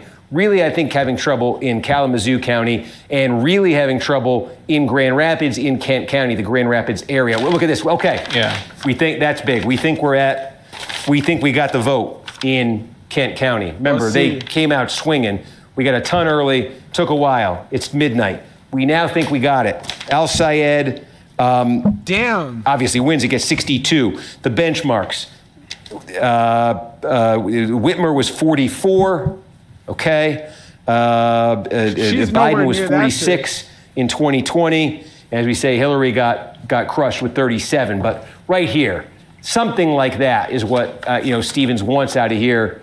This is what she got. And again, we've shown you counties of varying sizes here tonight, right? We've shown you a lot of small. I got some scary news coming out of Miami, Florida, where the media personality Perez Hilton was seen loaded into an ambulance following an apparent mental health episode in which Hilton severely injured himself with a knife before barricading himself in his house. It looks like he did a suicide attempt and cut himself up. Does not have all of their vote mode buckets as fully reported, so it's possible that expected vote number goes up and we still get some more out of Kent County, but we should be, I think, near complete. But that could also be more election day vote.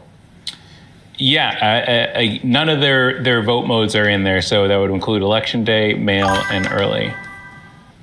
The dude from can I ask, is there any way to get more water here? What the fuck shit did he do? What is this shit called? Thank you. We never should we venture out to Washington? We've been on 4 hours. I don't know, are folks fired up for the Washington multi-candidate primary that won't assign any winners tonight? Yeah, we do. There are some projected, moving on candidates. Let's take a look and then. But I think.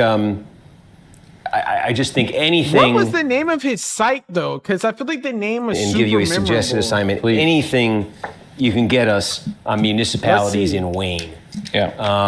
I think if there's any path for Stevens here, we're gonna do a Perez Hilton update after this.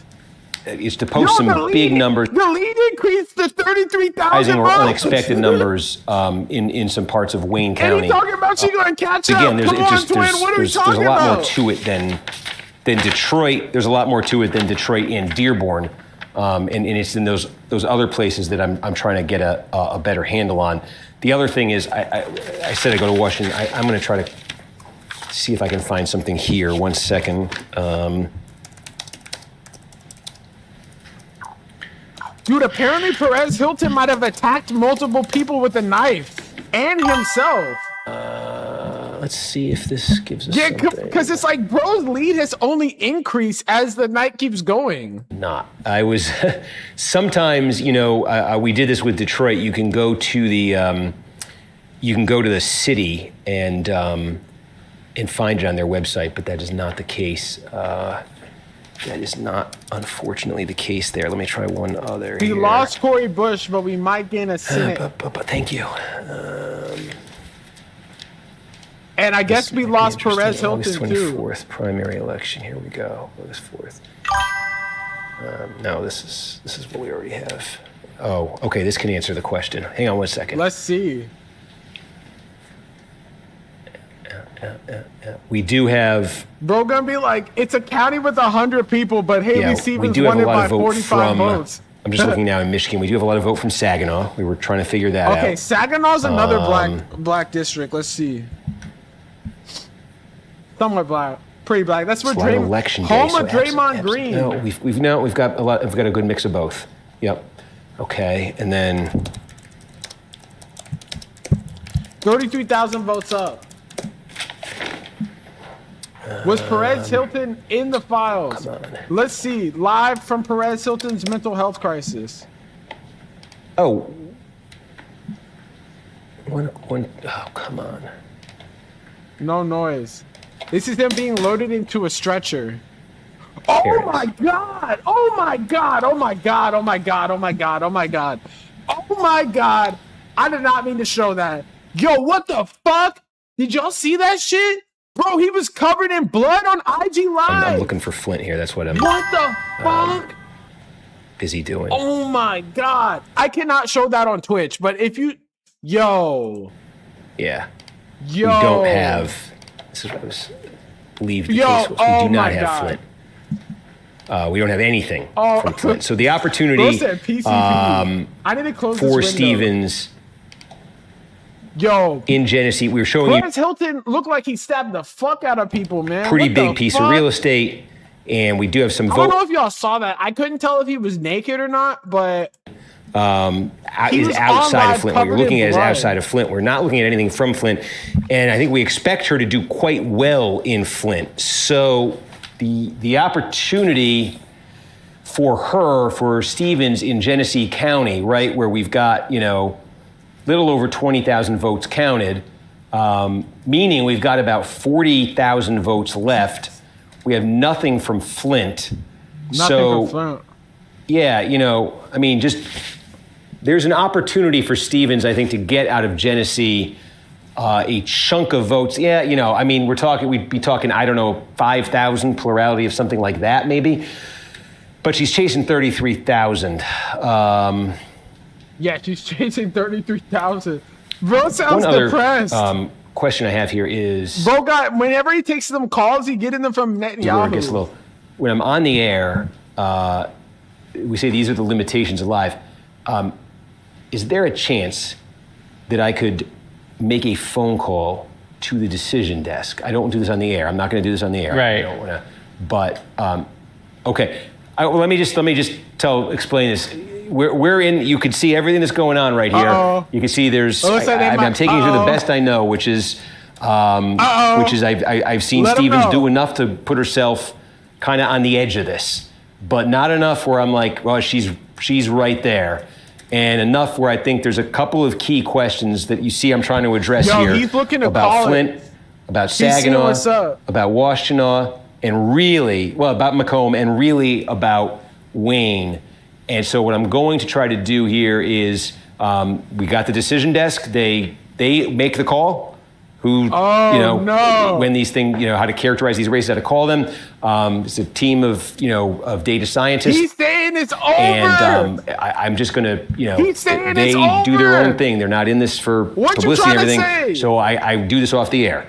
So they're going to kill my mic, and I'm going to try to talk to them and then report back to you. So, bro, why can't we get the transparency and you tell us what's happening instead of watch this shadow wizard money game shit? Maybe Adam, you can tell them if anything is there. You got the real shit. Are they on or are they? Yo!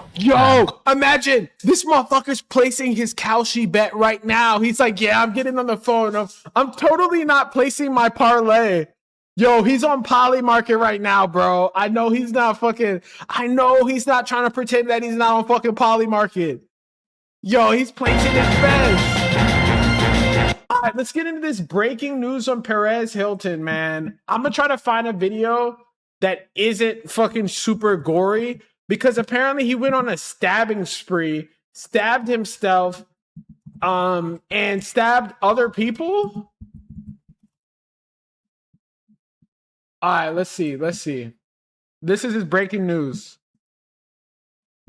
Brunch tomorrow? Fuck, I had to be on my second YouTube for this because my main has like no ads or anything. Tonight, it's a very delicate and tense situation in this Westchester neighborhood. Deputies say that a man is inside a home. Perez Hilton is barricaded inside of his house after stabbing himself and apparently multiple people. And it's I know it's not election news, but we're taking a little break because it looks like they're about to call it for Abdul Al-Sayed. At the end of the street, and he's harming himself. But they have backed away from the home for now. Dude, he was covered. I don't know if you saw it, but I showed it on live for 2 seconds because I didn't think it was going to show his live. But if you're on X, go on X and you can see that shit. It's way too gory. I don't want to see that. He was covered in hella blood on IG Live. A couple of neighbors are telling us that the man inside that home is celebrity entertainment blogger Perez Hilton. But having lived in Miami, like this is like normal, like Miami shit. I'm not even gonna lie. They still figuring this shit out right now. I need to close out of some of these windows to but let's see.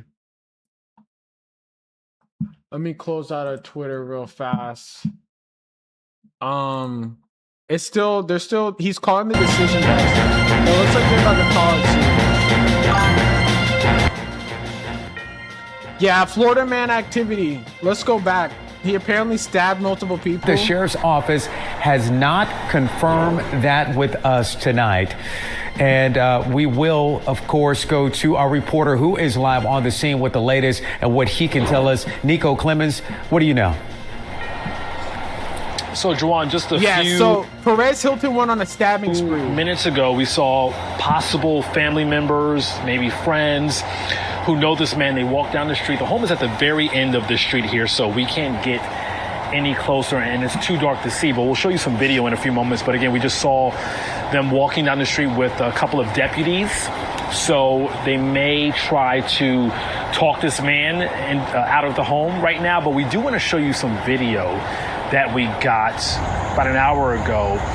Oh my God, is bro butt ass naked in the window like after stabbing people, man? What the fuck is going on? A man inside this home where the deputies are and where they were stationed or set up at. It appears to show the man inside the home, and we blurred it because this man is naked and possibly bloody as well. But you said it, Dude, Perez Hilton is really living down bad. I thought he was like doing pretty well with his life. I didn't know he was living in a bando in motherfucking Miami-Dade. Delicate and very tense situation in this Westchester community, and we did see deputies around. Dude, he's from Westchester. That's so crazy. I know hella people. If you don't know, I went to school in Miami, so I know like hella people. He's kind of from where my partner is from, like close to there, and it's like it's a super motherfucking like suburban neighborhood. The home using flashlights to try to get a look inside. So the sheriff's office says several people called 911 about a man who was hurting himself while live streaming on social media. And let me go ahead and stop because there is looks like a fire truck or an ambulance. You can stay on me right now, Fernando. There's a fire truck or ambulance getting ready to come to the neighborhood. But let me go ahead and go back to what we know. Deputies say this man is alone inside the home. Okay. And the house is at the corner of Southwest 31st Street and 77th Court. So right now they're trying to de-escalate the situation. I guess he's alone, which is good. And use crisis intervention techniques so this doesn't end. Yeah, so he was naked in his window stabbing himself. Worse, like a suicide by cop, for example. But again, we have talked with a couple of neighbors who have told us that they believe the person inside this home is celebrity entertainment blogger Perez Hilton. But I want to stress again, the sheriff's office has not confirmed that with us. Holy Deputies shit, right now, man. they say they're trying to create time, distance, and opportunities for communication with this man. So again, we know a man's inside the home. You saw that video. We blurred it. A man inside the home, naked. He could possibly have some blood on him. Possibly. But they are trying to talk to this man from outside the home, try to get him to come outside of the home. We, of course, are trying to get information and confirmation about who this man is. We will stay on top of the story throughout the night. It was clearly naked Perez Hilton in that shit. Nico Clemens, NBC6 News. All right, Nico. And if you or someone you know is experiencing a mental health crisis or needs someone to talk to, help is available. Oh, we're back. Call or We're text back. We're back. Perfect timing. All right, let's see. You stayed with me. I appreciate if you did, and I apologize. But we promised you kind of like behind the scenes, and there we are. So yes, I did talk to the decision desk. I'm not, I'll leave that conversation between me and them. But we're just gonna look. Maybe the best thing to do right now is to do kind of a big kind of reset on where we stand and kind of what the immediate future looks like. It is 12:15 a.m. Right? Polls have been closed now for 4 hours, 15 minutes. We've got 2/3 of the vote in statewide.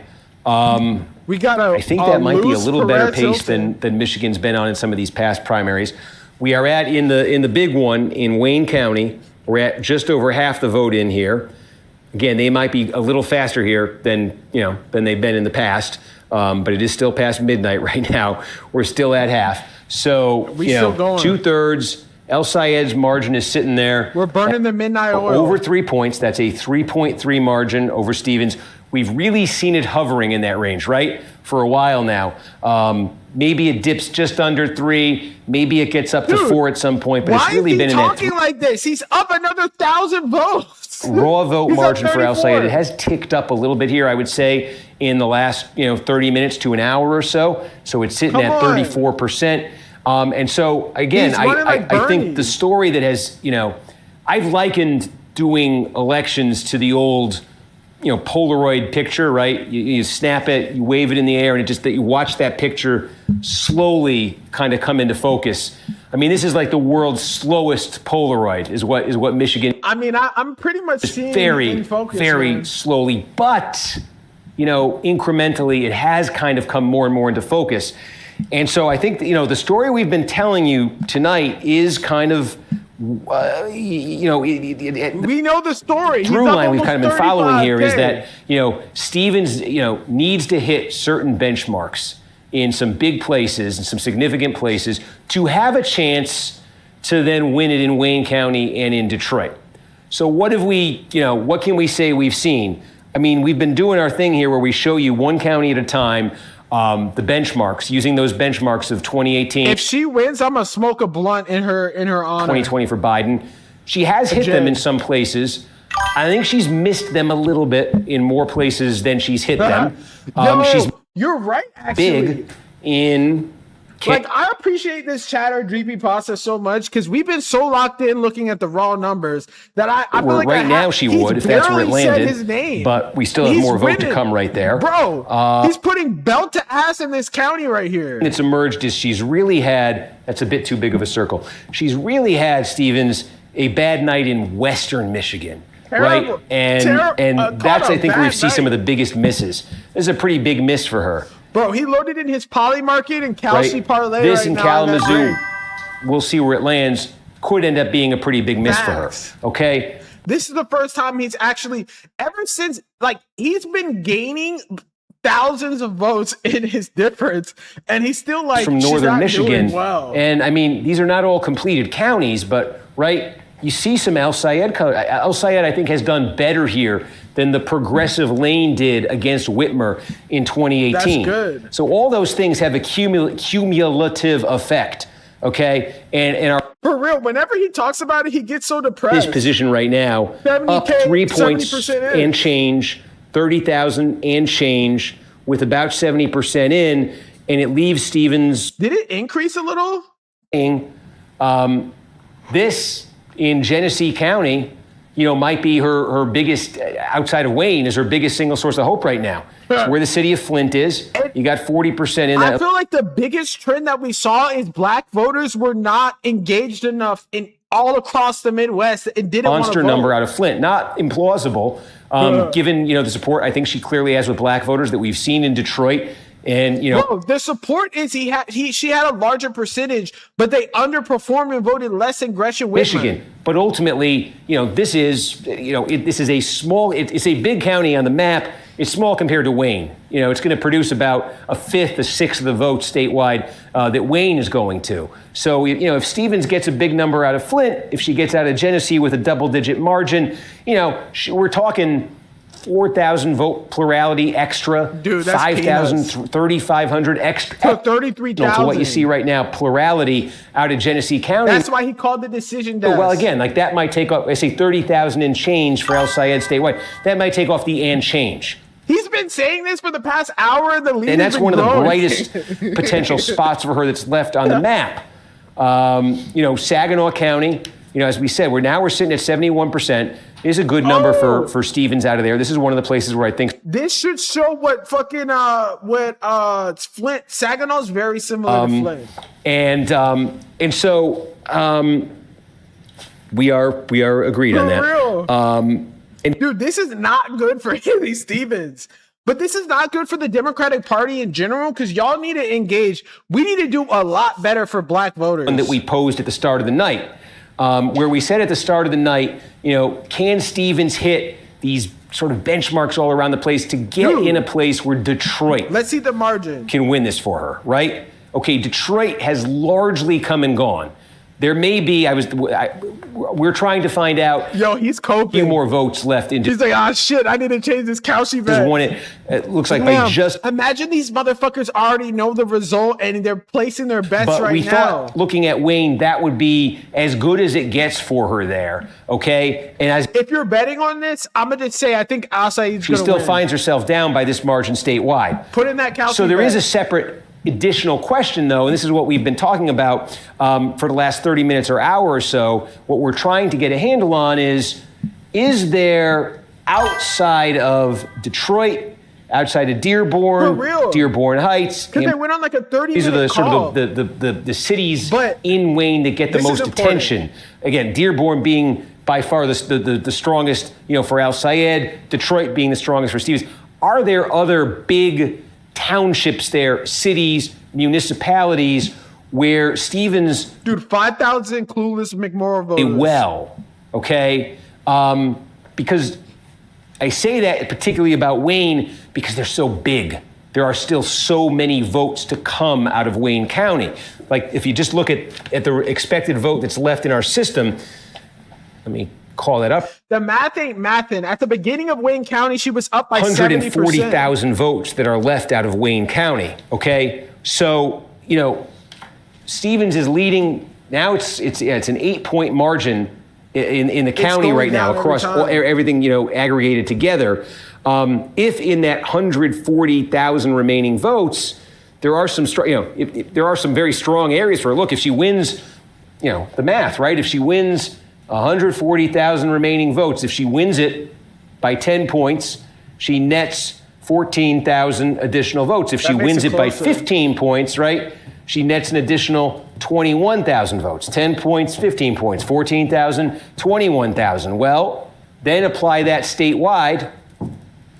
If she could knock 20,000 off, and if she has a big night, this is super 30, cool. Now that 3,000, 4,000, 5,000 in Flint comes in, now you're getting that Al Sayed number maybe under 10,000.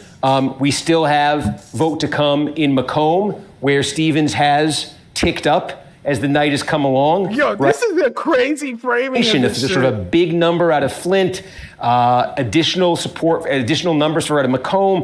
But it's going to be it would have to be some kind of surprise, I think, in Wayne. That is the thing. It's some strength that maybe wasn't, expected ahead of time. Yo, he doesn't even know what he's saying right now. That's going to offset this a little bit. From this doesn't even make standpoint, sense. Is Ingham County. The surprise was the voters did not show up in University, Detroit. Where we're now over half the vote. He's beating Stevens 2-1 here. Even if this remaining vote is Stevens friendly, I think overall what's to come is still going to help Al Sayed here. Right, so he's got more to come there, and what else?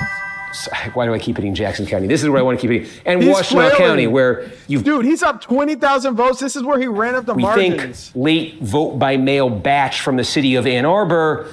That would be the other thing that I think would need to be a surprise here, right? I'm saying Wayne needs to produce some kind of surprise. I think the other thing that would have to happen maybe would be that vote by mail in Washtenaw being. I know we say Stevens is doing well with the vote by mail, but in Washtenaw, doing well in the vote by mail is probably only losing by a smaller margin than win it. Dude, she's losing by 30 fucking points. From Ann Arbor, it seems very, unlikely when you just think about what Ann Arbor is politically and sort of the ideological brick. Bro, he's tweaking. He's about to lose his house from his couch. That's the kind of thing. Those are the places where the big batches of votes are. There are a lot of other votes out there. A lot of that is kind of scattered. You're just kind of. It was a little scary, but I feel like it was scary earlier because we saw Cori Bush lose. We saw candidates in other states, but then we saw the dude from Lansing win, and I feel like that's definitely a good sign. I'm trying to show you there's a scattering, and I'm giving you ones that actually are pretty complete. But there are still obviously a lot left to be at 71%. But again, Wayne, we think 160,000. How much that is? 35-40% of what we think is left. Damn, bro, this dude got belt to ass. It's kind of sad. A surprise from Wayne. He got Wayne, the next biggest piece of it is what's to come in Macomb, where incrementally, Stevens might be able to make some gains there with what's left to come. And then the next biggest piece is Genesee, where again, Flint, she can make gains there. But then right after that, you got Ingham. And right after that, you got Washtenaw. Those are the biggest. Right there, if I just... Bro, acting like Flint, Michigan is New York City. 81, 1, like, it's big, but it's around the same Now we're size getting to like 70% of the remaining vote in the state. And then you do get into a lot of counties where there's 1,000 here, 3,200 there, 3,400 there. So, and we did just get something meaningful. What was it?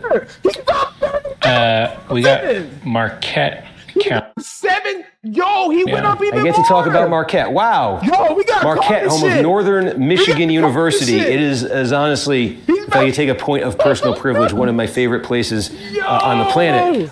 We got Marquette all at once. This is like the capital. Think of this as the capital. Dude, he's about to cry. What the fuck? Big for the UP college town. It's complete. I think it's not a surprise Al Sayed won here, but we can show you our benchmarks. Anyway. He said, wow. Wow. Yeah, Whitmer was 48 here in 2018. Biden got 50 here in 2020. Clinton 36%. But it's just. At what point are we going to call this? Because this is crazy, man. He literally is up almost 40,000 votes. But the ones that you say aren't the biggest ones collectively do add up. And you're seeing it again here. Bro's going to be like, well, if he in Detroit, if she spawns 50,000. Wait, what the fuck? She's gonna be like in Detroit.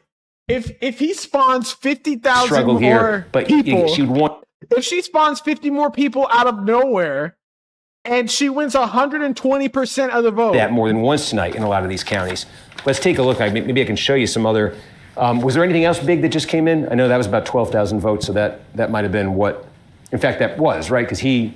Yeah, that was 2,800, and he went up to, that was basically what just happened there. So that's what just happened now. So I sit here talking about, what the city of Flint could do for Stevens, could be thousands of votes. Way up in the UP, the city of Marquette, right, just gave Al Sayed a couple thousand vote pad plurality over Stevens, right? Dude, she's done. I feel like she might be done. I want to just show you a couple more of these. Bro. Honestly, basically, I know he's kind of like putting together the picture, but this dude is fucking like he's talking about Flint, Michigan, when he should be talking about the Upper Peninsula. Bro, stop, of significant size, Ottawa, Western Michigan. I took you through that one. Stevens missed, I think, significantly there. Missed a target, I think. No, he's placing his bet right now. He's on couch. He's like, let's see. Yeah, I just showed you Marquette's one of them that's decent size. Let me just we showed you Bay, type this in. Where the Stevens number was actually good. On X real fast. See, it's not uniform. That's what's made tonight challenging. New York Times. You start saying, oh, she missed here, she missed here, she missed here. They add up. What? She hit this one. She hit that one. I mean, you are seeing those too. Wait, why are we getting calls? New York Times estimates Al Sayed will win the Michigan Senate primary. Benchmark from 2018, she did outperform dramatically Whitmer in Detroit. Is this just like a They're just We betting. did just Okay, never mind. Yeah, I think this was. They didn't call it. That was just like a prediction, I guess. One of those prediction things that New York Times This does. one just came in. They haven't called it though. Yes, we did just get I clicked on it accidentally. But Berry County, okay.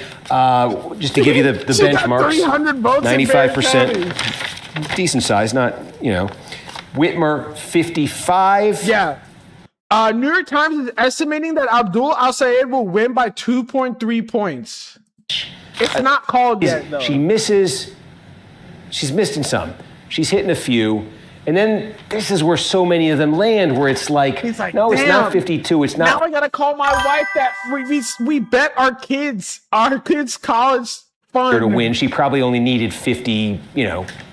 She needed lower than that. Biden didn't need 50. He probably only needed 50 here if there was a uniform swing. So maybe there's a lot of counties where you find yourself looking at the numbers and saying that about Stevens, like.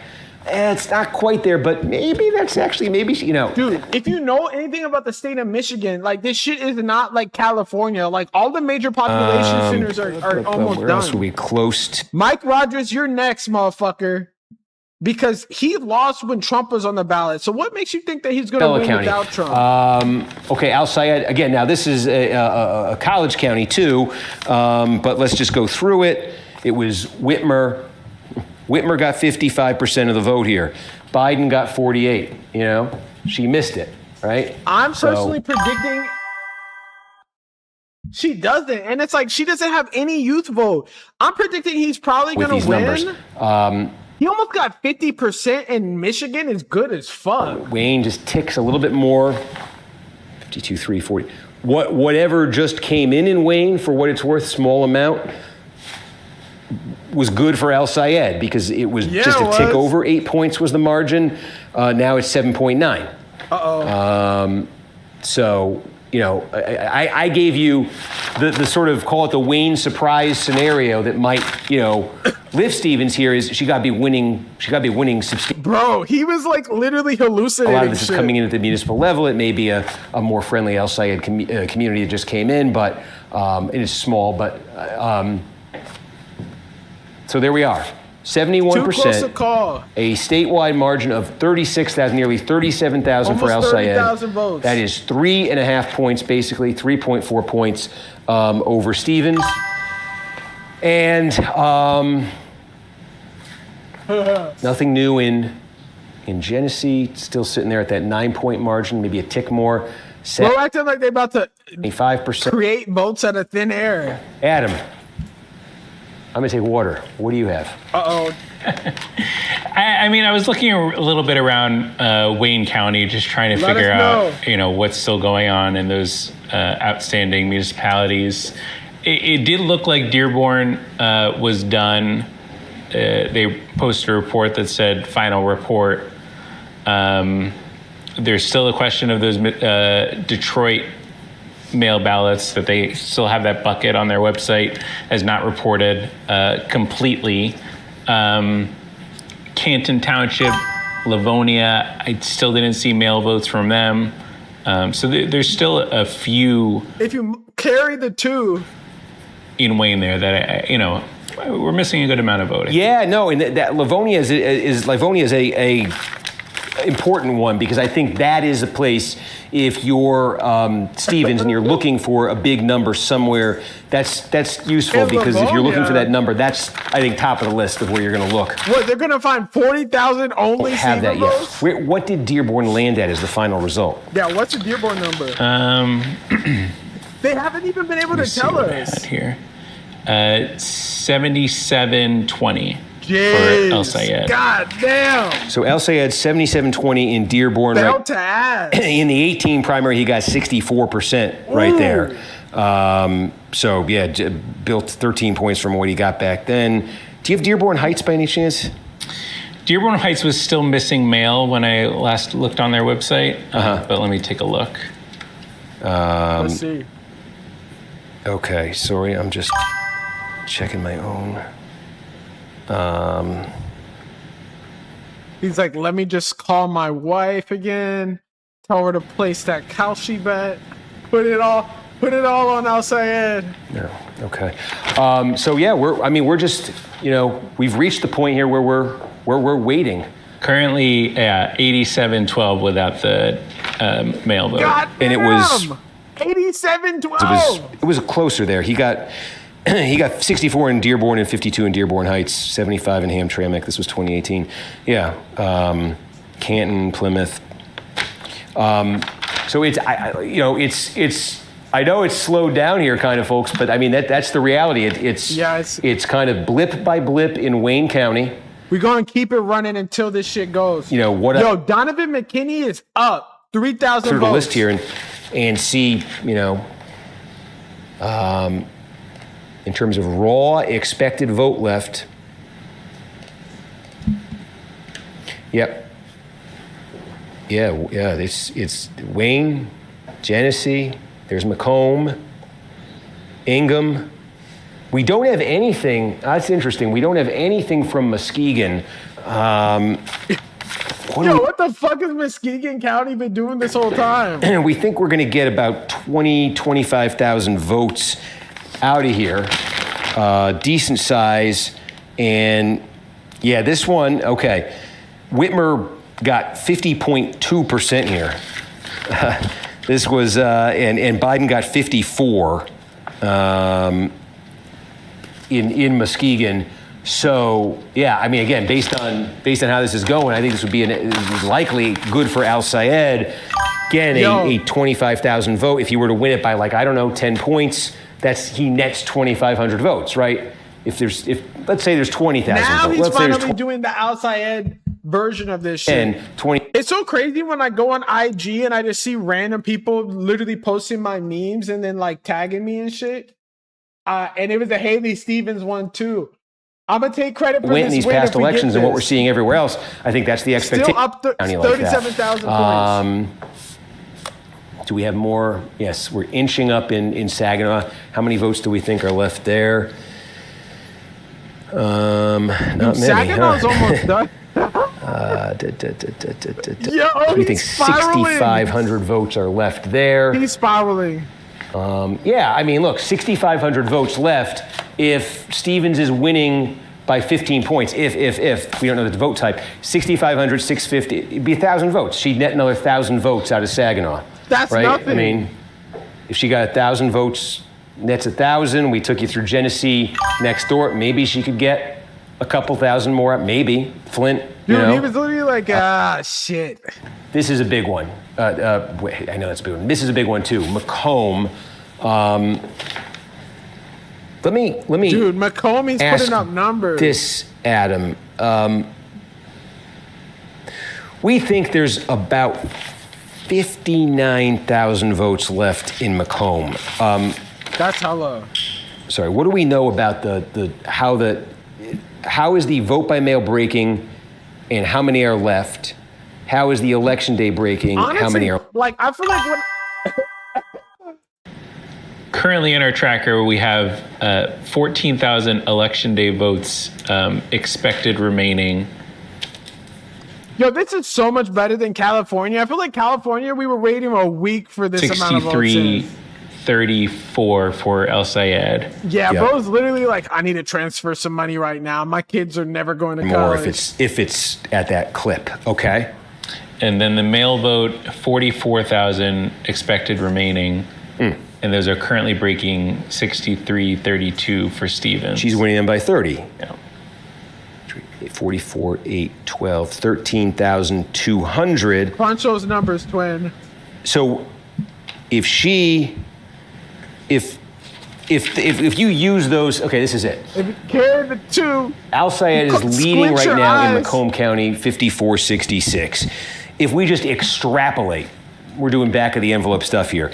If we just extrapolate from what Adam just said, then from the remaining election day vote, Al Sayed gets a plurality, an additional plurality from that batch of 4,200. Stevens, from the much larger batch of vote by mail, gets a plurality of 13,200, right? A difference of 9,000 for Stevens. So then at 54-66, right, that would be 35-34. She would end up winning the county by 3,534 votes, if that were to happen. But the other way, the real way to look at that is from where things are now to the finish line. How did he get to netting this? an additional, she would have a net plurality of 9,000 votes. So that, if that were to happen, right, 9,000, she'd knock that down to 28. Right, we said Saginaw, she might be able to get it down to 27 if it's 1,000. In Flint, if you said 4,000, she gets it down to 23. Now that has to be countered by, we showed you. We think Muskegon, maybe Al Sayed wins that by about 2,250. That puts him back up to 25. We still have a lot of vote to come. This is a, I don't know the dagger, but this is a real bad thing if you're Stevens. He really is. Like, he sounds like a Stevens consultant. Left in Ingham, and I mean, just conservatively, if you said, 20-point margin for Al Sayed. With 25,000 left, that would be a 5,000 plurality for him. That would put him back up to 3,000, right? Just working through those counties. We, working through Macomb, through Saginaw, through Flint. What else is left? He kind of be pretending that in all these other counties, outside you're looking at. You got 20,000. We think 20,000 votes left in Washtenaw. I say, is there somehow Stevens pulls a rabbit out of the hat with the late vote by mail there? I think she kind of might need to. Is she going to steal the election?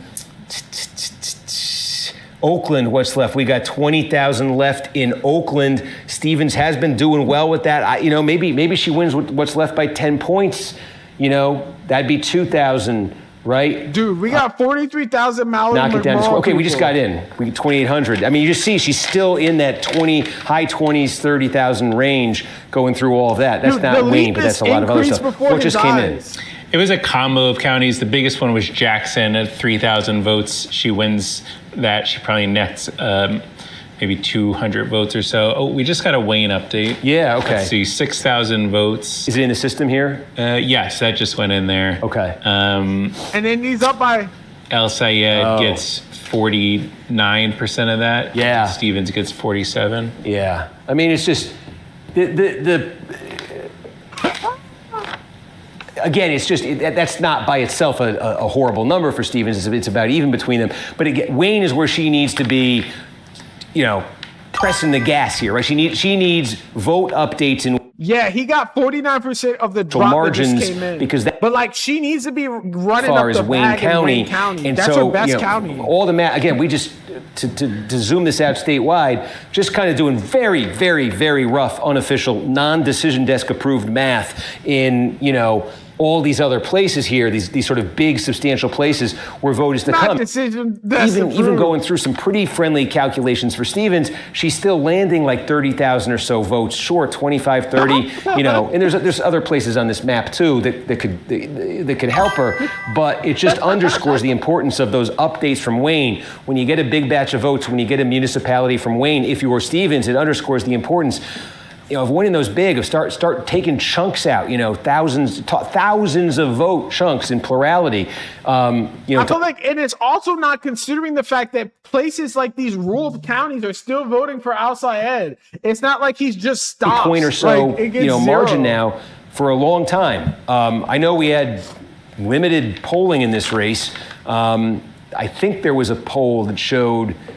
We just got something huge. What do we get? We just got a couple updates. Yeah. So we got Macomb with 18,000 votes. We got Kent with 4,000 and Clinton with another 4,000. Okay. So Kent, there was more in Kent. And another Wayne, 4,000. Yeah. Okay. I do want. She gained like less than 1,000. Kent is done, and now we say a couple thousand more came in. When we put it at 95% on here, when the decision desk puts it at 95%, it usually means they think it's done, but they want to check. And sometimes when they check, there were more. But now, look where we are. It marginally brought Stevens up, but only to 35%. Again, we talked about her needing like in the 40s. I'm sorry, what else came in there, you said? Yeah, she's nowhere near that And Ken still says it doesn't have all their dots saying fully reported yet, so there could be more. Okay. Macomb was the biggest one in that one, 18,000 votes. Okay, and can I say, by the way, that the fact that we keep getting more and more out of Kent, high turnout. high turnout in a pro Al-Sayed place. We got more out of Macomb. Have they categorized the vote that we got? It was clearly good for Stevens. Yeah, she wins that batch. Let's see. She gets 57% and Al-Sayed gets 39%. And how much was it? 18,000. 18,000, and we said... Yeah, and he's like, I lost everything in the betting on Macomb County. Vote by mail. We said before this that 44,000 vote by mail were left. Mm-hmm. So this got to be vote by mail, obviously, I'm guessing. Yeah, I mean, it still says happen for vote by mail. Well, no. Yeah, I mean, that would leave 26,000. Right. Yep. Right, 20. But now it evens out a little bit. Sorry, I'll go back to statewide, but I think that's useful information on Macomb. That would leave 26,000 vote by mail, give or take, out of Macomb. 14,000. Yeah, this is crazy. Election day, so it's more of a 2-to-1. And are you able to update how the vote by mail is breaking with that factored in? In Macomb overall? Yeah. 63-32 for Stevens. Stays level. So that the math that we did in Macomb, we get a big update of the vote by mail. The math we did basically still stands in terms of that. You mean those scribbles you wrote down? Remember, we were showing you how if each county, if we were kind of extrapolating it, we said Stevens being on pace to get that 9,000 net from where we were. That's on pace with what we showed you. I just see it changed again. What do we get? Down by like a couple hundred. We got another Wayne County update, another 7,000 votes. Stevens went up a little bit more. Trying to pull it up, 54% to 43%. Okay, I have 7,000 votes. Yeah. Okay, so she's... It's not good enough, I don't think. So that nets out to 500 and change plurality for her. She needs to... So that brings it down under 35,000. Dude, 35,000 is so much for Michigan. I keep looking at this because there might be a few in here that offer. Yeah, Allegan County, we have a fair amount left in, but it's dead even there right now. We have nothing from that's tiny. What happened in? Yeah, I think that's a little telling, isn't it? What happened to my life? My wife's gonna leave me after this. Let me make sure I'm. Yeah, what was the number? I also gave you a message. Oh, thank you. I felt my phone vibrate. He said, "Put 10,000 on Al-Sayed." Afterwards, I just texted yes, you. I would love nothing more. We'll put that out. Dude, just tell us what it is. Okay. Yes. Yes. It was. Okay. And he spilled water all over it. It wasn't. It had nothing to do with the results. Actually, that was a behind the scenes. It definitely had to do with the results. What's the word here? Technical kind of thing. Okay. Okay. Did anything come in while we were doing that? St. Clair, another 400. Oh, we just got another 7,000 out of Wayne again. Oh, they're coming in fast and furious. What do we got?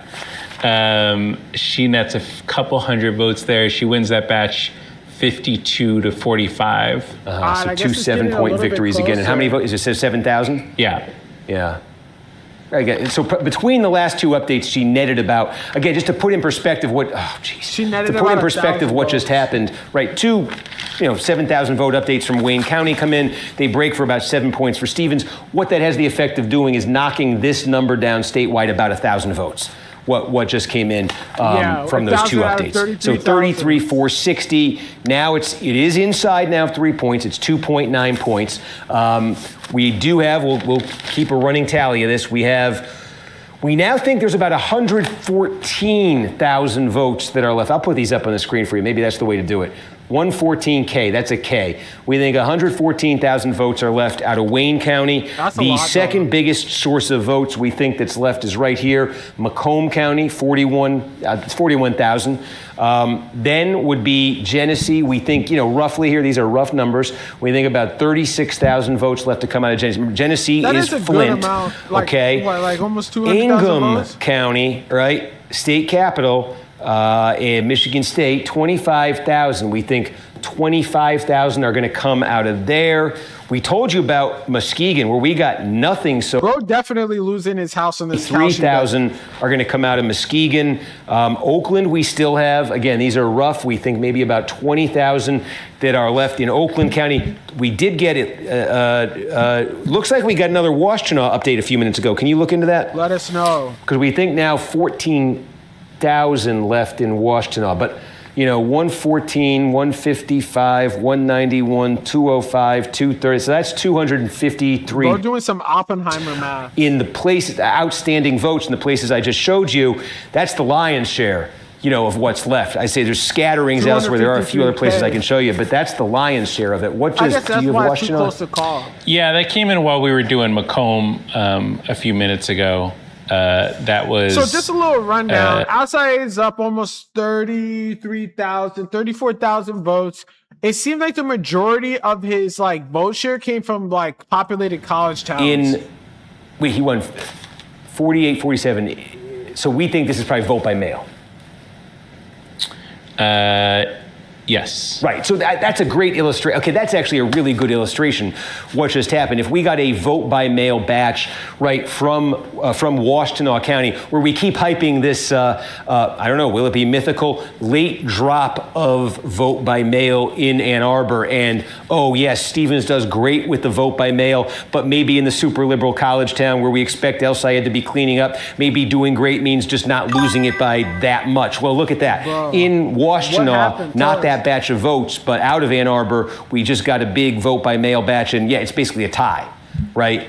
And so if it moves, okay. TLDR. So if that big final batch out of Washtenaw, out of Ann Arbor is a tie, it doesn't do anything for her. It doesn't move her forward or back. If Ann Arbor is to the left, Washtenaw is a very liberal county, but if Washtenaw, if Ann Arbor, University of Michigan town, is to the left of the county as a whole, then maybe that last batch, if it was a tie in the county as a whole, the vote by mail, maybe the last batch of Ann Arbor is to the left and is actually for El Sayed. So just I don't even know what the fuck he's talking about. A lot of hype around this final, potentially final vote by mail drop out of Ann Arbor.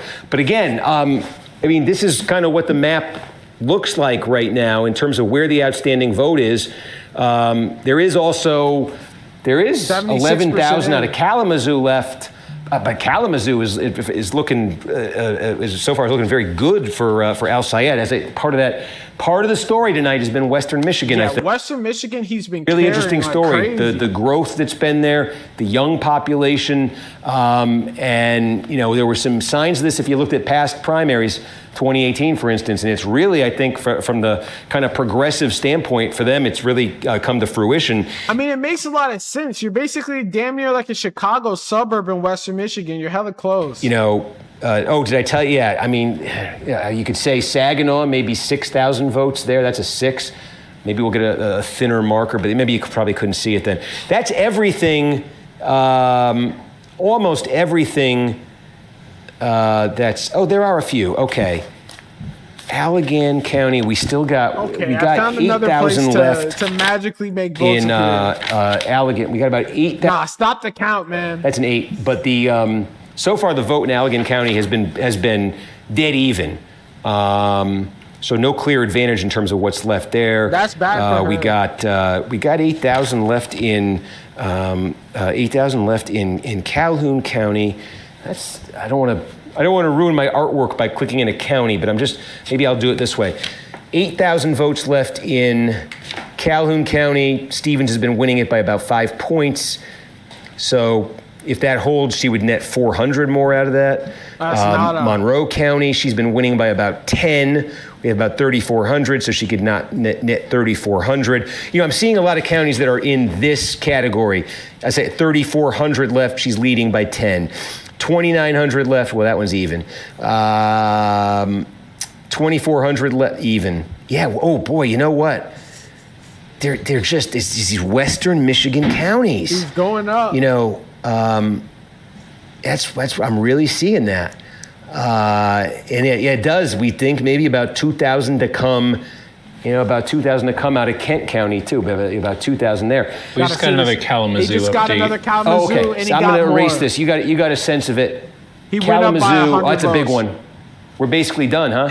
We don't have 11,000 votes left in Kalamazoo anymore. Well, I mean, he's up by we- 60. we've said this before, but I'm sorry, I get so excited when I just want to see 95, and when I see 94, Yo, I'm like, close. shout out Western Michigan. We could have more, but this is a probably close to complete picture of Kalamazoo. I'm just excited because I get to do my favorite game of the benchmarks. Whitmer, 2018, 48% in Kalamazoo. Biden, 2020, 47%. Did they make this thinner? potentially. It seems thinner. Maybe it's late at night. And They work magic behind the scenes. If they did, thank you. 38 for Clinton. Right. I mean, she's a point ahead of there's Clinton. Stevens at 39. It's that Clinton number. The Clinton number, we've told you all night, was largely offset by a giant number out of Wayne. And we can tell you that whatever Stevens gets out of Wayne, she's not getting the Clinton number out of Wayne. No. And so, it's another Western Michigan miss for Haley Stevens. That's a story tonight. Yeah. We just got to update 8,000 votes. This is good for Stevens. Yep. She wins this 59-37. 22 points, 59-30. Yeah, this my guess without knowing is we might be getting Flint now.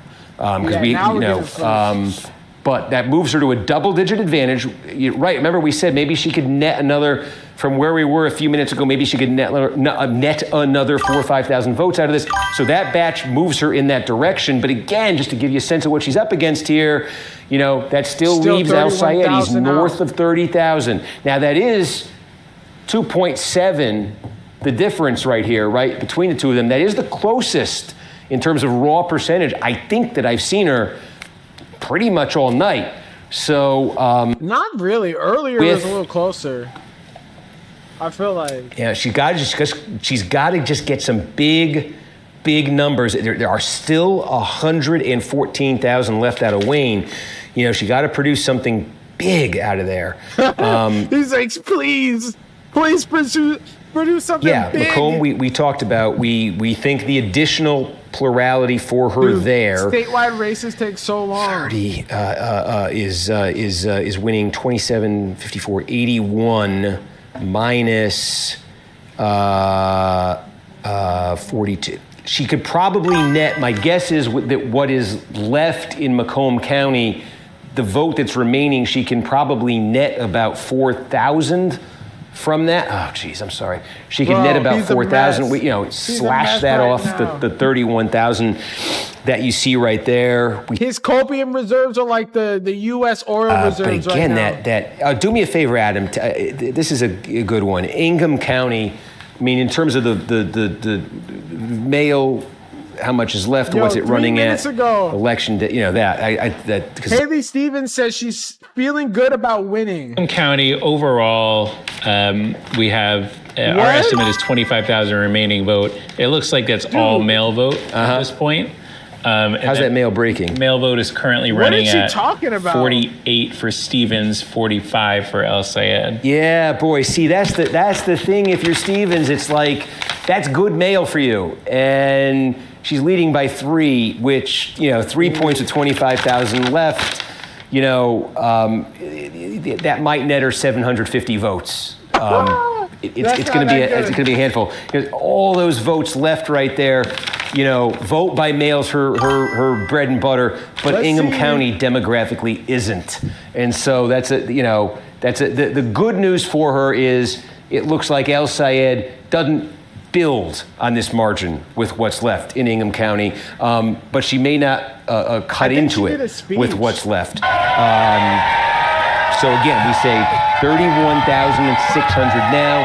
I could see Macomb slashing that down to about 27. Genesee, with 27,000 left.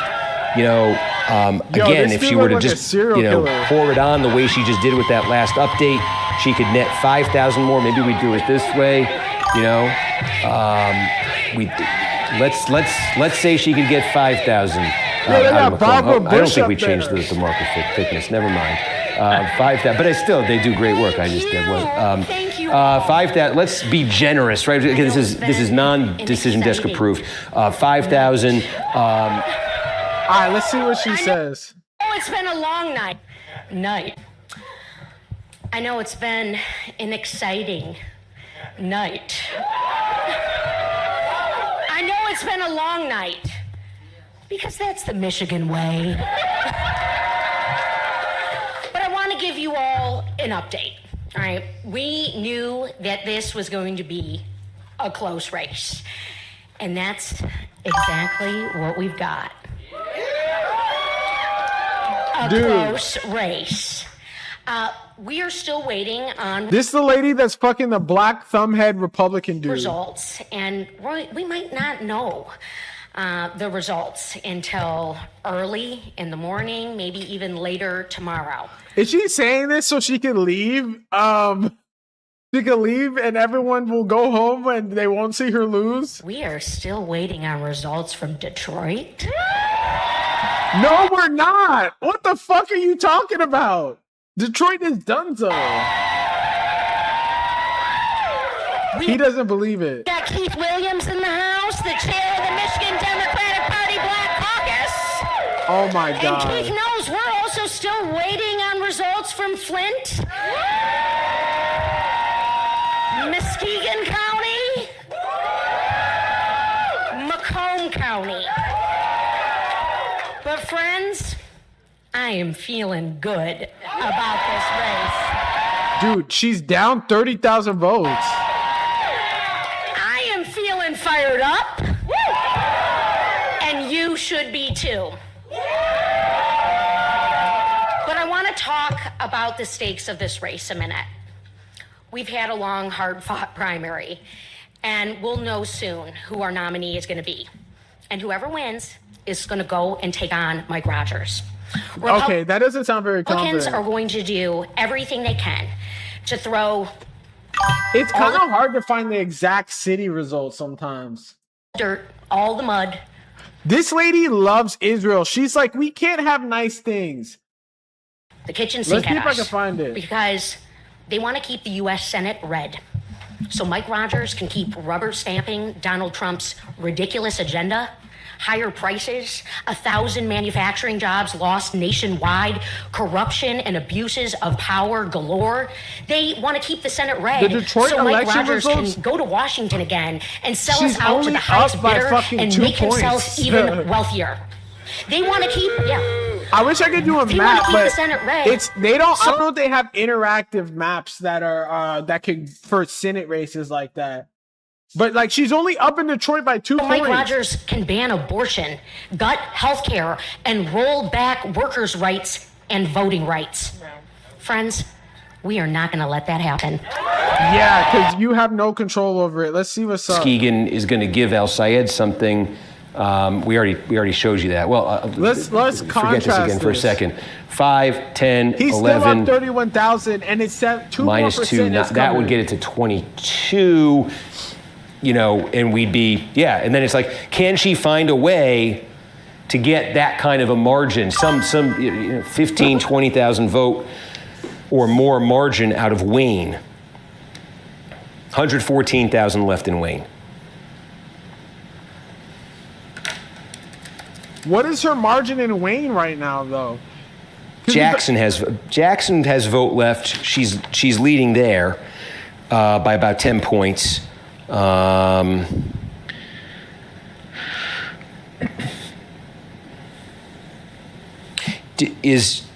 you able to see Jackson County where we are in terms of like vote by mail versus election day? What's left? It's so funny seeing the contrast between this. Yeah, it looks like we're about 30% in for all of our buckets there. So mail and all right, let's go back to her. So, Michigan, we are not going to know the results for just a little while. And I think we'll have a pretty good idea. The Congresswoman from West Michigan, everybody. Dude, what are we talking about? Where is this Congresswoman from? Because she was dick riding Haley so hard, and she lost West Michigan like crazy. Hillary Scholten. Let's see Hillary Scholten.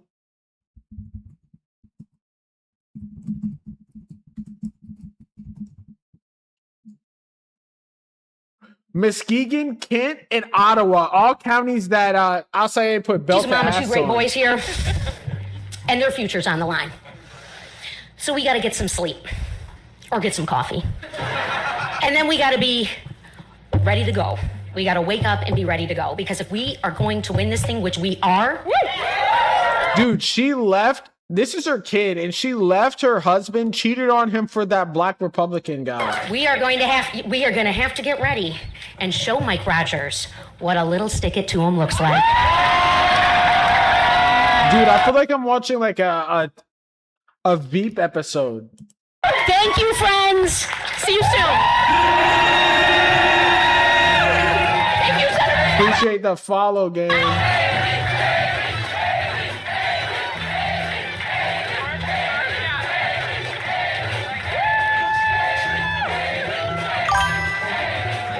Dude, the thing about being a Senate candidate is hard. It's like a whole like fucking statewide race.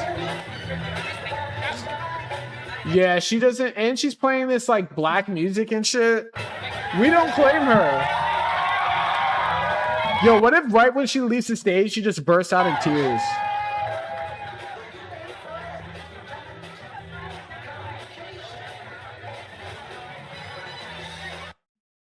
Let's see what's up.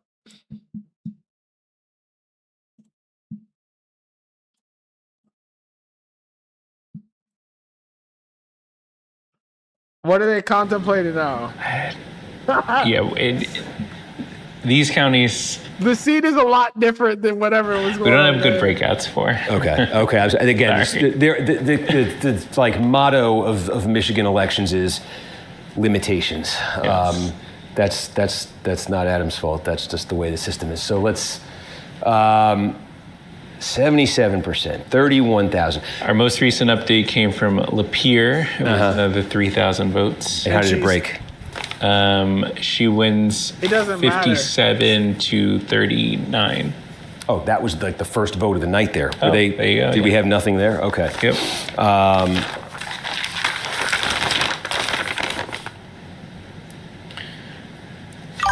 Yeah, she's right. I mean, 57 is right in the middle of the benchmark for her there. You know, it would be Whitmer 62, Biden. Straight up, it's a funeral on here. They were dancing off the stage and shit like they did something. That vote was, what do we know about the vote there?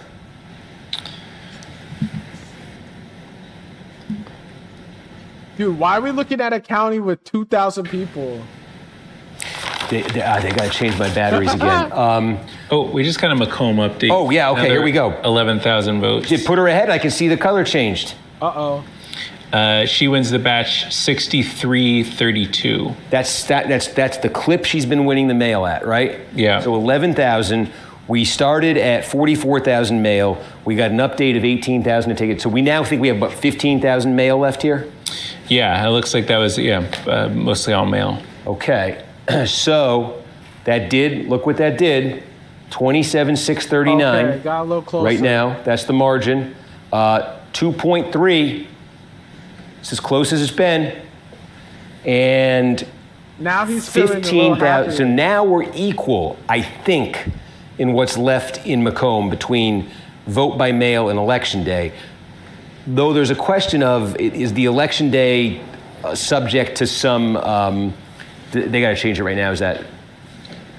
Okay, folks, they're just changing the battery. If you've waited this long, I don't need to tell you to wait 90 seconds more. Dude, 79% is in. It's going to be close. I think.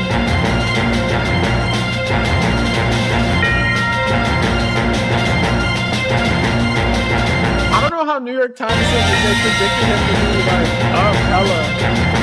This shit close as hell.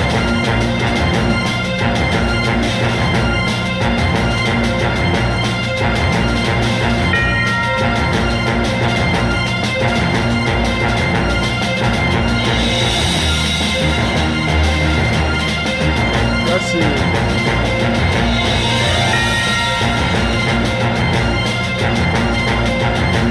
Dude, this shit is wrong.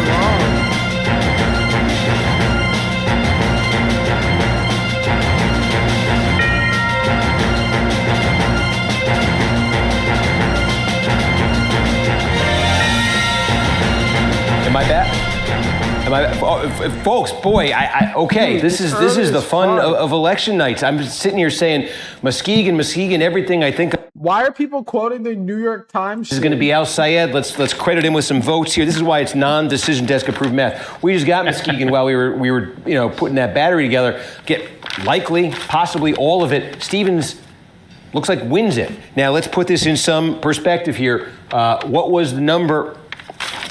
Yeah, this is going to be close. What was the benchmark here, right? Our benchmark game, maybe she was on to something here doing that was dance 50.2, okay? And the number for Biden was 54, and Stevens lands at 51.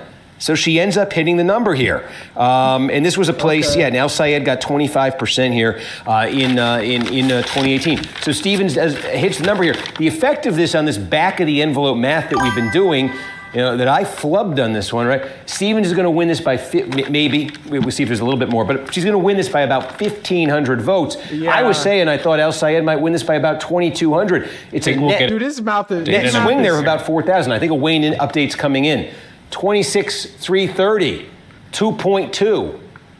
Getting interesting. Wayne? Oh, now he's getting happy. Fuck this dude. You say something coming in? I think it's coming in, yeah. Oh, God. But we got to wait. God. Stick on the statewide number. Stick on the statewide? Oh, yeah. Or, yeah. If something from Wayne's coming in, you want to watch this. Okay. We said she needs something big from Wayne. Okay, this is going to be that important. That would be the difference maker. This is going to be something the difference from Wayne. maker. En route. Yo. Adam knows something. He's like, please, President Trump, save us. I do think it's gotten very interesting seeing Washtenaw and Ingham maybe be neutral. Is that it? Yeah. It was flat. Yeah. Well, how much was it? 13,000 votes. 49 to 48. He's like, shit, I'm losing my house. So where you saw an update on their site? I'm just trying to. Weirdly enough, it popped into. Like, are you sure there's not like 100,000 more votes? Popped into the statewide race, and that's where I saw it. And there was more vote in that House race. If you want to look at that. Yeah. Because it was Donovan McKinney. So got up to 25,000 votes. Donovan McKinney's up. Let's go. Yeah. I think this is a pretty good sign though for outside. Sri Tanadar has kept this close. I think a lot of people thought this would look different than it does right now. No one thought this, bro. He's the incumbent. 3,000 vote advantage again. The DSA taking on the ex-DSA in this Detroit-Wayne County-based district here. But back to what are we talking about? This thing we have been watching all night, and it has now gotten someone else just came in. Yeah, we got an Oakland update, 7,000 votes. So it puts us at 95% in. We'll check on what's going on in Oakland. But she went by global amount. You mean like the statewide amount? Wondering we were doing the absentee election day. That is something that they have trouble with because then he'll be like, oh, that turnout's actually for Stevens more. In Oakland. This might be it for everybody in Oakland, but Stevens. Gets to 52. We said she needs to get into the 50s. Remember, she was there at, I think it was, she led by 2 early. She was under 40, under 50. She ends up at 52, right? And just again, to put this in some perspective here, in the second biggest county in Michigan, where she lands here in terms of... That's a good question. And they have gotten tripped out over this because they sometimes aren't able to know that the turnout is more. The one that still says partially reported is Southfield. So that's interesting. So they're saying more. Yeah. And again, it could be, because when we put this up, that's Decision Desk saying we're reaching the numbers that we've established as the benchmark, as the expected... But now let's see. So that as you've seen, it can be subject to change. We're getting real close. May not be it. But again, 54 was the Whitmer number. I mean, Oakland was like her best county for real. Was the Biden number. So yeah, this lands, 52. But look, the bottom line here, you do benchmarks all we want. Close. We're looking at a race right now that's basically 24,000 votes and change, is now inside of 2 points. That is... Yeah, I don't know why they don't say the turnout data straight up. Like, they literally just say the raw percentage and don't even tell us we just got the more total amount. Doesn't look like it's too much, but somewhere. Jackson. We got 1,000 from Jackson. 3,000 from Jackson and 1,000. So she basically took down the lead by 10,000. Yeah, sure. We're working our way there in Jackson. It's basically a tie in that county right now. And you say we got more Macomb. Mm-hmm. Okay. How many and what was the break? It was 1,000 votes. It looks like it was mostly male, and it broke 57-39 for Stevens. Okay, so that lead. Yeah, that's probably true. I need to look into that. I feel like a lot of times though, I usually just mute when they're talking, and like I've just been not lazy, but like because I still like hearing what they're saying. Because a lot of times it could be an update. I've been like letting them talk at the same time, but usually, yeah, I might have to look into that for real. We said she needs big breaks, big numbers from Wayne. That's the kind, a 26-point margin for Stevens in that update from Wayne. That moves this down. Oh my goodness, moves this down to 22,765, 1.8. I'm just going to flag one other thing while we talk about that, and that is where the remaining vote is in Macomb right here. So again, we think now, with that update Adam just gave you from Wayne, we think there are 95,000 votes left in Wayne County, okay? We think the second biggest outstanding source of votes is 29,000 in Macomb, okay? And I want to pause on Macomb because a while ago, we looked at the remaining vote there. There was obviously a lot more, and it was heavily imbalanced. It was heavily vote by mail left with some election day. Everything that has come in since then has been vote by mail. It's why Stevens has the lead now. The color flipped there in Macomb a while ago. Okay, it's been very pro. But based on the classifications that we get in our system of this vote type, that 29,000 left is split now between vote by mail and election day. Now, does that, and the way the vote by mail and the election day have been running in Macomb, they would cancel each other out. If what remains looks like everything else that's come in Macomb, they cancel each other out.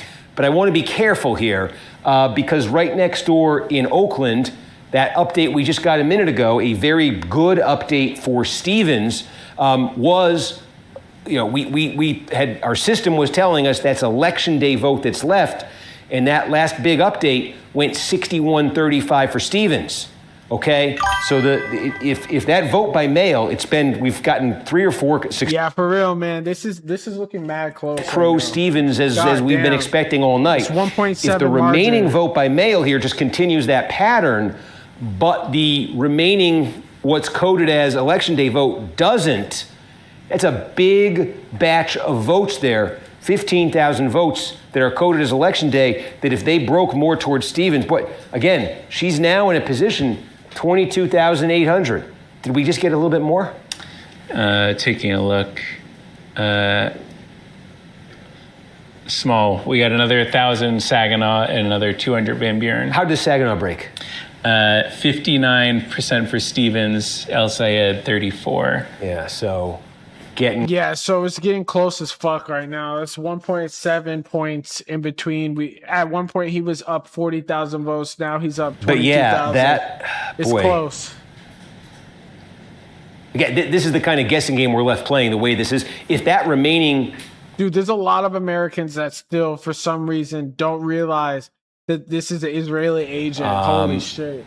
If right now we think there's about 15,000 vote by mail left, right? And 14,000 of what our system is coding as election day, okay, right? And we've been seeing in Macomb County that the mail's been running about plus 30 Stevens and the election day's been running about plus 30 Al Sayed. That would, cancel each other out. And basically what you're seeing in Macomb now is what it would be. But again, that what we just saw in Oakland is getting me thinking here, is there a chance that what's coded... Is there a chance I won't lose my family off this poly market? If it behaves like that vote we just got from Oakland at the very end there and is pro-Stevens, right? It was 26 points pro-Stevens, what we just saw. If it ends up looking like this is an if. This is non-decision desk approved, but this is just, if it ends up looking like this, then that remaining mail, okay, at 15,000, would net a new plurality for Stevens of about 4,500, okay? But then that would also be that'd be over 4,000 votes for Stevens there too. That would net her like an additional plurality of about 8,000 votes out of Macomb. That would be more than a third of what this is a huge if. This is just, we are left with this kind of speculation just given how... I mean, it was like a crazy dump. I don't need to explain it. Everything you've been seeing tonight, all these blind spots we're operating with. But what we just saw in Oakland, to me, raises a question about what's still to come here in Macomb. And if what's to come in Macomb defies our expectations and our classifications, and that can happen, that's a big batch of votes right there. Bro, straight up hoping and praying. Make, big gains, big strides in a win. We just saw her make one like a second ago. And the other thing we've been seeing. Oh, it just let's updated. See here. It just updated. We just got another Kent update. No. Yeah. 1,500 votes. El Sayed, 54%. It's still about 41%. Okay, so 1,500. I mean, he nets about 160 votes out of that plurality. Do they still have more? Look at their website. This is like it keeps coming. Okay. Yeah. He's like, shit. 20, I might lose my 85. family. That must, that's a lot of that is what Adam just said from Kent County. We do have changes on the Kent County website. They say election day fully reported, early vote fully reported. Still waiting for maybe some mail ballots out of Kent County. Whoa. How much? I mean, Yeah, they really need to give the full total because bro keeps acting like surprised. Kent County's all in for quite some time. I know what this must be like, folks. I would hope. Fun? Yeah. It looks like the place that is partially reported is Grand Rapids. Yeah. So Grand Rapids mail. Which I remember seeing before, and it was fairly friendly for El Sayed. Sayed, okay, so these permutations and complications. Maybe it's pretty friendly towards him. I think that Macomb thing looms as a wild card to me, because if Macomb is a wash, it takes essentially 30,000 votes off the board and nobody gets any advantage from it. But if there's a chance Stevens gets a boot. Yeah, let's see what they're saying as a tail, honestly. Big chunk. And we think she's going to win half that big chunk by 30 points. That's why I'm saying this. I do kind of like the math, though, of what he's 24, doing. 151, 173, 180. They're not streaming anymore. Look, there are 6 counties left in the state of Michigan where there's at least 10,000 votes remaining. There's only 6 counties left. They are Wayne, where there's 95,000. Really? Macomb, that we've been talking about, where there's that 29,000. Genesee, where we think there's 27,000. Okay. Ingham, where we think there's 22,000. Wait, what? Washtenaw, where we think there's 14,000. And Oakland, where we think there's 14,000. Now, I told you why I think this is a big wild card. And I think in the context of these numbers, you can see why.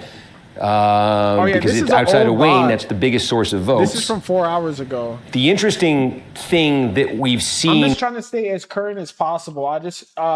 That was an old VOD. Like, they finished streaming because they were at the election party. Big El Sayed places left with more than 10,000. I want to make sure to stay updated with the numbers.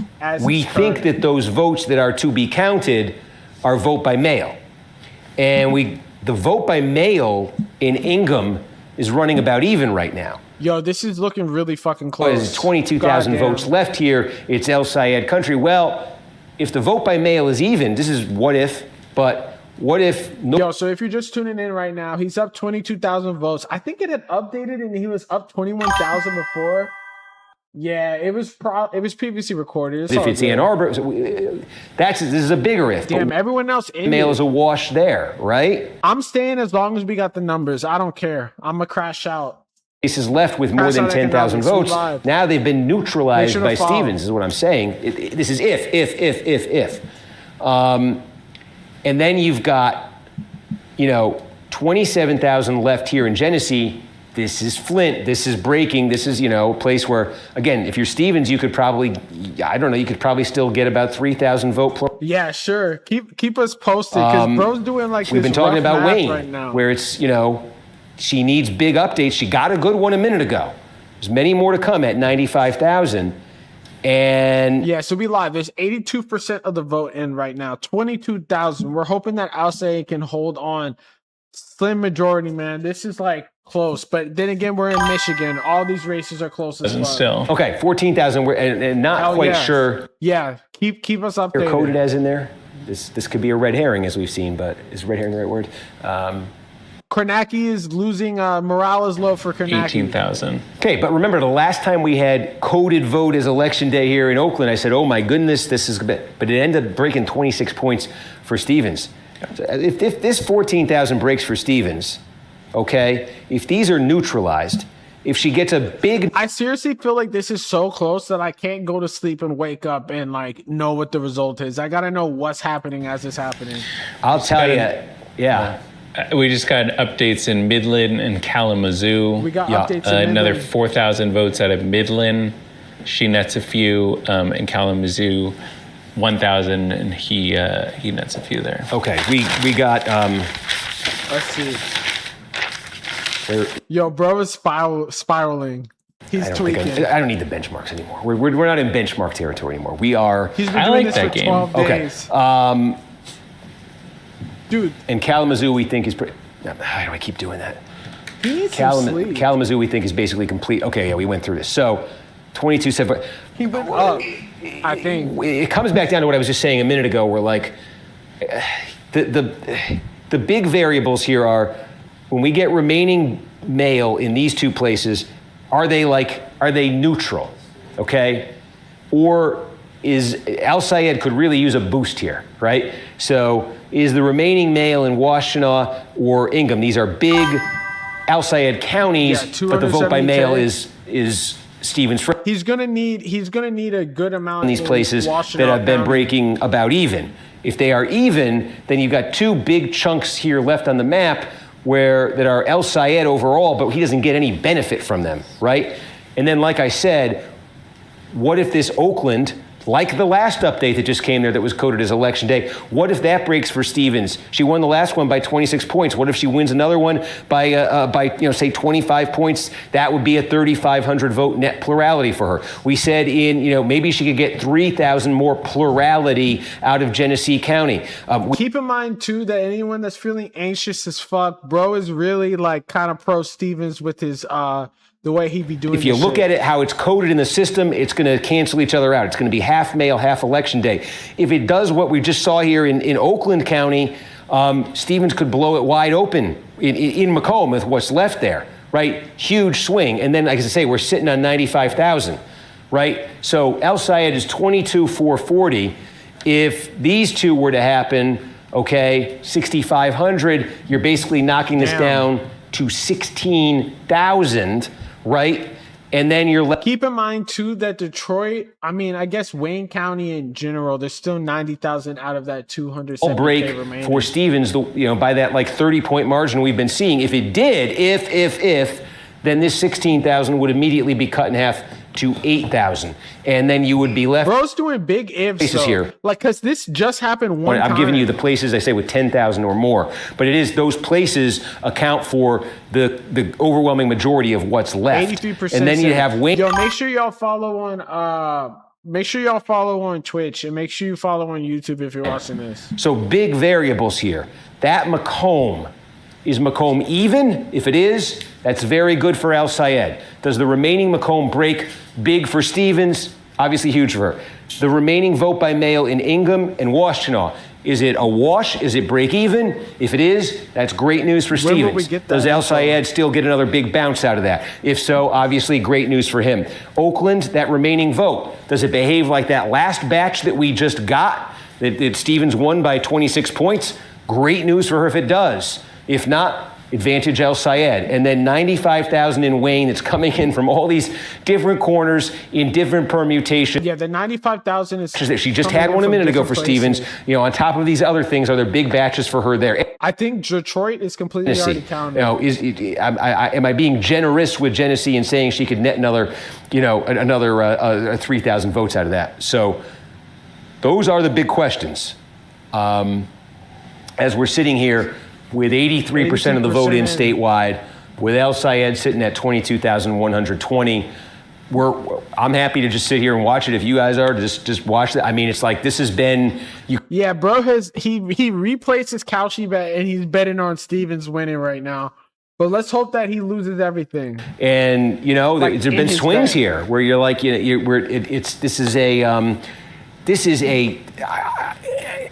of all the states we have been doing these primaries for, I think this is the most complex. The puzzle on this one is the most complex because it's just, as you've seen, nothing is straightforward.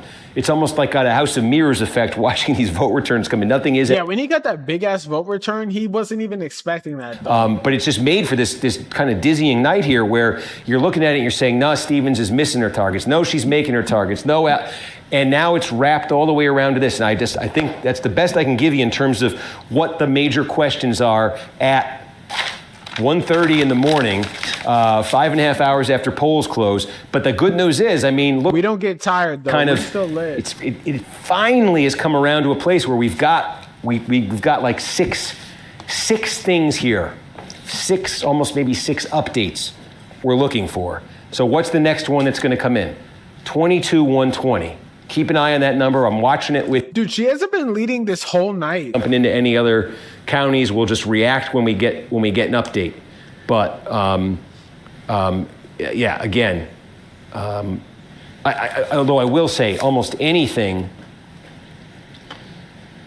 right now that. Yeah, this has been a crazy ass night. I mean, we've had some L's with Cori Bush losing. We've had some W's with McKinney's up though. Our friends in Kent County and Grand Rapids, we've been on we got to update. Does that mean something? We got to update. Yeah, no, she netted 1,000 more votes.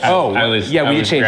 What was it? I see two counties, Monroe and Roscommon. Monroe gets maybe like a couple hundred votes, and Roscommon gets 600. Okay, and it nets out. That's the other thing that's happening. I have given you, as I said, the places with 10,000 or more outstanding votes that can, in one update, really move this needle or tell us something important.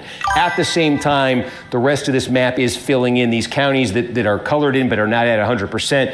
They are slowly. Where do you see the odds at? The winning odds are El Sayed is 65 in this zone. But what we are looking for here is anything that substantially moves this number in either direction.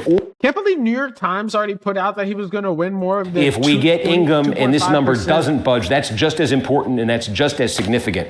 Something significant. It went down. What was it? Where did we get it? Genesee. We got more Genesee. Okay. So this is Flint. We've been saying, I said it's 19,000 3,000 or so out of there. Saginaw's 2% away. She got out of there. Stevens, again, she's going to win by almost 20 points. This is not 100%. That's wrong county. Oh my God, it's Saginaw. What an idiot I am. Okay, look at this, 78%, even more. The label Saginaw should have told me I was not in Genesee County. Okay, wow. Okay, thank you. We're back at. She's behind by 19,000 amount. That's only about 3/4 in, and Stevens just. I mean, we were scared earlier when he was down by. He was up by 4% for Stevens, 41% for El Sayed. Yeah, so that's about a 1,500 vote plurality for her. Again, with more to come. We said the math I was using there. Right, they're saying, boy, this could get really dicey here for El Sayed. The math I was using there said the remaining vote out of Genesee could it get her between 3,000, 3,500 votes. She just lopped off 1,500 right there in that update, still not at 80% in there. So again, that was one of our big ones. That's one of our big six. So she netted like 2,000 more votes? Although I think with that, I wonder what they're. 84% down to. Yeah, this shit's gonna be close as fuck, man. 48, 47.2. There are 6 counties over 10,000 here. We'll give an honorable mention to Calhoun County. which is right down here where we've got 7,500 votes left. Calhoun County, by the way, I guess it keeps changing. Stevens is leading there. I wonder if there's any more vote centers at outside. So, I mean, again, if she were to win, let's say by 10, the remaining vote in Calhoun, it would net 750 for her. It'd lop 750 off that total. But again, we've said, something, what was it?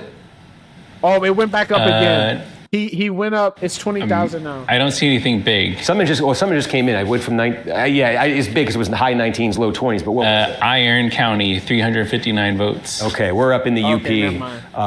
Iron. Okay. We just got a Wayne update. Okay. Whoa. It looks like it was a good one for El Sayed. Yeah. Wayne update. He's up 2,000 He gets more. 66%. Stevens gets 32%. Wow. Okay. Wow. And again, we're flying a bit blind on where these are coming from. That might be. There are some places there in Wayne that we know to be very El Sayed friendly. That might have been one of them, but that sets Stevens back. Now she's back at a 22,290. Dude, this is like watching a snail race. That leaves just okay. We'll sit on this. This is one of the craziest elections. I've been watching elections for a while, and this is one of the craziest ones. That still leaves 89,000 votes in Wayne, and as you can see, they're just sort of. Yeah, we got another Macomb update. 6,000 votes. They're spamming these. They're spamming these election results. Stevens 63%. Dude, this is going to be a nail biter. This is going to be close. Whatever the case is, stay safe. Crash Out Economics is going to keep. This is why I said Macomb is the swing here, because we're going to help you through this shit. That was coded as mail, I assume, or was it? Dude, he's biting his nails. He's like, I'm literally about to lose everything. Okay, so it's playing to type right now. According to what our system is saying, there's now more outstanding election day vote than vote by mail in Macomb County. But I'm just not sure how that election day vote, what's listed as that, is going to perform, because the other way of looking at this is, that leaves you, now we've got. Yeah, we got 23,000 votes left there. Now it's up 20,000. Breaks. We've seen 63-32, 63-30. We've seen 30-point wins for Stevens in these updates. And again, with 23,000 left, if she just kept doing that, 23-46, that'd be about 7,000 additional votes. She would, a plurality. She would knock that from 20 to 13,000. If it all breaks away, this is to me, in my mind right now, at least, it's a huge variable, because I think Macomb could be it could be a wash from this point forward. It could even be it could even net out to El Sayed's favor. That's a bit what the coding that Adam's given you is saying, but it hasn't been performing that way always. It certainly hasn't next door. Let's see an update just talking about the numbers. Breakdown of the Flint mail vote favors Stevens, but it's not nearly what she needs. She's only netting around 2,000 votes off of Flint mail and needs to overcome quite a deficit statewide. That was a couple minutes ago.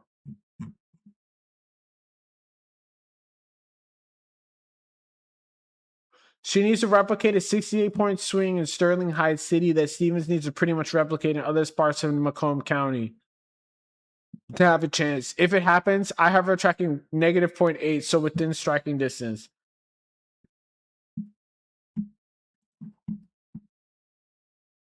Let's see.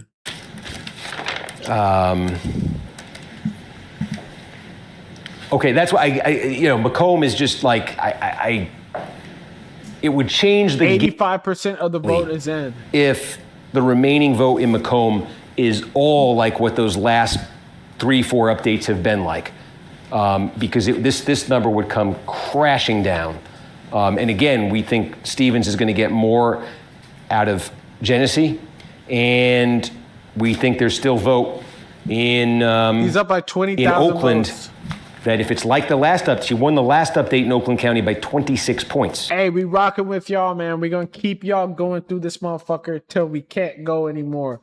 85% of the vote left. Outside, he just needs to hold on with this 20,000 votes.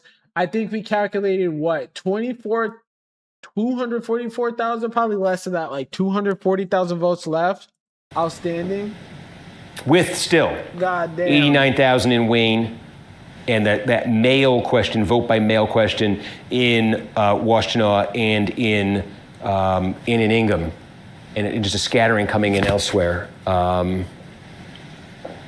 So we're just, like you, if you're watching this, we're just waiting for that number to budge and to see if it's from one of these significant sort of, I call them the big counties. They're also sort of the question answering counties right now. Yeah, we're still sitting at updated. I've been thinking about for the last little bit as we've seen El Sayed, sink below. Sorry, something just happened. Wayne County, another 5,000. Bro's tweaking. See how it broke. Yep. 53% for Stevens, 43% for El Sayed. Bro jumped. He was scared. Decent update for her. It knocks it. I mean, down 300 This is about as close as she's gotten so far. Just a shade under 20,000. Technically, the closest she's gotten is 17%. 4% statewide. Okay, 19,791 brings the number in Wayne to 84,000. 84,000 votes remain in Wayne. They've been. I think what I've been seeing in what areas of Wayne County? The pattern can change. I'm just going to circle this because again, this is the all important number right now. Every time that changes, we got to see. They've been kind of going back and forth, right? Trading blows in Wayne. So obviously it's a game. Shout out William Lawrence and Donovan. Together a series of really good updates there. Signs. But I'm so focused on. If I could know one thing right now, it's what is the entirety of that remaining Macomb County. Okay. 3,000 votes in Macomb County. What does the entirety of that vote look like? Because you can make an argument that it's going to. If you're watching this, make sure y'all all follow. Slightly favorable to El Sayed, and you can make an argument that it's going to be like a 7,000 or 8,000 vote plurality for Haley Stevens. And the difference in the context of this between those two possibilities, obviously, is enormous. And so that's. Of the things we're looking at here, that's the thing. If I could wave the magic wand and know right now, it would be that. So, any update is massive now. If we ever got 86, 87%, he went up to another Wayne update. There's another Ingham update. Let's go. 14,000 votes. As breaks for El Sayed, he gets 55% of them.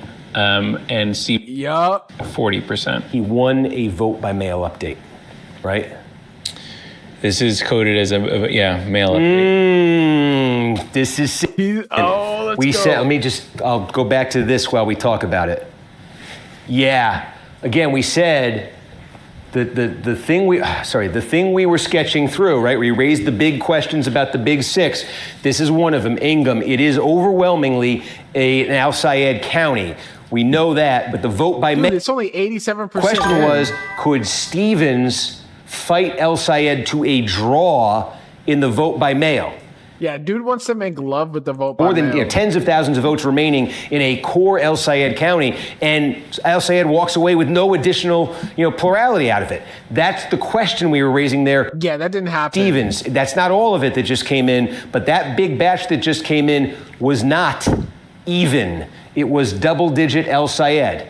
Okay, so it has boosted that statewide margin. Remember, it's boosted it by about 2,100 votes. Bro, he's holding on by threads right now. Not El Sayed, but this race, man, I've been watching a lot of races, and I feel like it's very hard to predict what's going to happen. And that one was. Regardless, though, you got to give credit to the fact that this is a completely not corporate funded campaign, not funded by AIPAC. The establishment wrote this dude off, and he's leading by 20,000 points with $50 million of AIPAC spending on him. Regardless of what happens, this shows that it's possible. If anything, this could be the catalyst for something big. Did with that update from Ingham County, or is what we just saw in Ingham County going to happen again in Washtenaw County in that 21,000 climbs to 24,000 to 25,000? That's a huge thing. If El Sayed lands that 1-2 punch here, that's massive. So again, we posed those questions as those we talked about those six going above 10,000. And 84,000 in Wayne. Oh, we are getting down to Starting to see the bottom of the barrel, right? Is that the metaphor we're going for? Dude, 84,000 is like K-Town in LA. K-Town in LA has 100,000 people in that shit. So there's 84,000. That's like a over 10,000. Ingham falls under 10,000 with that update. Let's go. 21,846. We'll just kind of wait for the next one. They've been coming in pretty. Dude, I feel like I'm watching the damn Super Bowl. This is a crazy stream right now. I just appreciate the fact I got Wi-Fi and I'm able to see this crazy ass shit going down, man. It's one for the ages. One for the ages. Oh, come. Oh my gosh. Is Yeah. there any... I feel like also too, being in California, I was watching like the California governor's race and there was like major disappointments. Like Tom Steyer went out sad as fuck. And also the election results didn't come for a week. It was so hard to watch. Like this is a good race because like they actually update with election results. And Trump is raging over the fact that it takes so long to count shit. I mean, California is way bigger than Michigan, like population wise, but it is kind of cool to be able to understand like what's happening right now. Up until like they actually finish the count. We got another update from Lena Wee. Oh, it's just we've come so far. It's finally getting there. What? We're talking about, can we keep this going? So you better probably figure that out. Yo, you better keep this going. The fuck you? This is your job, man. You said we got a small amount, right? Yes, another 1,500 votes. I think in California they got off the air, but it made sense. The California race, they got off the air, but it made sense because like it took a week to get all the election results. He better not leave. He has left in the past, but this is way more important because it's already what? It's almost 2 a.m. Eastern time. What it 11, 12, 1. I'm on the West Coast. So yeah, it's almost 2 a.m. Eastern time. We still here. We burning the midnight oil. Okay. I get a flag from the decision desk that the next Wayne County update should be Canton Township. Oh, that's great. Okay, we just got a small incremental one. I don't, unless it's from a major county, I don't think it's from Jackson. Okay, and it kind of broke even? Yes. So the decision desk is telling us that the next Wayne County update is going to come. Come on. Yo, he needs some sleep, bro. He's tweaking. I got the Wayne. Bro's glitching right now. Adam, there it is. You displayed it to the camera a few hours ago. I was showing it off. Even though he's a Haley Stevens shield, bro has been working hard. Okay, so to set the stage for this, because I think it's a fairly important one, we're talking here about, circle it again, just everybody shout if it moved. Oh, it did move. What happened? Is that Canton? That was Leelanau. It went up 1,000. Okay, that's high income. Yeah, that's right up here. This is what they call wine country in Michigan. I'm not kidding. There's like 18 wineries here. It's looking out right over. It's beautiful. It's a high income. Dude, he's slowly losing his mind. He's turning into William Dafoe in The Lighthouse. There's a high income, high education attainment there in that kind of Grand Traverse Bay area. So that boosted him there too. Was not one of the big six, but that was. Oh, something. Is that Canton Town? Yes. Wow. Dude, he went up 24K. I hit Monroe all the time. Okay, this just came in Wayne County. Our decision desk is telling us that this is Canton Township. Canton Township is in the western, sort of right here in Wayne County. Dude, Haley Stevens. What the breakdown was. She got hit with that uppercut, man. She got hit with a chair in WWE. Percent for El Sayed, 44% for Stevens. Okay. Context for this: 100,000 people live in Canton Township. The number in the 2018 primary was 49. It was 49 for Whitmer. Okay, it was 38 for El Sayed. Okay, and it was 13 for Tanadar. Right, so. Massive share. It definitely helps that he's run a statewide election. And before. Tonight, El Sayed gets 54, right? The Whitmer share was 49, and tonight Stevens gets 44. So that's a not inconsequential update. That's this is one of the bigger townships, one of the bigger sort of jurisdictions in Wayne County right there. And that was very helpful, as you can see, to El Sayed, who's gotten a couple pieces of good news. Yeah, he's gotten some good news. 24K. He got that good news coming out of Ingham County, and he got good news coming out of Canton Township. Again, we're getting a little bit not far from, but relatively speaking, the edges of Wayne County right here. Are they telling us any other specific places on the way? Yeah, we're going until this motherfucker ends. I don't care if we go all night, man. We're going till this shit ends. Tune the remaining vote. We're down to only 64,000 votes left now in Wayne County. We are still at 23 in Macomb. Those last updates were if you're El Sayed, we keep swinging here, right? If you're El Sayed, you're watching that number come down and down and down, and you just brought it back up 5,000 votes, a net of 5,000 votes with these updates. And again, you're watching, if you're El Sayed, you want to keep this number as stable as you can. Obviously, you want to grow it, but you want to keep it as stable as you can. And you want this number, you can't wait till you want to get this number down, because that vote is volatility, it's unpredictability. I'm typing in on my story. I'm letting everyone know that we're live on this motherfucker. Where's it from? He's at 25.5. Updates from Kalamazoo, 6,000 votes. He's up 1,000 more. But yeah, why do I always do Berry County for this? Kalamazoo. Kalamazoo, like Grand Rapids, it's the gift that keeps giving votes. Dude, he went up 1,000 more. Al Sayed, wow, Steven's got that as close as she's gotten it all night. Yo, if y'all appreciate this stream, make sure you follow, consider dropping a sub. This is Crash Out Economics, real independent media, no corporate spin. Yeah, we're using corporate media right now because it's easiest to follow, but we're going to give you the news as it's coming every morning at 9:30 a.m. Pacific time. But I'm more and more. This. Keep in mind, I haven't really started. I've started streaming this year a couple months ago, and this is the longest stream that I've ever done. Is it going to be about even? I could make an argument based on everything we're seeing, why that's the case. Is it going to be Stevens netting 8,000 vote plurality? I think she now increasingly needs it to be the case that it's that 8,000 vote plurality. I continue to say, if you could tell me one thing right now, it's the makeup of that vote. Appreciate it, gang. I usually be streaming way earlier, like 9:30 a.m. Pacific time for like when the morning news hits. But whenever there's breaking news that's like really important, I always stream it. Like especially for debates. As the election season comes, I'm gonna be tapped in. We're gonna see what's up. Who am I forgetting here? Do we have any other? Oakland. Washtenaw, right? Of course. There's 14,000 votes left in Washtenaw, right? So the game has changed a little bit since we last went through this math. Because if in Ingham is still, there's outstanding vote, but we're inside of 10,000. That last one was significant. If what happened in Ingham happened in Washtenaw, then that number goes further north, for El Sayed. If the remaining vote in Macomb, because we hasn't really talked about it, bro's been paying attention to the Senate hella. For the House, Donovan McKinney, just for a little update, he's up 3 percentage points.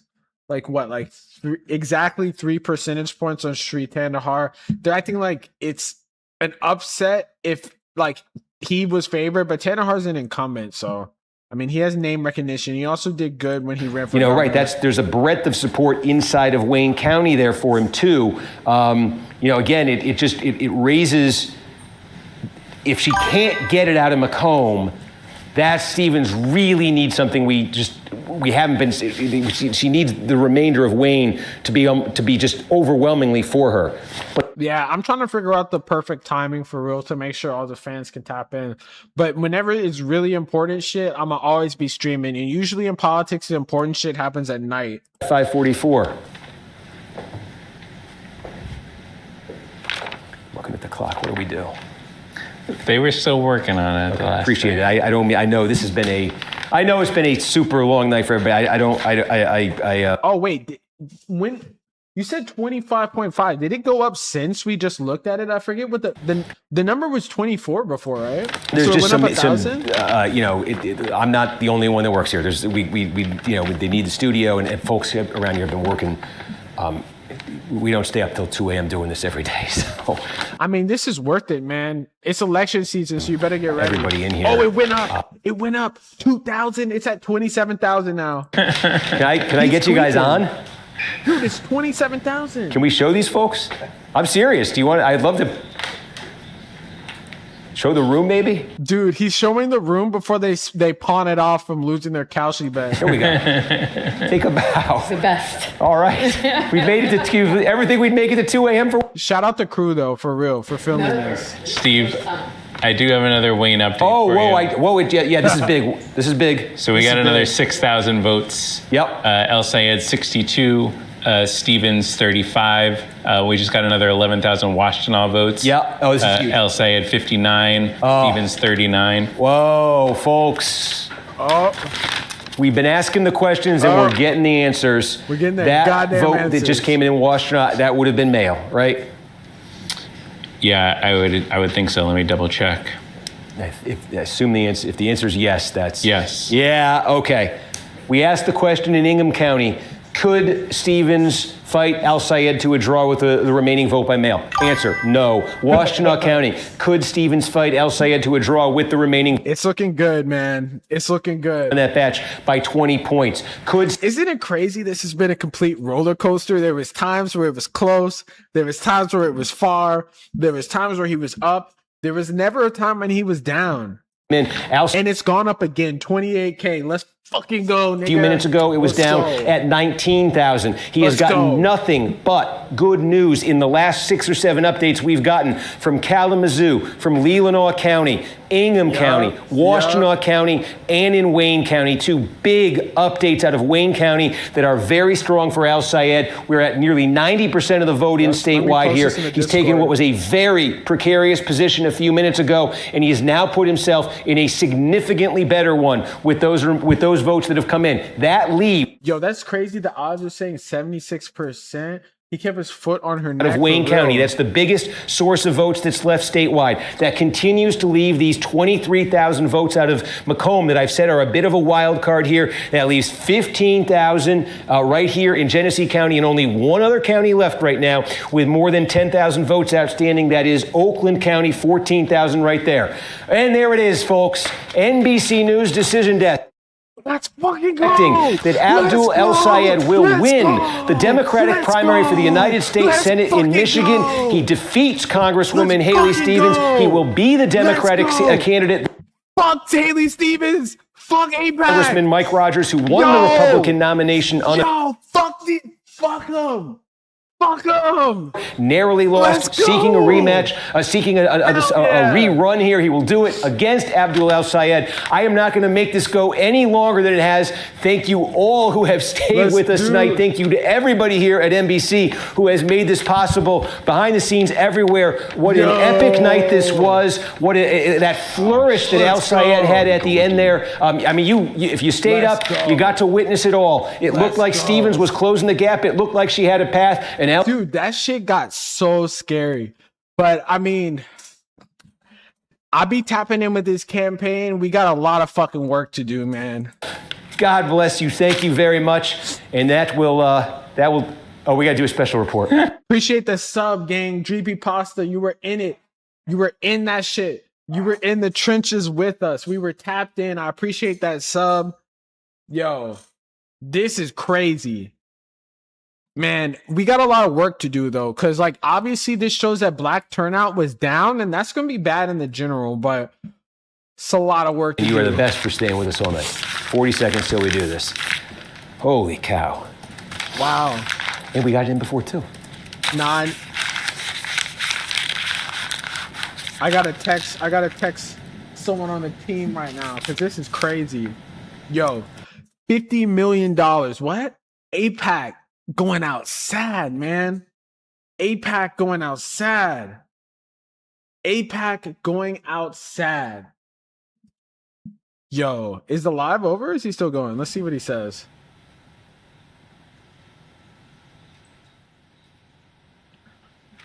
I'm going to post on my IG. I barely post like actual Instagram. Like, let's see. This is an NBC News special report. I'm Steve Kornacki. American voters in 5 Let's hit go. the polls on Tuesday, and I've got some major results to share with you. What? Dude, what? Why did this end?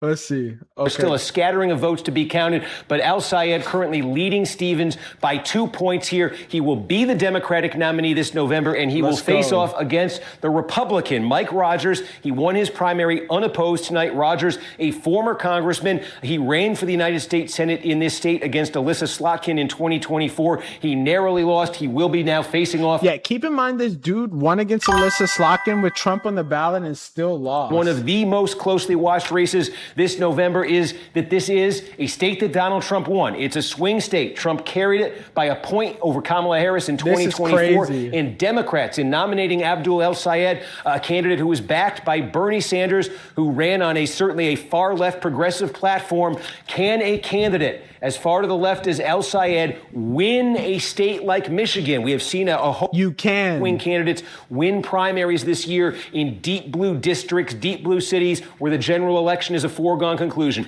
It's not a foregone conclusion in Michigan. This will be a test. Can El-Sayed, can his idiot... I mean, Bernie already won, so we should already for know Donald this. Trump by a point. Other major races here tonight in Michigan, the governor's race.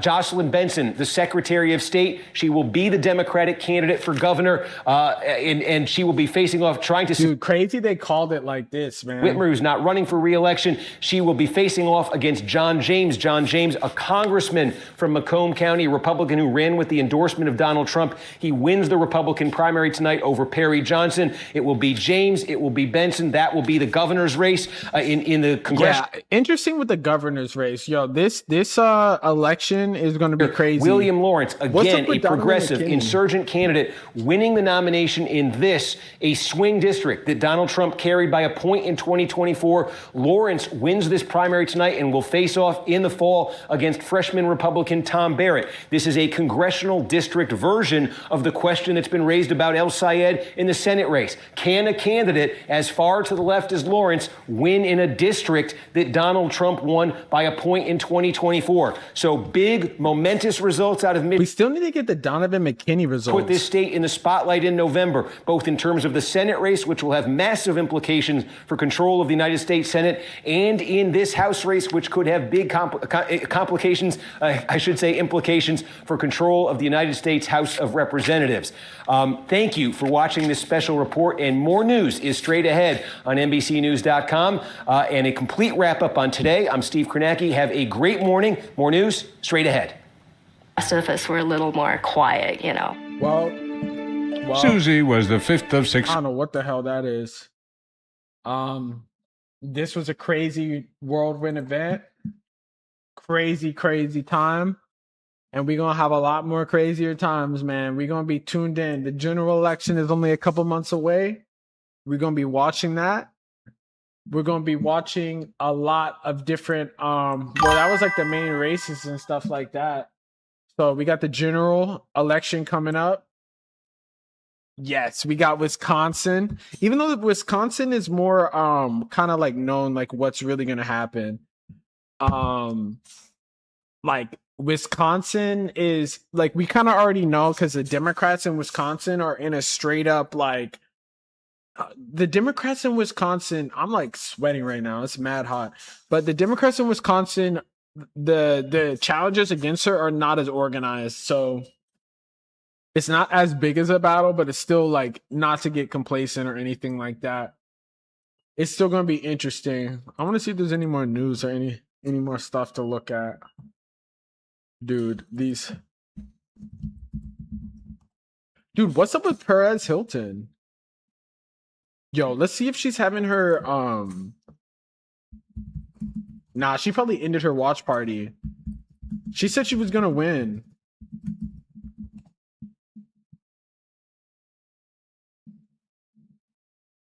Is this? Nah, that's not live. Let's see what Detroit has to say.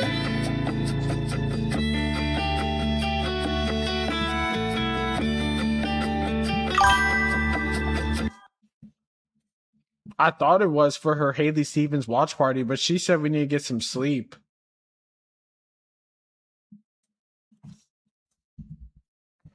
One second. Let me see. I'm gonna go on CNN. Let's see what they're saying.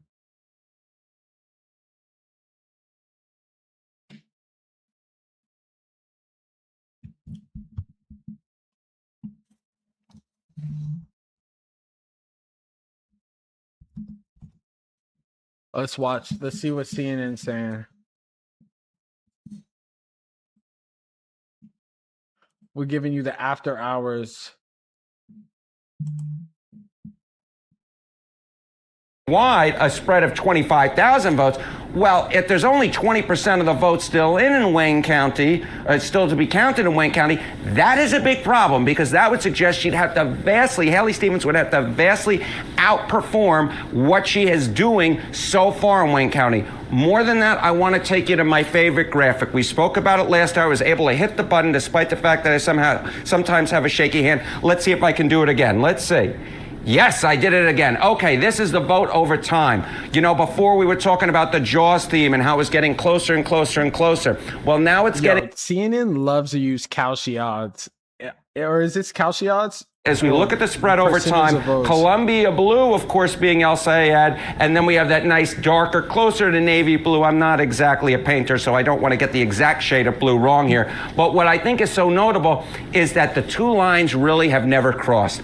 Abdul Sayed has led throughout this entire evening, and as we get up to closer to 89, 90% of the vote, you have to ask yourself, is there enough vote out there for Haley Stevens? The answer to that question is yes, but as she... Yo, it's crazy, but like, he literally was never like trailing the whole time. As you were speaking, she closed the gap by 3,000 votes because it started when you started speaking, you were around 28,000. Now we're at about 25,000.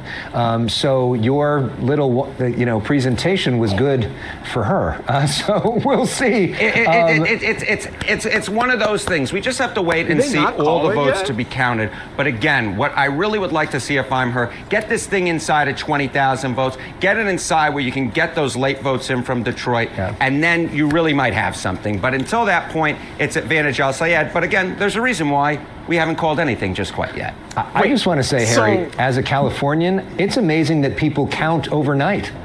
Wait, so CNN hasn't called it yet? What the fuck? Yeah, that we could be getting more numbers because that doesn't happen very much out here. What is CNN on? Are they just trying to be different? I would just end by saying this. Imagine if the election were this close out in California, we might not find out who wins until Hanukkah. That's all I would say. Happy Hanukkah to you and to everybody that's watching. Harry Enton, thank you so much for all of that. Thank you, my friend. We want to go now live to Detroit. Matthew Miller, senior reporter with MLive.com, is literally standing outside the El Sayed event. So thank you for joining us after being in. Isn't the El Sayed event over? Like, what's going on? Take us inside that room and sort of the feeling from inside there. And is there disappointment from folks that maybe expected this thing would be over by now? Dude, what?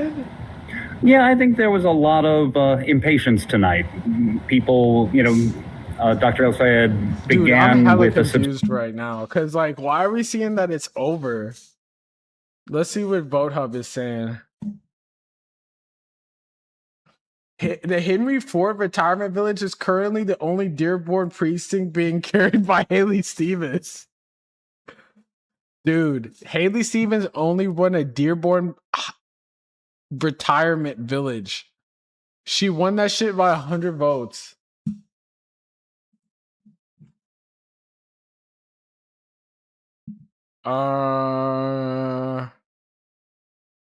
Where is this called? Has there ever been a situation where they called something and it wasn't really true?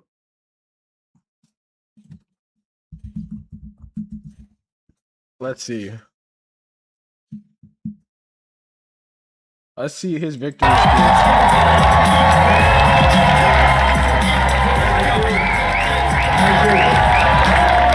Yo, millennial candidates love playing Tupac, man.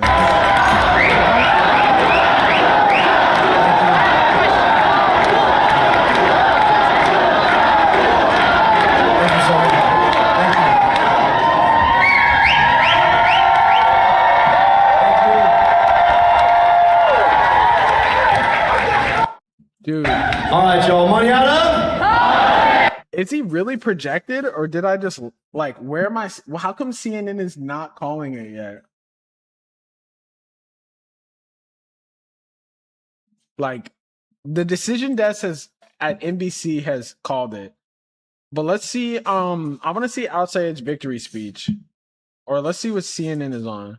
They probably on some bullshit right now. Bro's like, are people at Outside's event sad? Like, what are we talking about right now?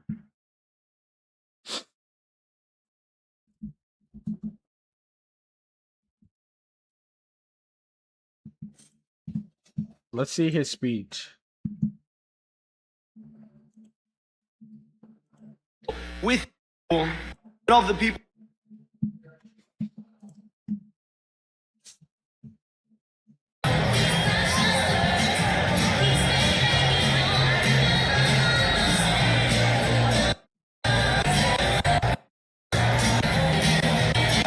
So much for your patience.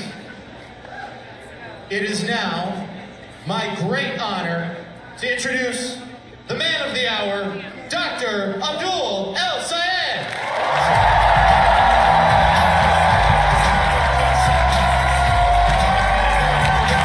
Yo, I don't know why CNN is acting like we're like 3 hours back.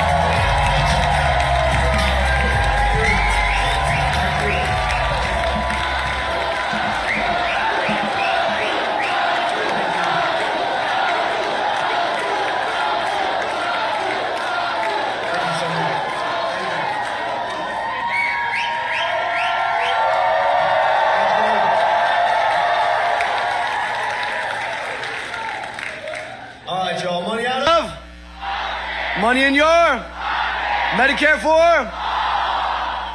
All right, y'all. Look, I wish I could tell you that I was declaring victory right about now.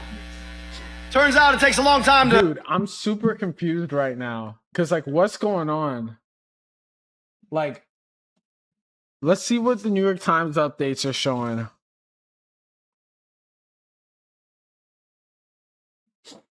Three minutes ago, as the night stretches on in Michigan, we're watching the counties with the most votes yet still to be counted. Several jurisdictions in Macomb County have yet to report their mail-in ballots, which so far has favored Stevens. Many precincts in the city of Flint and Genesee County have not reported any election day votes. In Wayne County, where Stevens has had an advantage, has 1/3 of its votes outstanding.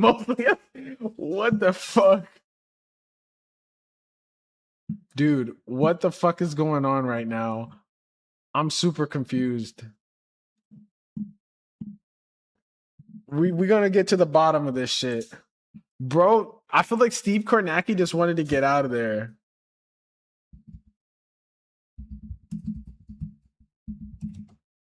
Who else has projected it? Oh, AP called it?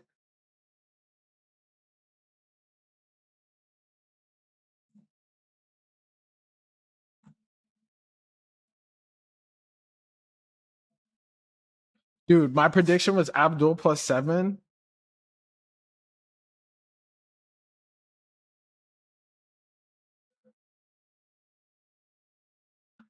Dude, 41 minutes ago, they said that.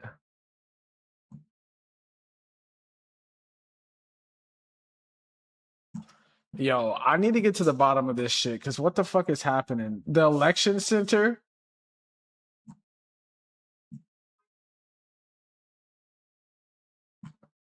Bro, we need to see what's up with this shit. Let's go to the source, AP News. The fuck is AP News at? All right, we gotta go. Because what the fuck is going on right now?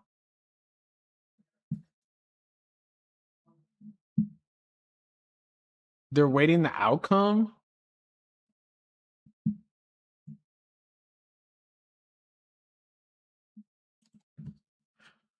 We get into the source.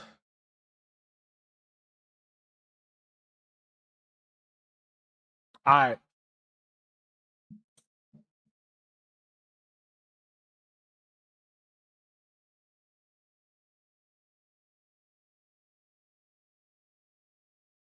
Dude, what the fuck?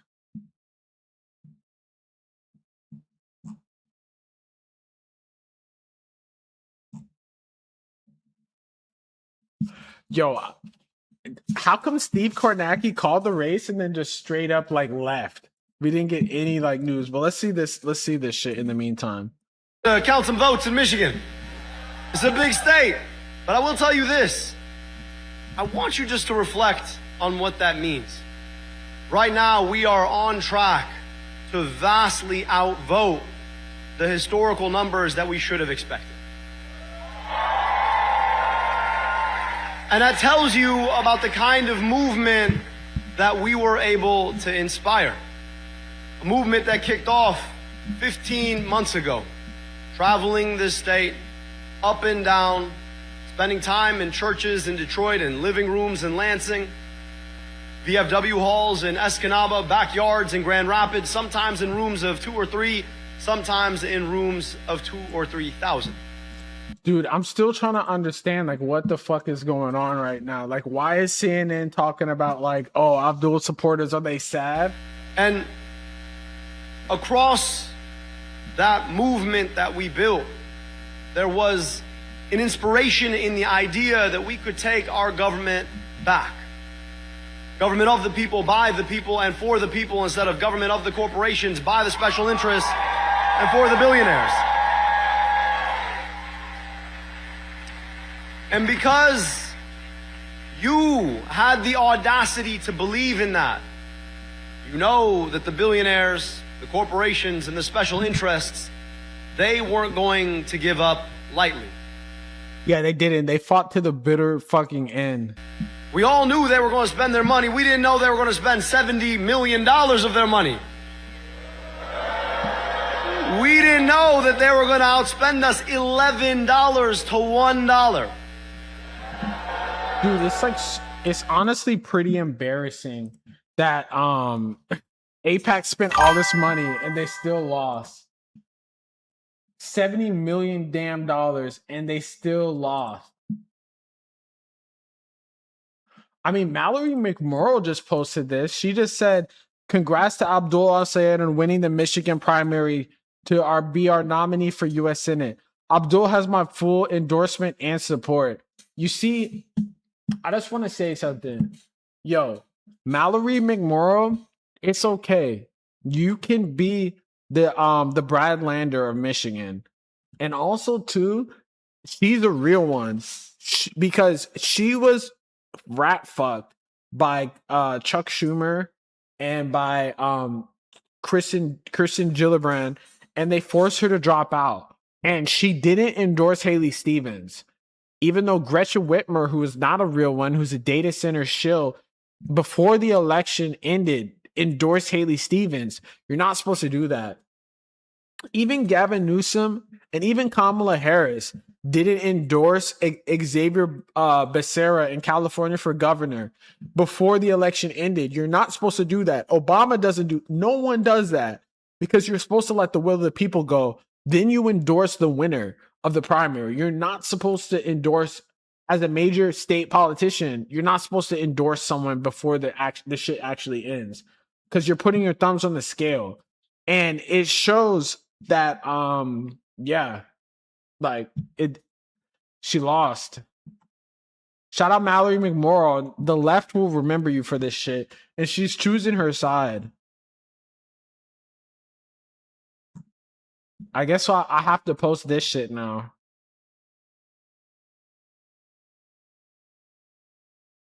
She said she was going to pull up to the campaign party.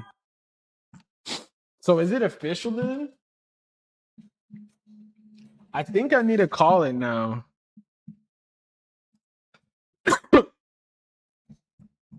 I'm going to see if you miss voter.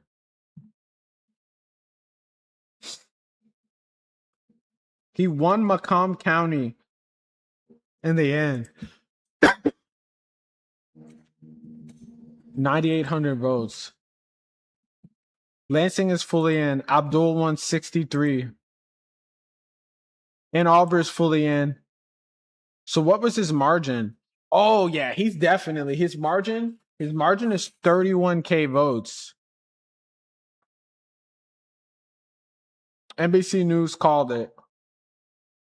I guess that's why they called it. He's up 2 points. Dude, I want to see what CNN is saying for real. Cause like CNN was scaring me, but then I gotta remember, bro, it's like it's Zionist, the Zionist media network. Did they call it yet?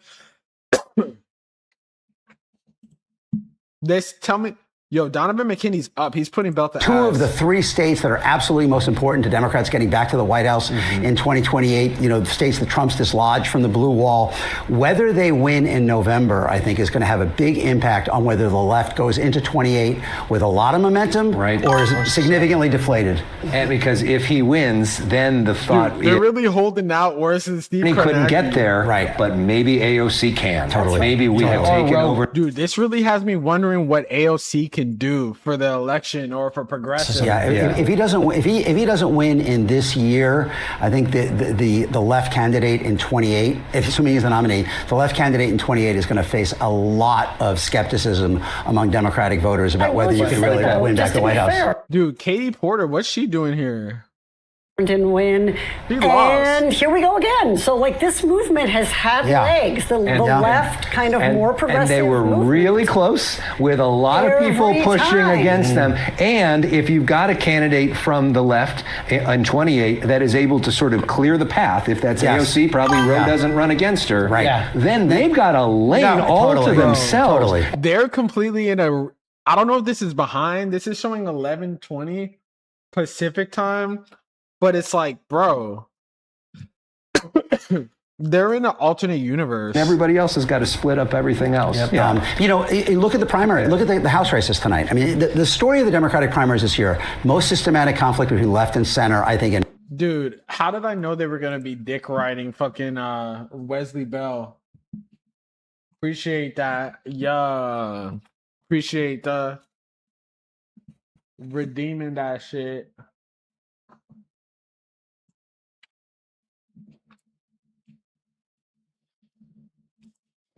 I'm trying to just make sure, because I posted on my main Instagram that he won.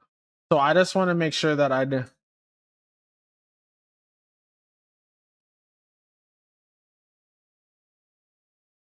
Dude, Fox News is like completely out of control.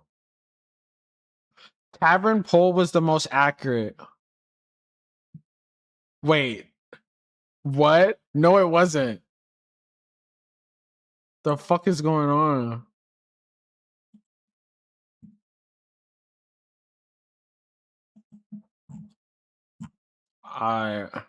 NBC has projected. Let's see. I'm still trying to figure this shit out right now because CNN, dude, fuck this guy. John James. Dude, CNN is still coping so hard. Dude, bro guessed it right here. Wait, no, he didn't.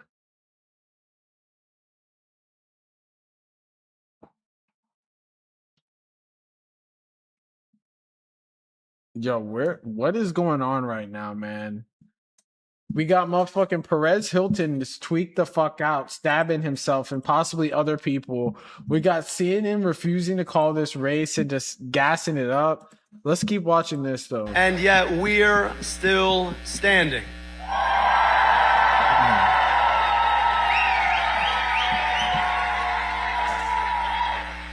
They want to tell us that here in Michigan, we're a purple state. That somehow everybody walks around wondering, I wonder where I stand on a left-right spectrum. When really, up and down the state, what you hear is... If you've been to Michigan before, you definitely know that it's very blue. I wonder how I can afford my rent. I wonder how I can afford my groceries. I don't know what'll happen if I get sick because I can't afford my deductible. We are not a Your head. I want to try a different. Let's see what MS Now is saying, because NBC has literally called it. With what it looks like on your skin. I get this beautiful natural coverage. Learn more at laurageller.com. Because I'm trying to understand what the fuck is going on right now. We got a lot of different. I'm getting a lot of mixed signals. CNN is acting like everything, like nothing happened. Is this live?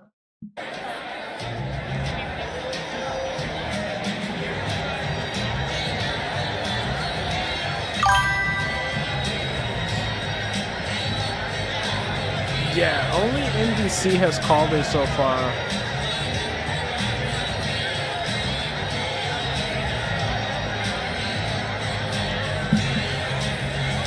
Is there going to be another speech?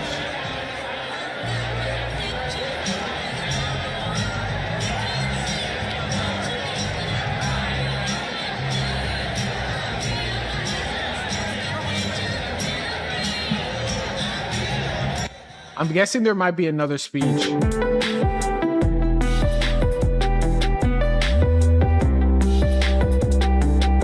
Dude, Israel comes to me in my dreams.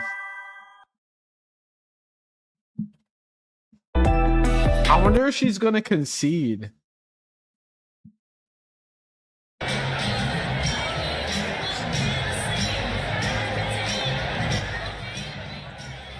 Let's see. Are they back? Oh, they're still on commercial break.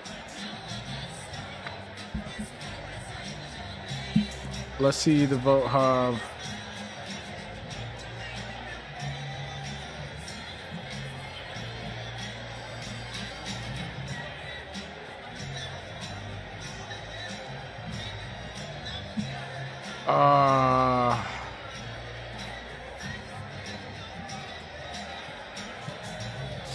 We're gonna check this out. We're seeing what's happening.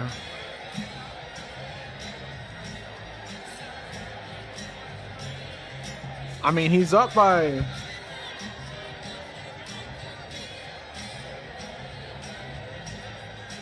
$680, 123 minus 658, 350. He's up by 21,000 votes.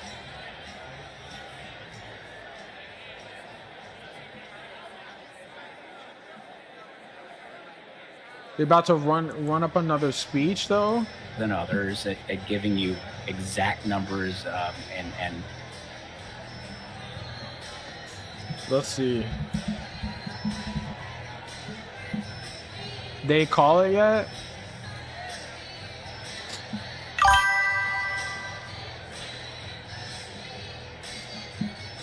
Okay, yeah, 140K votes. El Said's 84% and Stevens is 16.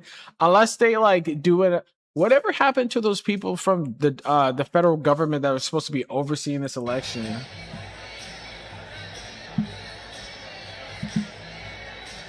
I think he's going to do another speech. Let's see what MS Now who has to was say at about one this. point on the other side of this conversation. I want to ask you about the polling here, because as I've said repeatedly on our show on the weekends, I am now very consistently distrustful of the polling. And I think that something that we're seeing tonight is obviously it being a much closer race between Haley Stevens and Abdul Sayed. I feel like people don't understand how the fuck polling works. Like, polling is a snapshot in time, first off. Second off, like, polling... And you have to know about the margin of error. Just because a number is something doesn't mean it means it's close. So the polling could have been right and just fell within the margin of error, for real. Right. How do you encourage online momentum and positivity and support for someone that seems to be helping them in some way, with also being able to temper expectations and coming to terms with the fact that just because someone is constantly viral doesn't mean they're necessarily going to have a blowout race. Yeah, what is happening? What happens online can be very important to a race and a campaign, because it allows you, the narrative, and it allows you to get attention, clicks, Dude, what is this lady saying? Not her, but the person literally just said, just because you're viral doesn't mean you're going to win by that much. Like, Dude, a win's a win. It doesn't matter if you win by 0.5 points. Have an online presence and can't create a community, I think they can often struggle with like the enthusiasm piece of that. And I think we have seen that play out in different places across the country. But polls don't vote, people do, and online is not real life. And so you always have to gut check in a campaign. We used to say this when I worked on the Biden campaign in 2020. You know, online. That's what I'm saying. That's what they should be talking about. What is she talking about just because, well, he was online, and just because he went viral doesn't mean he won by 20 points. Dude, we're talking about Michigan. We're not talking about fucking California. We're not talking about New York. We're talking about a state that has been won by like not many votes over and over and over again. I'm guessing he's going to come out and speak again. The cope is crazy. I do think it is important you can never, just like money is not going to replace good retail campaign, good retail politics, online engagement and excitement will never actually replace voter-to-voter contact. Like, you still have to ask the voters. And lastly, I'll note, the majority of people are not online. Like, only a fraction of the electorate, a very small fraction is on Twitter. Another smaller fraction is on Threads or Instagram. And then a subset of that is also on Facebook, which is a little bit older. And so the best way to know what the voters are really thinking is to go out there and campaign in your district and your state and talk to them. I will say this. I've been texting some of the Michigan people, and I'm getting some messages multiple, because I asked the same question. What is going on with the polls? Why were the polls so wrong? Over and over and over again. Dude, again, like, how wrong were the actual polls? We knew this shit was going to be close as fuck. I can't with this shit. Dude, this is honestly why, like, I hate watching establishment. Like, I like watching clips of, like, this, like, an establishment news when it's, like, a news story that, you know, doesn't have any reporting. But when it comes to, like, actual election news, like, I like Steve Kornacki, even though he was writing for Haley Stevens so hard, just because he gives, like, numbers. And that's all we need. Because the peanut gallery right now, this dude's literally shaped like a peanut. Pollster's going to say we want to go out in the field, and we want to ask, 582 people a series of questions. Okay. What are the questions? Everybody spends a lot of time over the questions. Mm-hmm. Nobody spends any time, who the hell you told me talking to? Oh, shit. Oh, shit. No. Oh, shit. What is this?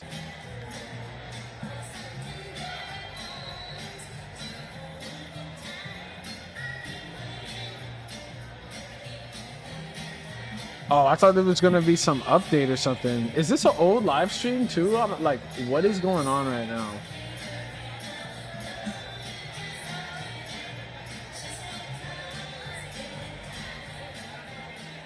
I'm still waiting. Is he going to come out?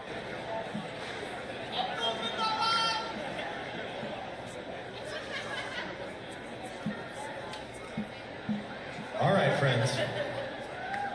Thank you so much for your patience. It is now my great honor to introduce Was this the previous one? the man of the hour, Dr. Abdul El-Sayed.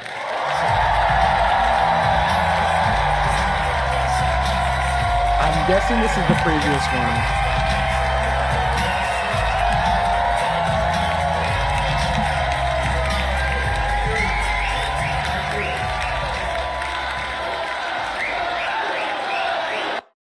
Dude, I really have no idea what the fuck is going on right now. Yeah, this is the previous speech that we were watching earlier, but I'm trying to see more election news. But that liberal garbage shit was like pissing me the fuck off.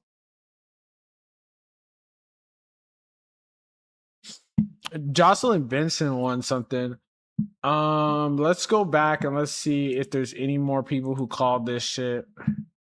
Cause I'm genuinely kind of wondering what the hell is going on right now. What the heliante?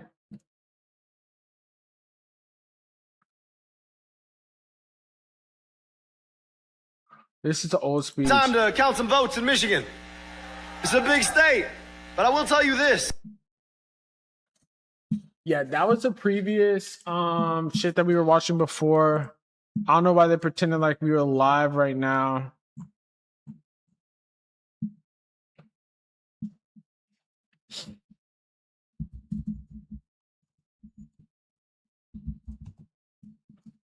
Let's try to see. Oh, let's see what Fox News has to say about this. Is that where the energy is? They want to cancel Thanksgiving? They're crazy enough, yes. They want to cancel Thanksgiving. They want to cancel Christmas. Look, these communists hate America. They hate capitalism. El Sayed is also an Islamist, as is Mandami. And yo, these motherfuckers are so racist. And look, you see the green-red convergence where the communists and the Islamists, they want Sharia law, they hate Jews, they hate Christians, they hate capitalism, they hate America. All of this is coming together in a way that is really a toxic, toxic stew. Bro.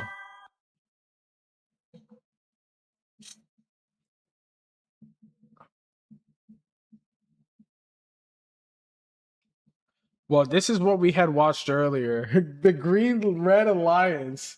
Bro sounded like the Grinch and shit. In the state of Michigan. But this is what we saw when we were watching earlier when they called it on NBC.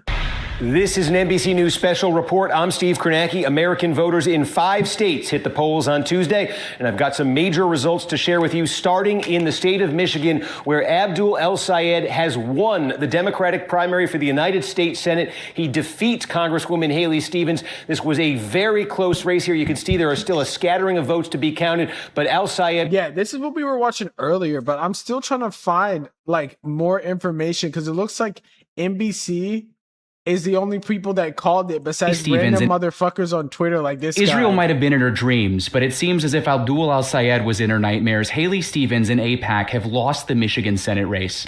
Israel comes to me in my dreams. Shut the fuck up. Shut the fuck up. Shut up. It's a fairly historic moment for Michigan, as Abdul El Sayed is now officially being declared by several outlets as having won the Senate race in Michigan after AIPAC spent... I've only seen it on one outlet, which is kind of tweaking me out, man. Like, I need to see it at least on a second outlet before I can, like, officially make sure.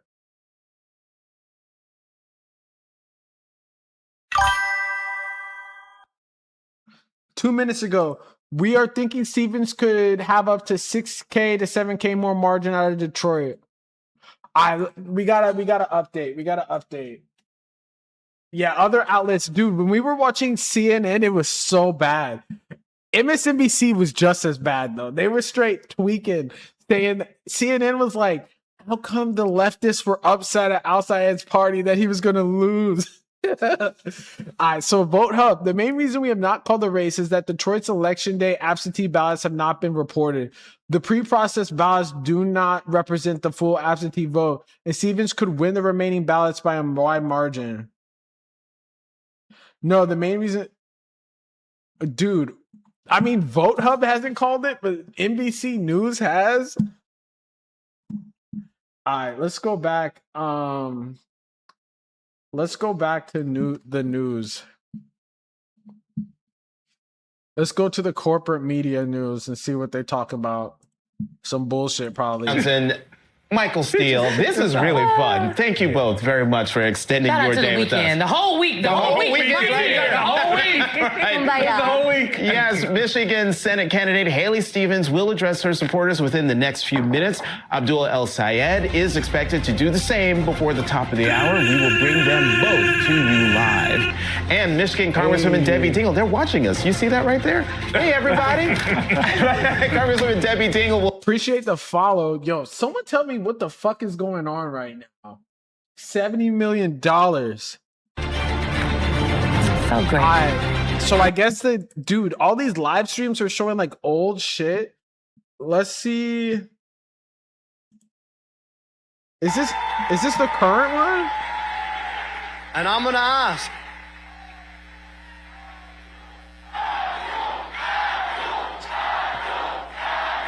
Thank you. Thank you. Dude. Thank you. And I'm going to ask all of us, as we think about where we go from here, always magnanimity in victory. So if your instinct is to be like, I told you, no. The Democratic U.S. Senate campaign between El Sayed and Haley Stevens is drawing national attention. Steve Iwanek from our sister station in Toledo is live now with Steven. Dude, this shit is pissing me off right now. Cause like, what the fuck is going on? What the hell is going on? Yeah, that was the earlier speech. I'm trying to understand what's going on. I don't know if that MSNBC was a previous recording or something. I don't think it was though. No one else has called it yet. It again tonight. By the way, Matt, when you see that whiteboard, aren't you glad you're not a corporate CEO? Yeah. I know. He's a good sport about it, and I appreciate it. That's right. Coach, my clients are going to say, what was it like? Yeah. To have it come out. So if that math stays, sort of what's the big takeaway then from this race, and why were the polls so off? Yeah, I mean, look, there are many reasons why polling is off. I'm sure the private polling that are they still? Are they still saying the same thing? It is 11:40. Yeah, this is current. To make up, 13,000 votes at the end. It's a perfect metaphor for this, like I said, for this primary season. I think we're seeing the most systemic conflict between left and center, and there is no clear winner. I mean, there just is not a clear winner. Each side has not. Graham Plattner blew out Janet Mills, and Josh Turek won in Iowa. And if you look at the corporate media is copium on 1,000 Bush right and now. Elaine Luria won, and then the progressive won in Michigan 7 because the two centrists split the vote. You have a Democratic Party that has really divergent visions of how to move forward. But I think fundamentally, the rank and file of the party is still, even as they're being pulled in these different directions, energized by the thought of trying to put some interesting also, Trump. just on the polling point, Congresswoman, that we have seen sort of the rise of some of that partisan private polling as some, sort of nonpartisan polling has gone down. Yeah. And just like the internet, people end up getting the numbers that they want. So they're living in an echo chamber. I mean, I feel like these people don't understand the concept of margin of error at all. Let me see who's going to win, and then I will use that information to decide who I'm going to vote for. And we saw some of that in your race for California governor. Opposite. Exactly. Right. The betting markets are supposed to reflect the electorate. So I do think, to the extent that people are going on the internet, for example, or they're going on social media, they're looking at Kalshi or one of these betting markets, and they're saying, oh, lots of followers for this person. They are then saying, dude, you're smoking crack. If you look at Kalshi and you decide who to vote for based off of that, you're literally a fucking crackhead. All right, let's see what's up. Let's see why NBC has decided this and called this. So he won Michigan's slugfest of a Democratic Senate primary, NBC News projects, clinching the nomination in a close race. He overcame nearly $65 million in onslaught of outside money and an establishment that rallied to get around Stevens. Bro won against the odds. Let's see why they called it. They didn't give a reason. Why did NBC call it?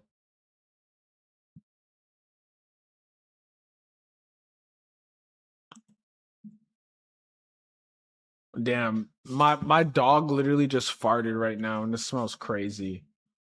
Oh, God. Aya, you're wilding for that.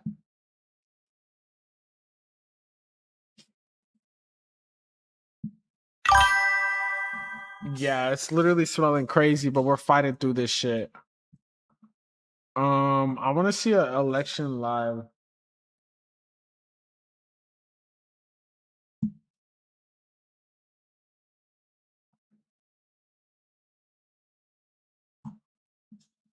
Vote data via Associated Press. Let's see Associated Press. Because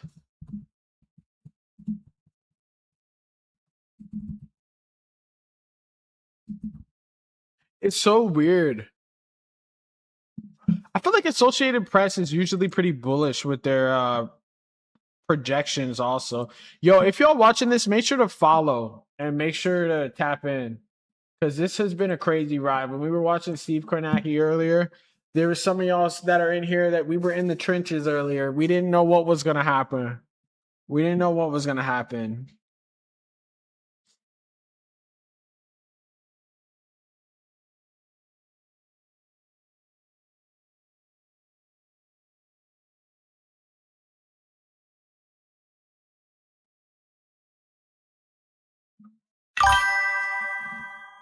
Yeah, we were literally holding our breath. How come it's projected on NBC, but it's not projected on fucking it's not projected where they say the source of their voting data is from? It is here, and it's still not projected. I mean, he's definitely he's almost at 700K. He's gone up. Oh, I mean, I guess you could kind of project it because it's like he's at 699. What's this at? 699,075 minus 673,159. The margin's at 25 now. It was at 21 earlier. So, dude, why are they saying that they're going to address their followers? I feel like Haley Stevens said that she's going to sleep.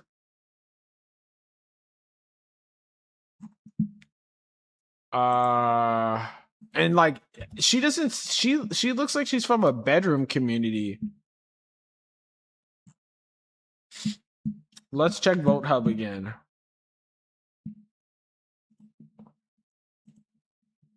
I mean, the numbers are not looking good for Haley Stevens. He expanded his lead. Yeah, this did not happen.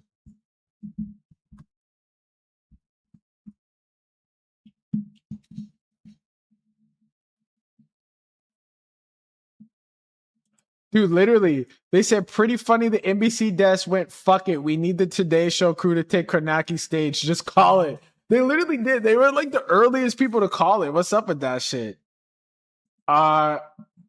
Dude, I'm still upset that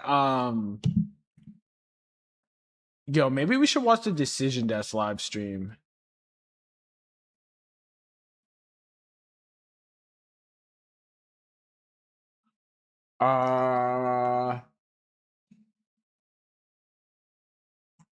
Dude, give me the damn shit.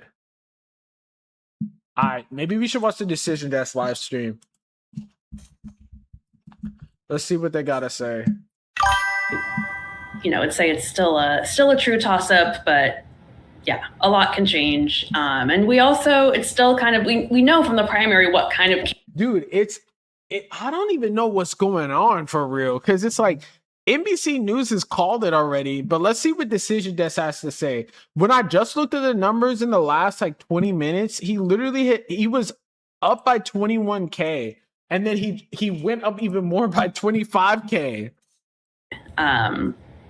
Himself, so... This is Decision Desk officially, though. Yeah, that's not a super helpful answer. No, it's fine. No, I mean, look, it's... You don't want to make bold pronouncements that I... No, of course not. I mean, look, I mean... I don't even think this number is accurate. Yeah, I mean, the polling is regarding, like, who would be stronger against... On Status Quo's live stream or on Status Quo's, like, Twitter account? Yeah, but Decision Desk is refusing to call right now, and so is CNN. But I feel like whenever we watch CNN, it's like the most unhelpful situation. A chance. Not that we're encouraging any betting. I actually think betting on politics is horrible and should be outlawed on Kalshi and all. Bro, he's literally hating on Kalshi, and CNN has a Kalshi fucking sponsorship with. I'm pretty sure they do. Is that CNN? I'm pretty sure. We can't hate on the hand that feeds you. Take where El Sayed's strength was, where he's coming from, and you say Michigan voters want problems in their lives solved, and they want things fixed. They want something different. Then I couldn't tell you what Haley offers to do different. And I have a lot of respect for Haley Stevens. She's a hard worker. She's smart. I served with her. But what she seems to be saying is, I'm not going to be Trump. Right. And I'll fight for Michigan, and now I'm not going to be 24,000. And the question for and I'm a workhorse, not a show horse. And he likes doing podcasts. I'm electable, and I'm not Trump. Okay. I think the question is, for kids like mine, teenagers like mine, they're saying, well, does that help me afford a house? Does that help me retire? Does that do anything about AI taking my job? One thing about Katie Porter, and if you've been watching this channel all throughout the California governor's race, she loves her damn kids, man. She always be bringing up her kids that are not old enough to vote. Interesting. Younger people who are not always voters, infrequent voters, coming out for El Sayed is because they're like, he will actually change things, and people want change. Now, we haven't seen people wanting... more progressive than everyone at that table. I'll give her that. But I mean, like, she wasn't terrible.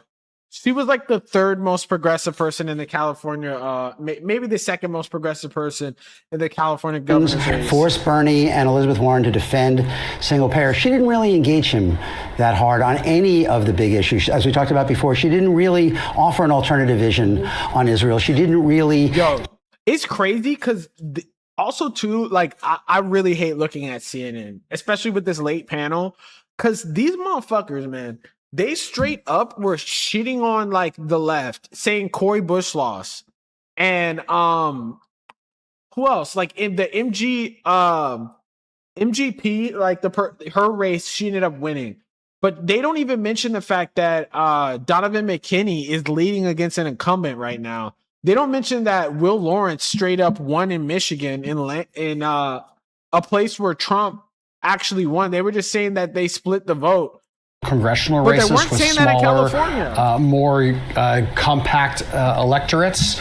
I think that, you know, with the tens of millions of dollars spent tonight, I think that there is going to be a rift that they say they're going to heal, yet neither candidate mentioned the other by name. And I think that Mike Rogers. It's really good. And it's like, again, like, they should also be talking about the fact that they spent nearly $70 million fucking dollars in this race, and she didn't even win.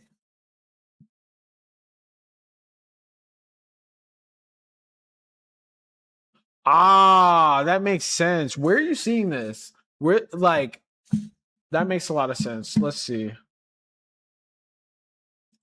Yo, I've been hearing this motherfucker for mad long. You can say Abdul al-Sayed won despite $64 million being spent against him. One may wonder if he won because of it.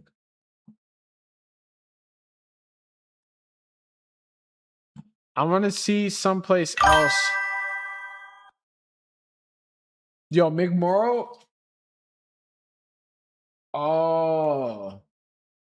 Because NBC itself is updating the total votes counted by reducing it.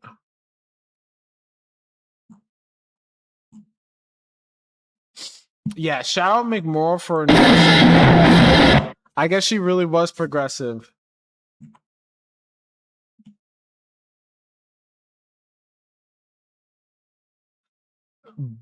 Bernie won Stevens best county.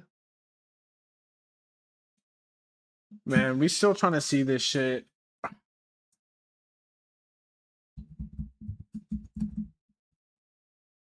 Yeah, they read mailers, and I guess a bunch of old people saw like Obama. They thought Haley Stevens was Obama's like fucking illegitimate kid or some shit.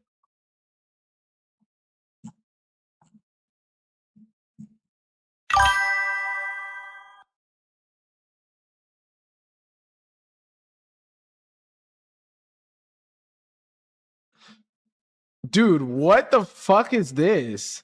These what are these? The fake Obama endorsement. Yo, the cope, y'all gonna see some crazy cope over the next couple days. I'm so glad that Abdul won. Because what the fuck is this? In a powerful moment, CNN anchor Elix Michelson just made clear that the polls depicting enormous support for Abdul al-Sayed were clearly inflated.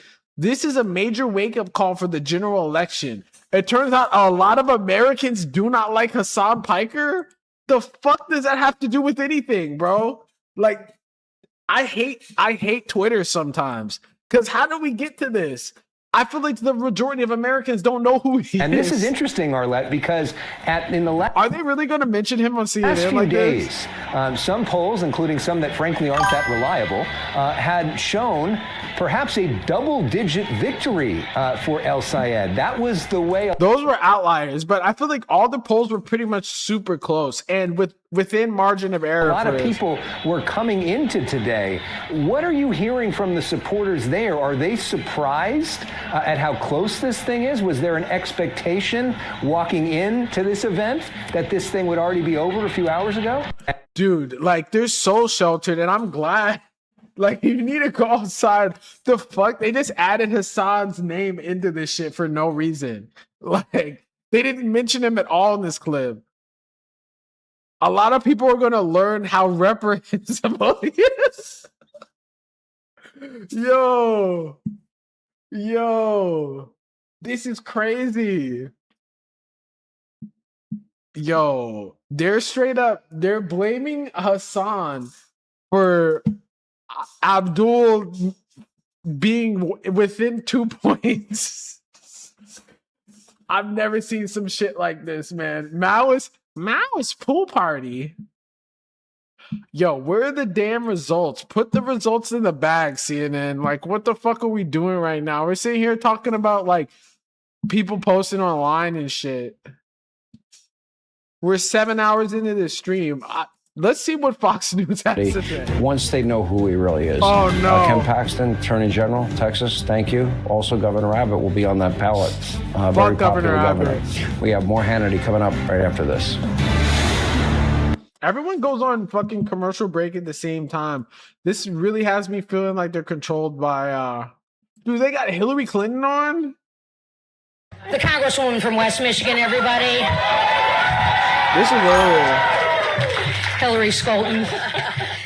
She's a mom of 2 great boys here, and their future's on the line.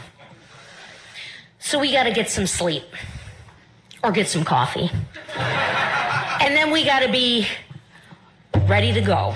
We got to wake up and be ready to go, because if we are going... Dude, this lady literally looks racist. No offense. ...going to win this thing, which we are... We are going to... He was not convinced by this statement. Yo, for real. The only person that we know that endorsed her right there, like, we had Gary Peters and Gretchen Whitmer, which is a bad call. And then we had this lady who is from Western Michigan, and Abdul al-Sayed put belt to ass in Western Michigan. Detroit election headquarters saying that she's going to be up all night, that they knew that this was going to be a hard-fought, close race, and that is the race we got. I'm quoting what the Congresswoman said. And yeah, it is a close race. If my math is right, the lead is now at, I should not do this, 2.8 percentage points. Allie is standing right there. Is my math right? Dude, that is not close. I can't believe you just did that. Is he right? I think that McMorrow's endorsement was pretty good. I think that McMorrow's endorsement was better than Gretchen Whitmer's, because McMorrow was real and not... I mean, she didn't fuck with the establishment. She could have came out and endorsed him before, but the fact that she came out and endorsed him was actually good. The one true real God. But like, I do appreciate that she did come out and endorse him, you know, because it's like she could have just said nothing. It's better than what Gretchen Whitmer did in trying to rat fuck the race right before, which you should not do if you're a governor. You're not supposed to endorse like for the primaries in reality. I mean, as like the top person in your state, you probably should let the people speak and then endorse based off of that. You shouldn't be endorsing. It's 52 to about 45%.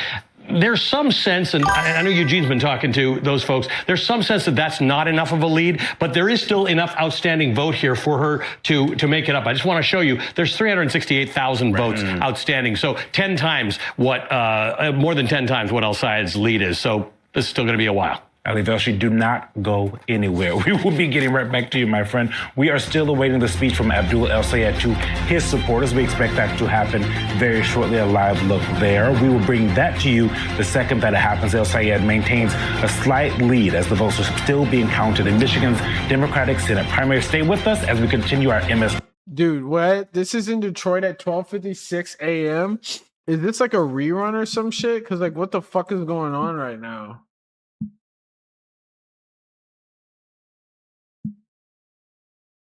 That shit makes no sense. I feel like the news is confusing the fuck out of me. More and more votes coming in. What's it looking like? Let's see what it's looking like.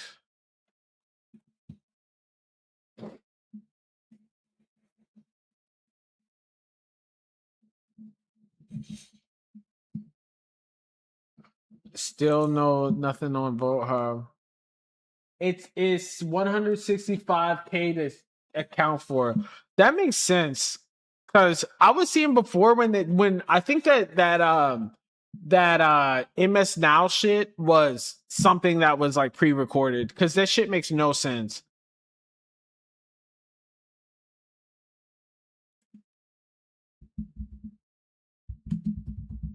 And like Mallory McMorrow came out and said that he won too.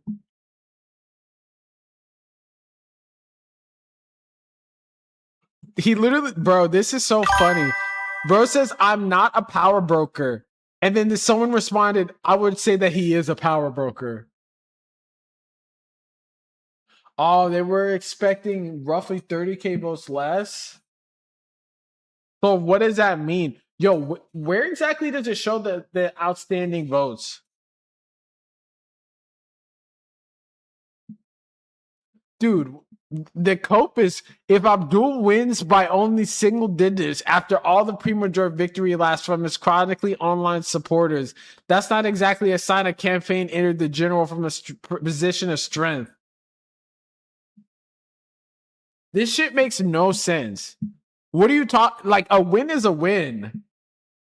Almost 70. Yo, they're moving the goalpost. And now they're wrong too.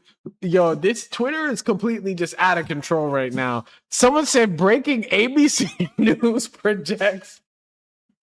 Yo, what? Where can you drop the link where you see this shit? Like, where are you seeing this at?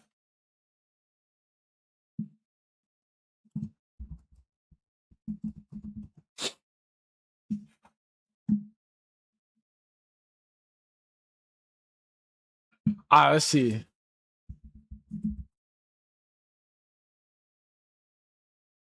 I feel like the winning margin doesn't matter because a win is a win at the end of the day. They're still saying he's up. That'd be crazy if they took this shit away. I mean, 702, 48.9, 47.1. Michigan is not a state that you're going to win by. You're going to run away. Even when Trump won, the most that he won by was like not huge amounts. All right, let's see.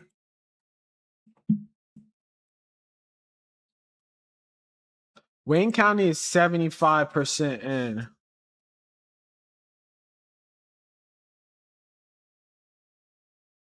Lansing is 95. Ottawa.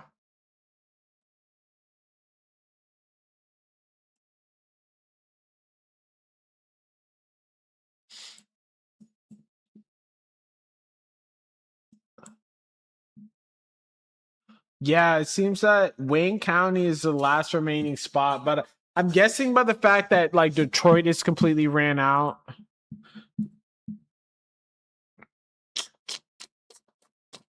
Has Decision Desk called it?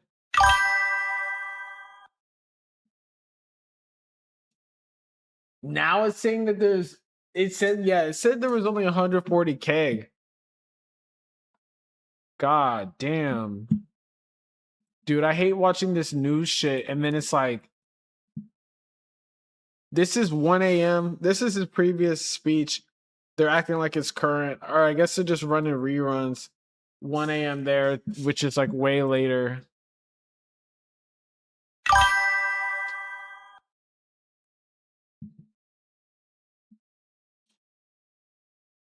Yeah. Higher turnout. I mean, I guess it ended up being good.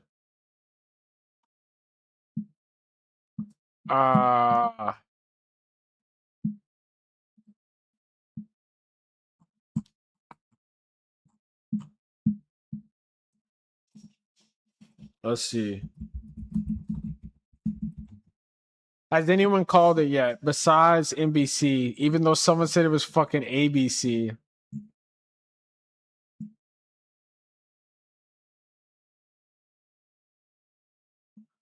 Dude, White Lives Matter. Let's see what poignant shit that White Lives Matter has to say. Abdul al-Sayed just won the Democratic primary for Michigan's open U.S. Senate seat.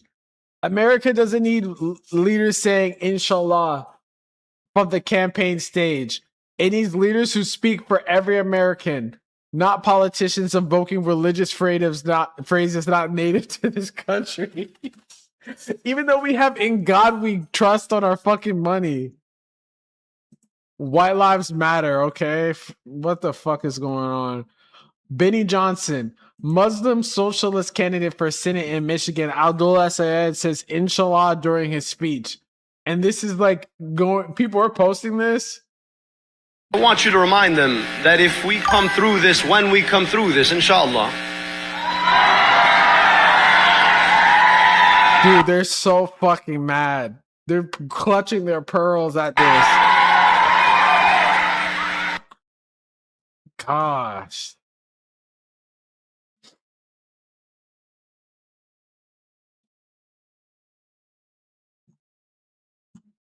Where the fuck is... Dude, did y'all see what happened to Perez Hilton? I can't even post it. But bro was straight... Oh, yeah. It's bad.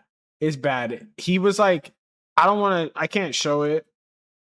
But, like, he, like, stabbed himself or some shit. Yeah, reading Twitter causes brain cell loss.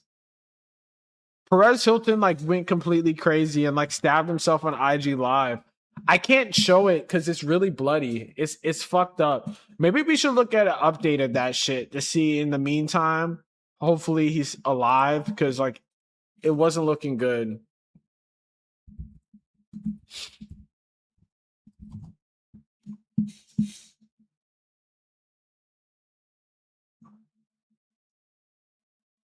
We need another update. Yeah, he had a crazy ass meltdown.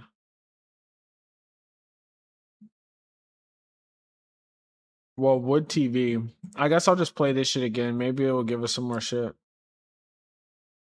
Tonight, it's a very delicate and tense situation in this Westchester neighborhood. Deputies say that a man is inside a home at the end of the street and he's harming himself, but they have backed away from the home for now.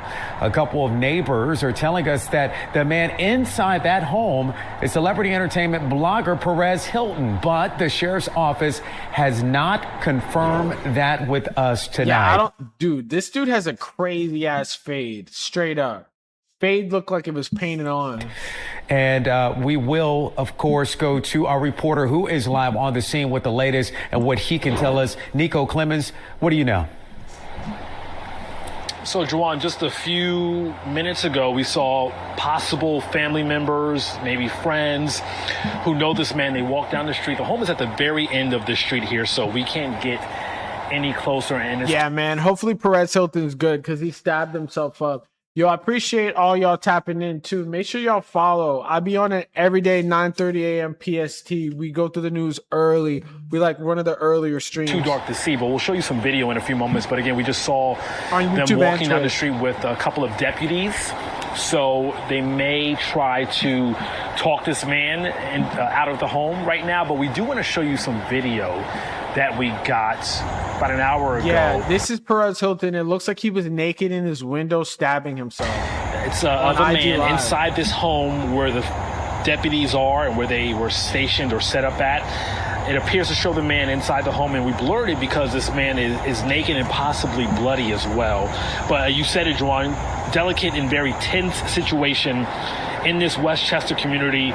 Yeah, man, mental health is super real. It's crazy out here. Also, too, someone got arrested trying to shoot up Trump's golf course today while we were watching the election. President Trump's brief visit to Southern California now over. He's now in Las Vegas for another fundraiser tomorrow. But it's what happened 2 days ago at Trump National Golf Club that made headlines today. We are getting our first look at the Downey man arrested on Bro looked faded, man. He looked like he off a Xan. Suspicion of carrying a concealed weapon along with ammunition after federal agents spotted him at the golf course on Sunday. NBC4's Robert Kovacic live tonight in Downey where that man lived. If he had a concealed weapon, how the fuck did they know that he had it? What is the latest on the president's visit and the investigation? Yeah, Jonathan, it's not just what happened 2 days ago. It is what is happening right now. As we speak, NBC4 is going over the just released criminal complaint that we are reviewing. But according to the U.S. attorney, this is an investigation that is ongoing. But when it comes to neighbors here in this Downey area, they say those that wanted to speak with us, a lot were reluctant, understandably, given the nature of what is happening here.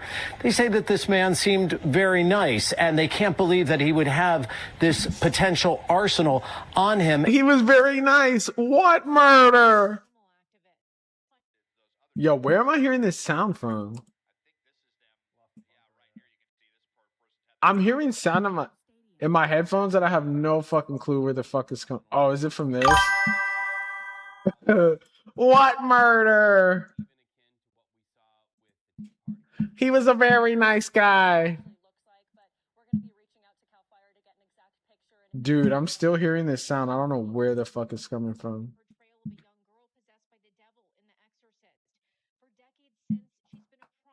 Is it from this shit?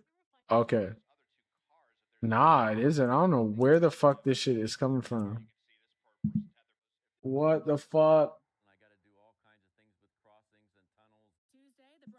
Okay, we got it. Let's see. And inside of his own home. But according to the U.S. Attorney tonight, this man's behavior was troubling. There were red flags to law enforcement, especially if it was concealed. I don't understand how exactly they knew that he had a gun. In light of previous attempts on President Trump's life. Tonight, President Trump departing Los Angeles. Thank you very much. So we had a very successful event, as you probably know. A lot of good things happened. He arrived at LAX late this afternoon on Air Force One and then was immediately back in the air to the Trump National Golf Course in Rancho Palos Verdes, where he was scheduled to speak at the Republican National Committee dinner. The president has not been to this golf course since his re-election campaign. How did this guy that looks so normal know that Trump was going to be in there? 2024? Like the last time, protesters and supporters at the gates. One man briefly detained, but the Los Angeles County Sheriff's Department tells us later released. But it was here at the National Golf Course where the Sheriff's Department revealed today a man from LA County, Janine John Taylor, was taken into. Bro looked mad nonchalant. He's a nonchalant shooter. It always be those dudes that you got to look out for.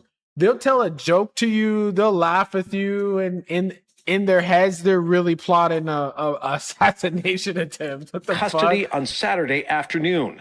Plainclothes federal agents noticed him acting suspiciously, saw him taking photos and video and appearing to monitor security planning activities. When they approached him, they determined he was being investigated for a prior local robbery. Then deputies say they found ammunition on him and a loaded pistol. Wait, maybe he wasn't planning an assassination. Bro got arrested for a robbery before? In his car. On Monday, this surveillance video showing federal agents serving a search warrant at Taylor's home in Downey. And inside, they found several suspicious items, including an illegally modified... Bro had an ARP? Assault rifle, a pistol, body armor, high-capacity magazines, 2 radio devices, and a notebook containing what officials call concerning statements.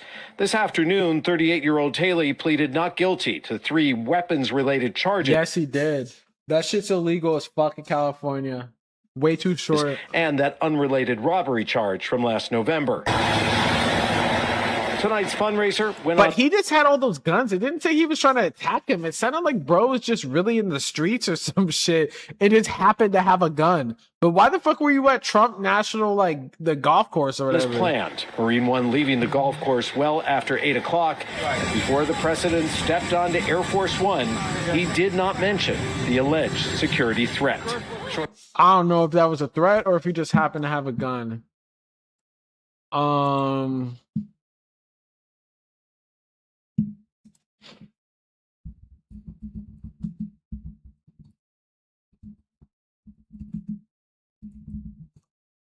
I wonder if they stopped counting for the night.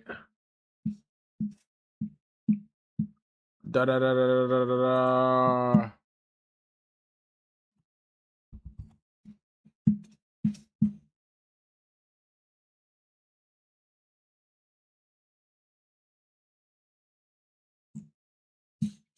Well, let's see if we find anything else.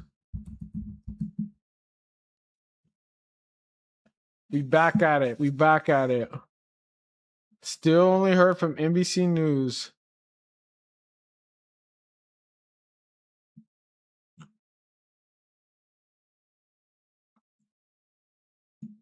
Dude, what the fuck? I hate Libs of TikTok.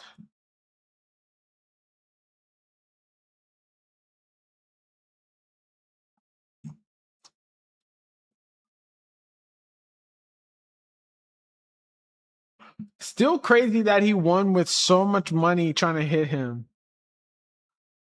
Sri Dandahar. Bro's down hella. I honestly want to see what the Donovan McKinney results are. Dude, very unfortunate results out of Michigan.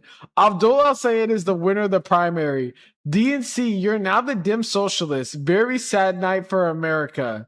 Bro, the DNC is completely broke. They probably don't even own the rights to their name. Okay, we got a status coup in this motherfucker. Maybe we could see some news.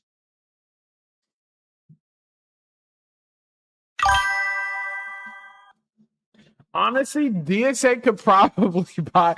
I feel like DSA has actual momentum, and it's like people forget just DNC is broke, and part of the reason why they're broke is because no one wants to donate to them. Why would you want to donate to someone that's saying you don't deserve anything better?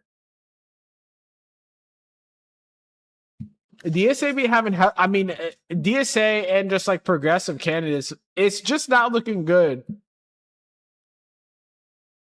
What?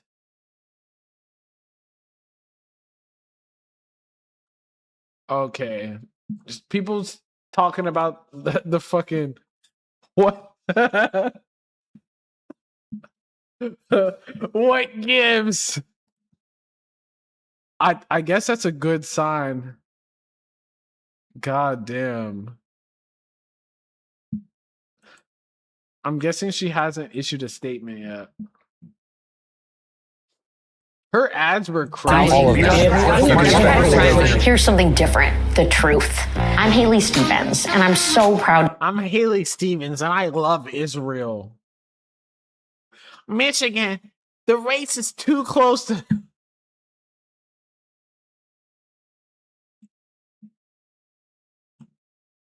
Yo, all this, the fact that he was even this close is kind of embarrassing as an American.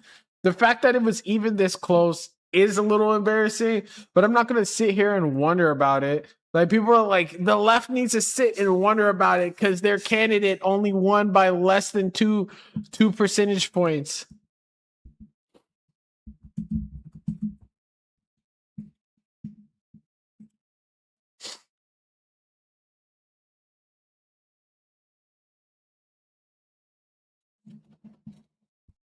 $7.14.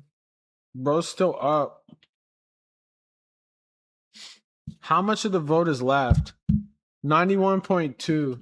And then at 95 is when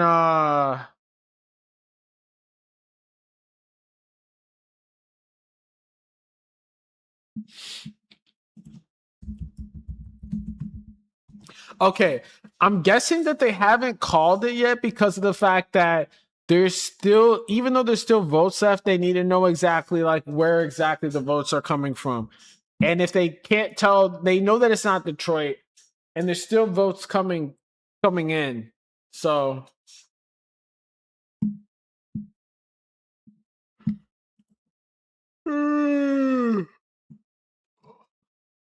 God damn, I'm tired.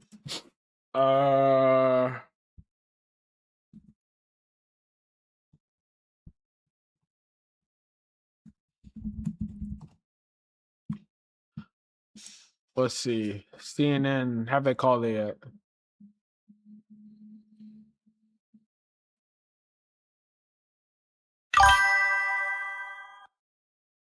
Yeah, I've been up for mad fucking long. I'm usually asleep by now. This is crazy. We're on a sick one right now. But we do have good news that Donovan McKinney is up.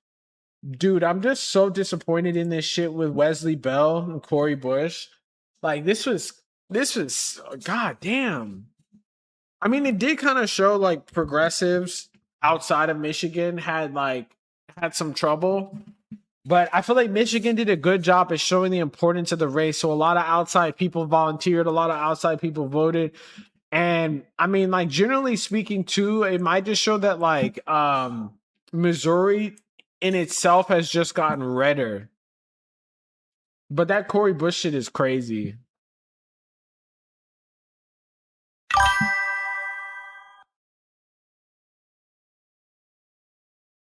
Yeah.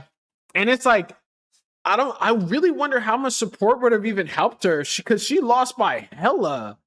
Like, she lost bad. So it's not even a point where it's like you can sit and be like, damn, like maybe if I did this, maybe if I did that. She lost by so much that it's kind of like a rejection by the voters. And it might be something even more than like, or they just fucking love Israel or some shit.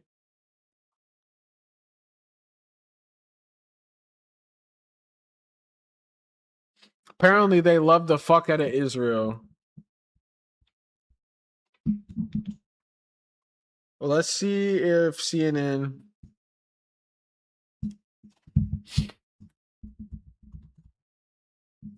I wonder if they're still doing reruns and shit.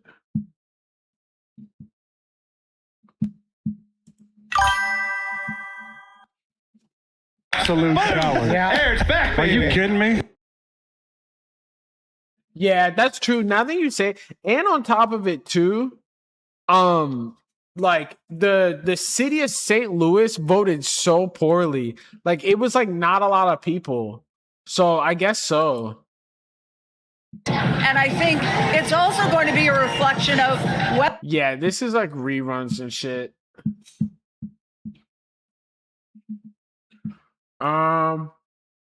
It's currently 3 a.m.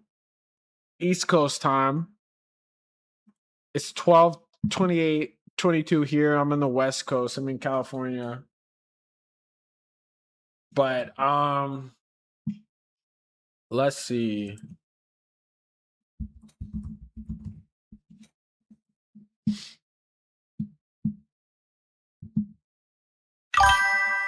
Let's see the damn results. Yeah, it's part of the reason why too is I just want to understand like what exactly is going on because we've seen it called, and I guess that's important in itself. We saw it called by NBC, and we were live when we saw it called by NBC, but no one else has really called it. So I just want to be sure before, well, even though I already posted it on my Instagram. And it has hella likes. But it would just be so embarrassing if like I posted that and then I wake up in the morning and then like it switches up. But judging by how everyone's coping right now, I'm guessing that it's not changing anytime soon. Bro, this number is not updated. Even VoteHub is not updating this shit. Cause like what the hell is this? Not updated. I guess you gotta look at NBC.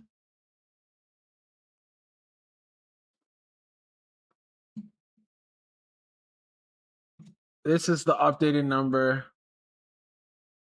It seems like the updates are getting few and far in between. Yeah, he's still up.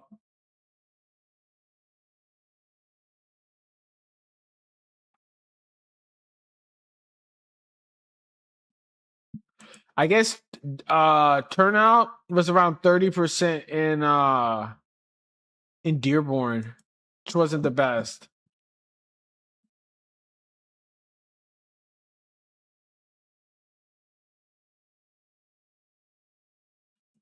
Yeah, shout out Donovan McKinney for beating Shreet Dandahar, who famously left DSA because of the fact that they were not pro-Israel.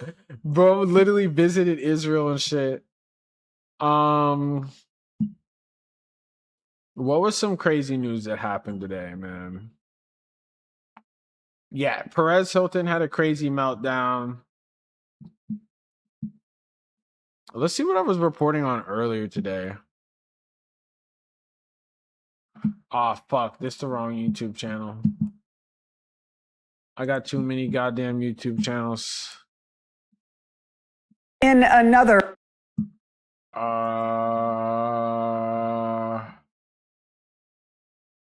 Dude, they're revamping the army right now just so people could die from Israel. This infantry platoon die for Israel. Mountaineering skills at New York's Fort Drum.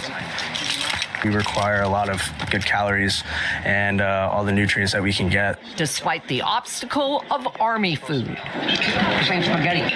This is Army noodles with ketchup. The butt of Hollywood jokes in Band of Brothers and Biloxi Blues. I remember when they were showing like food on the USS Abraham Lincoln, and that shit was looking terrible. Yeah, it was literally looking like this shit. Like they literally fed this. I don't know why Snopes is even like deciding it. Like they literally fed them like what. Dude, like what even is this? This looks like a platypus tail and like dog shit and cut up GMO carrots. It's not the breakfast of champions. Something wrong with your meal, Connie? Yes, Sergeant, it's the first food I was ever afraid of. Until now, Don't. the Army upgrading its food and dining halls to what it calls campus style. Have a great day. With options like Bro didn't even look. None of these people look happy eating this shit. They gave away all the lobster. Now they say they left all the platypus tails. Until now, bro looks hella mad. Wait, they're kind of the right Army here. upgrading its food and dining halls to what it calls campus This dude looks pissed off. He's like, "Fuck, I gotta eat this trash." style. Have a great day. With options like grilled salmon, locally grown lettuce, and muscle-building protein shakes. The culmination of a 3-year campaign spearheaded by Lieutenant General Chris Mohan. Yeah, our war fighters, man. Like we send them to die for Israel, and we don't even give them like good food. At least like get them right, yo. What's the problem you're trying to solve with this new program? We have failed to meet our responsibilities for our soldiers by providing them with quality, nutritious food. Compass, the company that feeds the Boston Red Sox, Chicago Bears, and Alabama football team, is now feeding soldiers at Forts Hood and Carson, and this week, Fort Drum, New York. Back when I was in school, the football team for my college would eat so good, and I was eating trash. Granted, I was going to University of Miami, where the football team, like hella people go to the NFL, but like they had the students eating garbage. So hopefully they're eating as good Carson as that. Gant, 21 years old from Allen, Texas, shows me the ropes, starting with the new information at soldiers' fingertips. Yes. And then they have like little nutritional facts on all of them. So many calories, protein, carbs. And an array Bro, of that chef did the Salt Bay. choices. And It still looks like slop, though. 2082. This is it right here. Thank you, ma'am. A big change from the old Army mess. It was kind of just eating the same thing day after day. This new bistro definitely changed. Yo, bro got a crazy shaped head, not gonna lie. Is that Traffic is up triple digits at the new dining facilities at Forts Hood and Carson, and costs are down, says the Army, 15 and 25% per plate. What does that mean in terms of military readiness? Yeah, I low-key feel bad for everyone there, man. Like I would not. I don't know. Yeah, you're right. The nutrition is there. It's probably better than that platypus better shit. fit and better fed soldier is going to be able to fight and win. You have a much more effective combat capability. Winning in the dining hall to win on the battlefield. A little bit wider. There you go. Perfect. Ann Thompson, NBC News, Fort Drum, New York. We thank you for watching. Yeah, interesting story. There's also one other story that I feel like people need to see today. Basically, Todd Blanche has decided that he wants to try to he got caught on a phone call essentially saying that he wants to outlaw abortion throughout the country.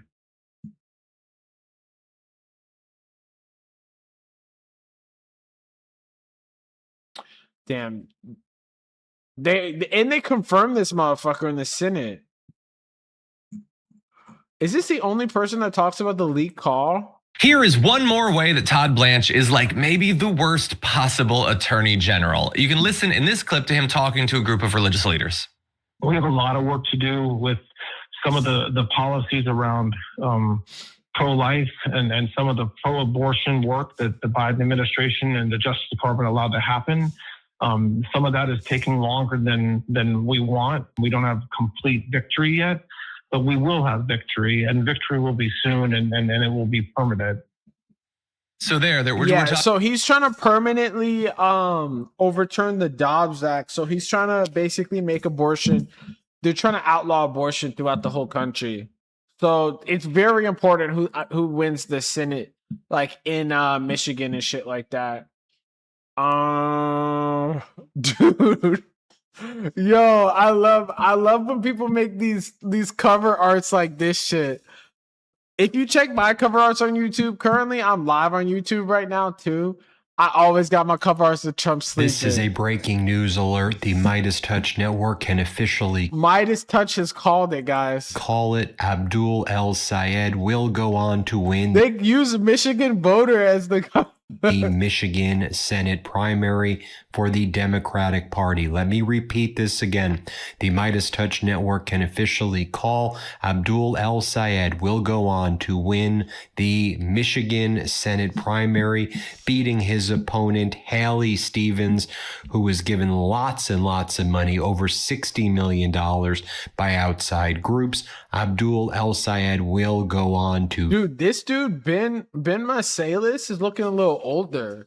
Victory. He's getting NBC is calling it as well. Moments ago, Mallory McMorrow, who was one of the opponents in the Democratic primary, she dropped out early, leaving it as a two-person race between Abdul El Sayed and Haley Stevens. Well, McMorrow just came out with a very strong endorsement of Abdul El Sayed after we can officially make the call that he will go on to win the Michigan Senate primary. Dude, I can't believe that he won for real. Like, I mean, I can believe it, but like watching this shit over the night, it was like I was getting a little scared, but he was never behind. And he will go up against the MAGA extremist Mike Rogers, Mallory. And like, I feel like vindicated. It's like that Steph Curry moment. I don't know if anyone watches basketball when Steph Curry won against the Celtics, and he was like, what are they going to say now? Because like Chuck Schumer, what can he say now? What can he do? Kristen Gillibrand, who was literally, they were all preying on his downfall. What can they do? The Democratic establishment, unless they like try to fuck him over and I don't even know how they would. They need Michigan for to have any control in the Senate. So it's like, no matter what the establishment tries to say, no matter how much copium they try to use, and straight up saying like, oh, he only won by less than 2 points, or oh, like the polls were so wrong, they were overestimating him. It doesn't matter, because a win is a win. It doesn't matter if it's by an inch. It doesn't matter if it's by a yard. We're talking about Michigan, and it's still a substantial amount of votes. Like 22,000. Like Joe Biden won Georgia by 11,000 votes. 60% of the remaining votes.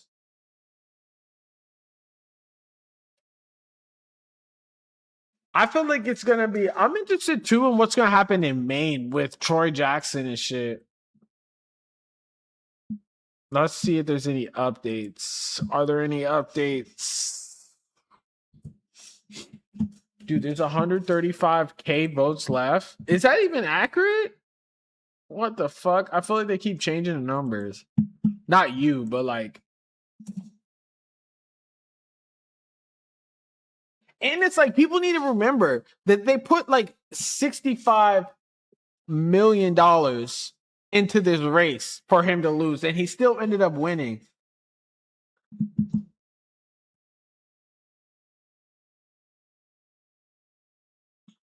It's just annoying about Cori Bush. And they're going to talk about Cori Bush's loss, but they're going to talk about more than they're going to talk about El Sayed winning. Donovan McKinney's still leading.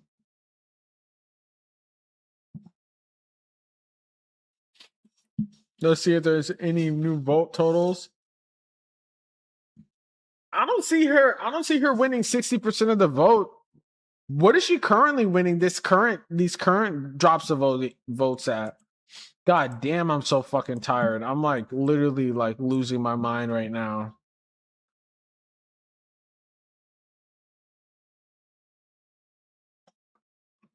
if I'm not mistaken, I'm pretty sure her lead in Detroit is going down.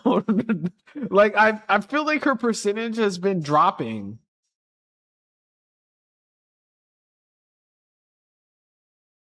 Bro really put a belt to ass. And Lansing, she won in Detroit. She won in Oakland County. I'm guessing Oakland County was her best county. But the Lansing area is really where he pretty much ran up the numbers. Grand Rapids, too. I wonder what she did in Flint. Flint was closer. Not by that much, though.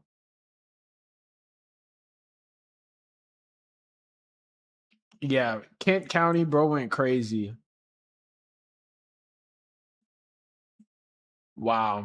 Crazy. Like, I feel like Michigan is such an interesting state. Like, when you break it down, because I feel like in other states, you can win major population centers, because Detroit is obviously a huge population center. But usually, when you win the huge population centers, especially in a race like this, you would expect to win the whole state. But she won the major population center. Granted, I mean, like, it was pretty close. She won by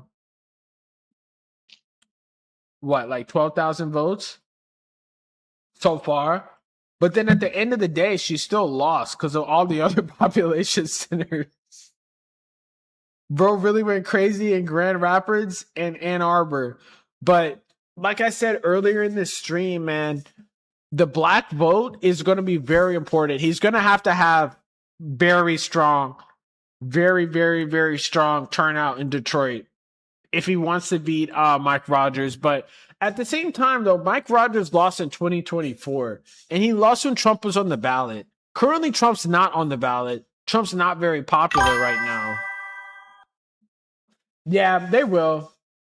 I mean, like, I do think that they will come around, but I feel like he's definitely going to have to run up numbers in Detroit. But yeah, you're probably right, honestly. Like, I feel like older black voters I be thinking about my parents. And I mean, I don't know if my parents is the best example, because like, if I could tell, I can easily, like, if I was in Michigan right now, I would have been able to convince my parents probably to vote for him. And they follow what I do. So they already know that I'm like super like into Abdul al-Sayed and shit like that. But I just think about like my older relatives, and they're gonna vote no matter what. So you're right. Like they're definitely gonna come around. It's just more so about just having the turnout super high. High turnout is what has you win in Michigan. When you have low turnout, you're low-key cooked. So it's like black voters are good, but if the black voters don't come out in the numbers that are like really, really, really strong, it's not going to make a huge difference. And that's kind of what happened with Kamala Harris. Like, she obviously had hella black voters, but a lot of black people in general just didn't come out. And I feel like Donovan McKinney kind of explained it best, where he said they didn't. It's not like you lost against Trump; you lost against the couch. Like, people just weren't inspired to really come out and shit like that. But I feel like this is all the updates that I got for right now. I'm about to get off. It's been 7 hours and 35 minutes. This is the longest stream that I've ever done in my life, and I appreciate all y'all for tuning in on the late night. All y'all that were tuning in the trenches when we were watching this stream. All y'all that were tuning in. I'm gonna be back online probably tomorrow at like 9:30 a.m. Pacific time. That's my time that I usually stream. But catch me on my Instagram, Crash Out Economics. Catch me on I usually stream in the morning, but when there's important events like this, like election day, I'm gonna be back. If y'all busy or working and stuff, I'm gonna be back during the general election doing stuff. And yeah, catch me at Crash Out Economics on Instagram if you don't follow.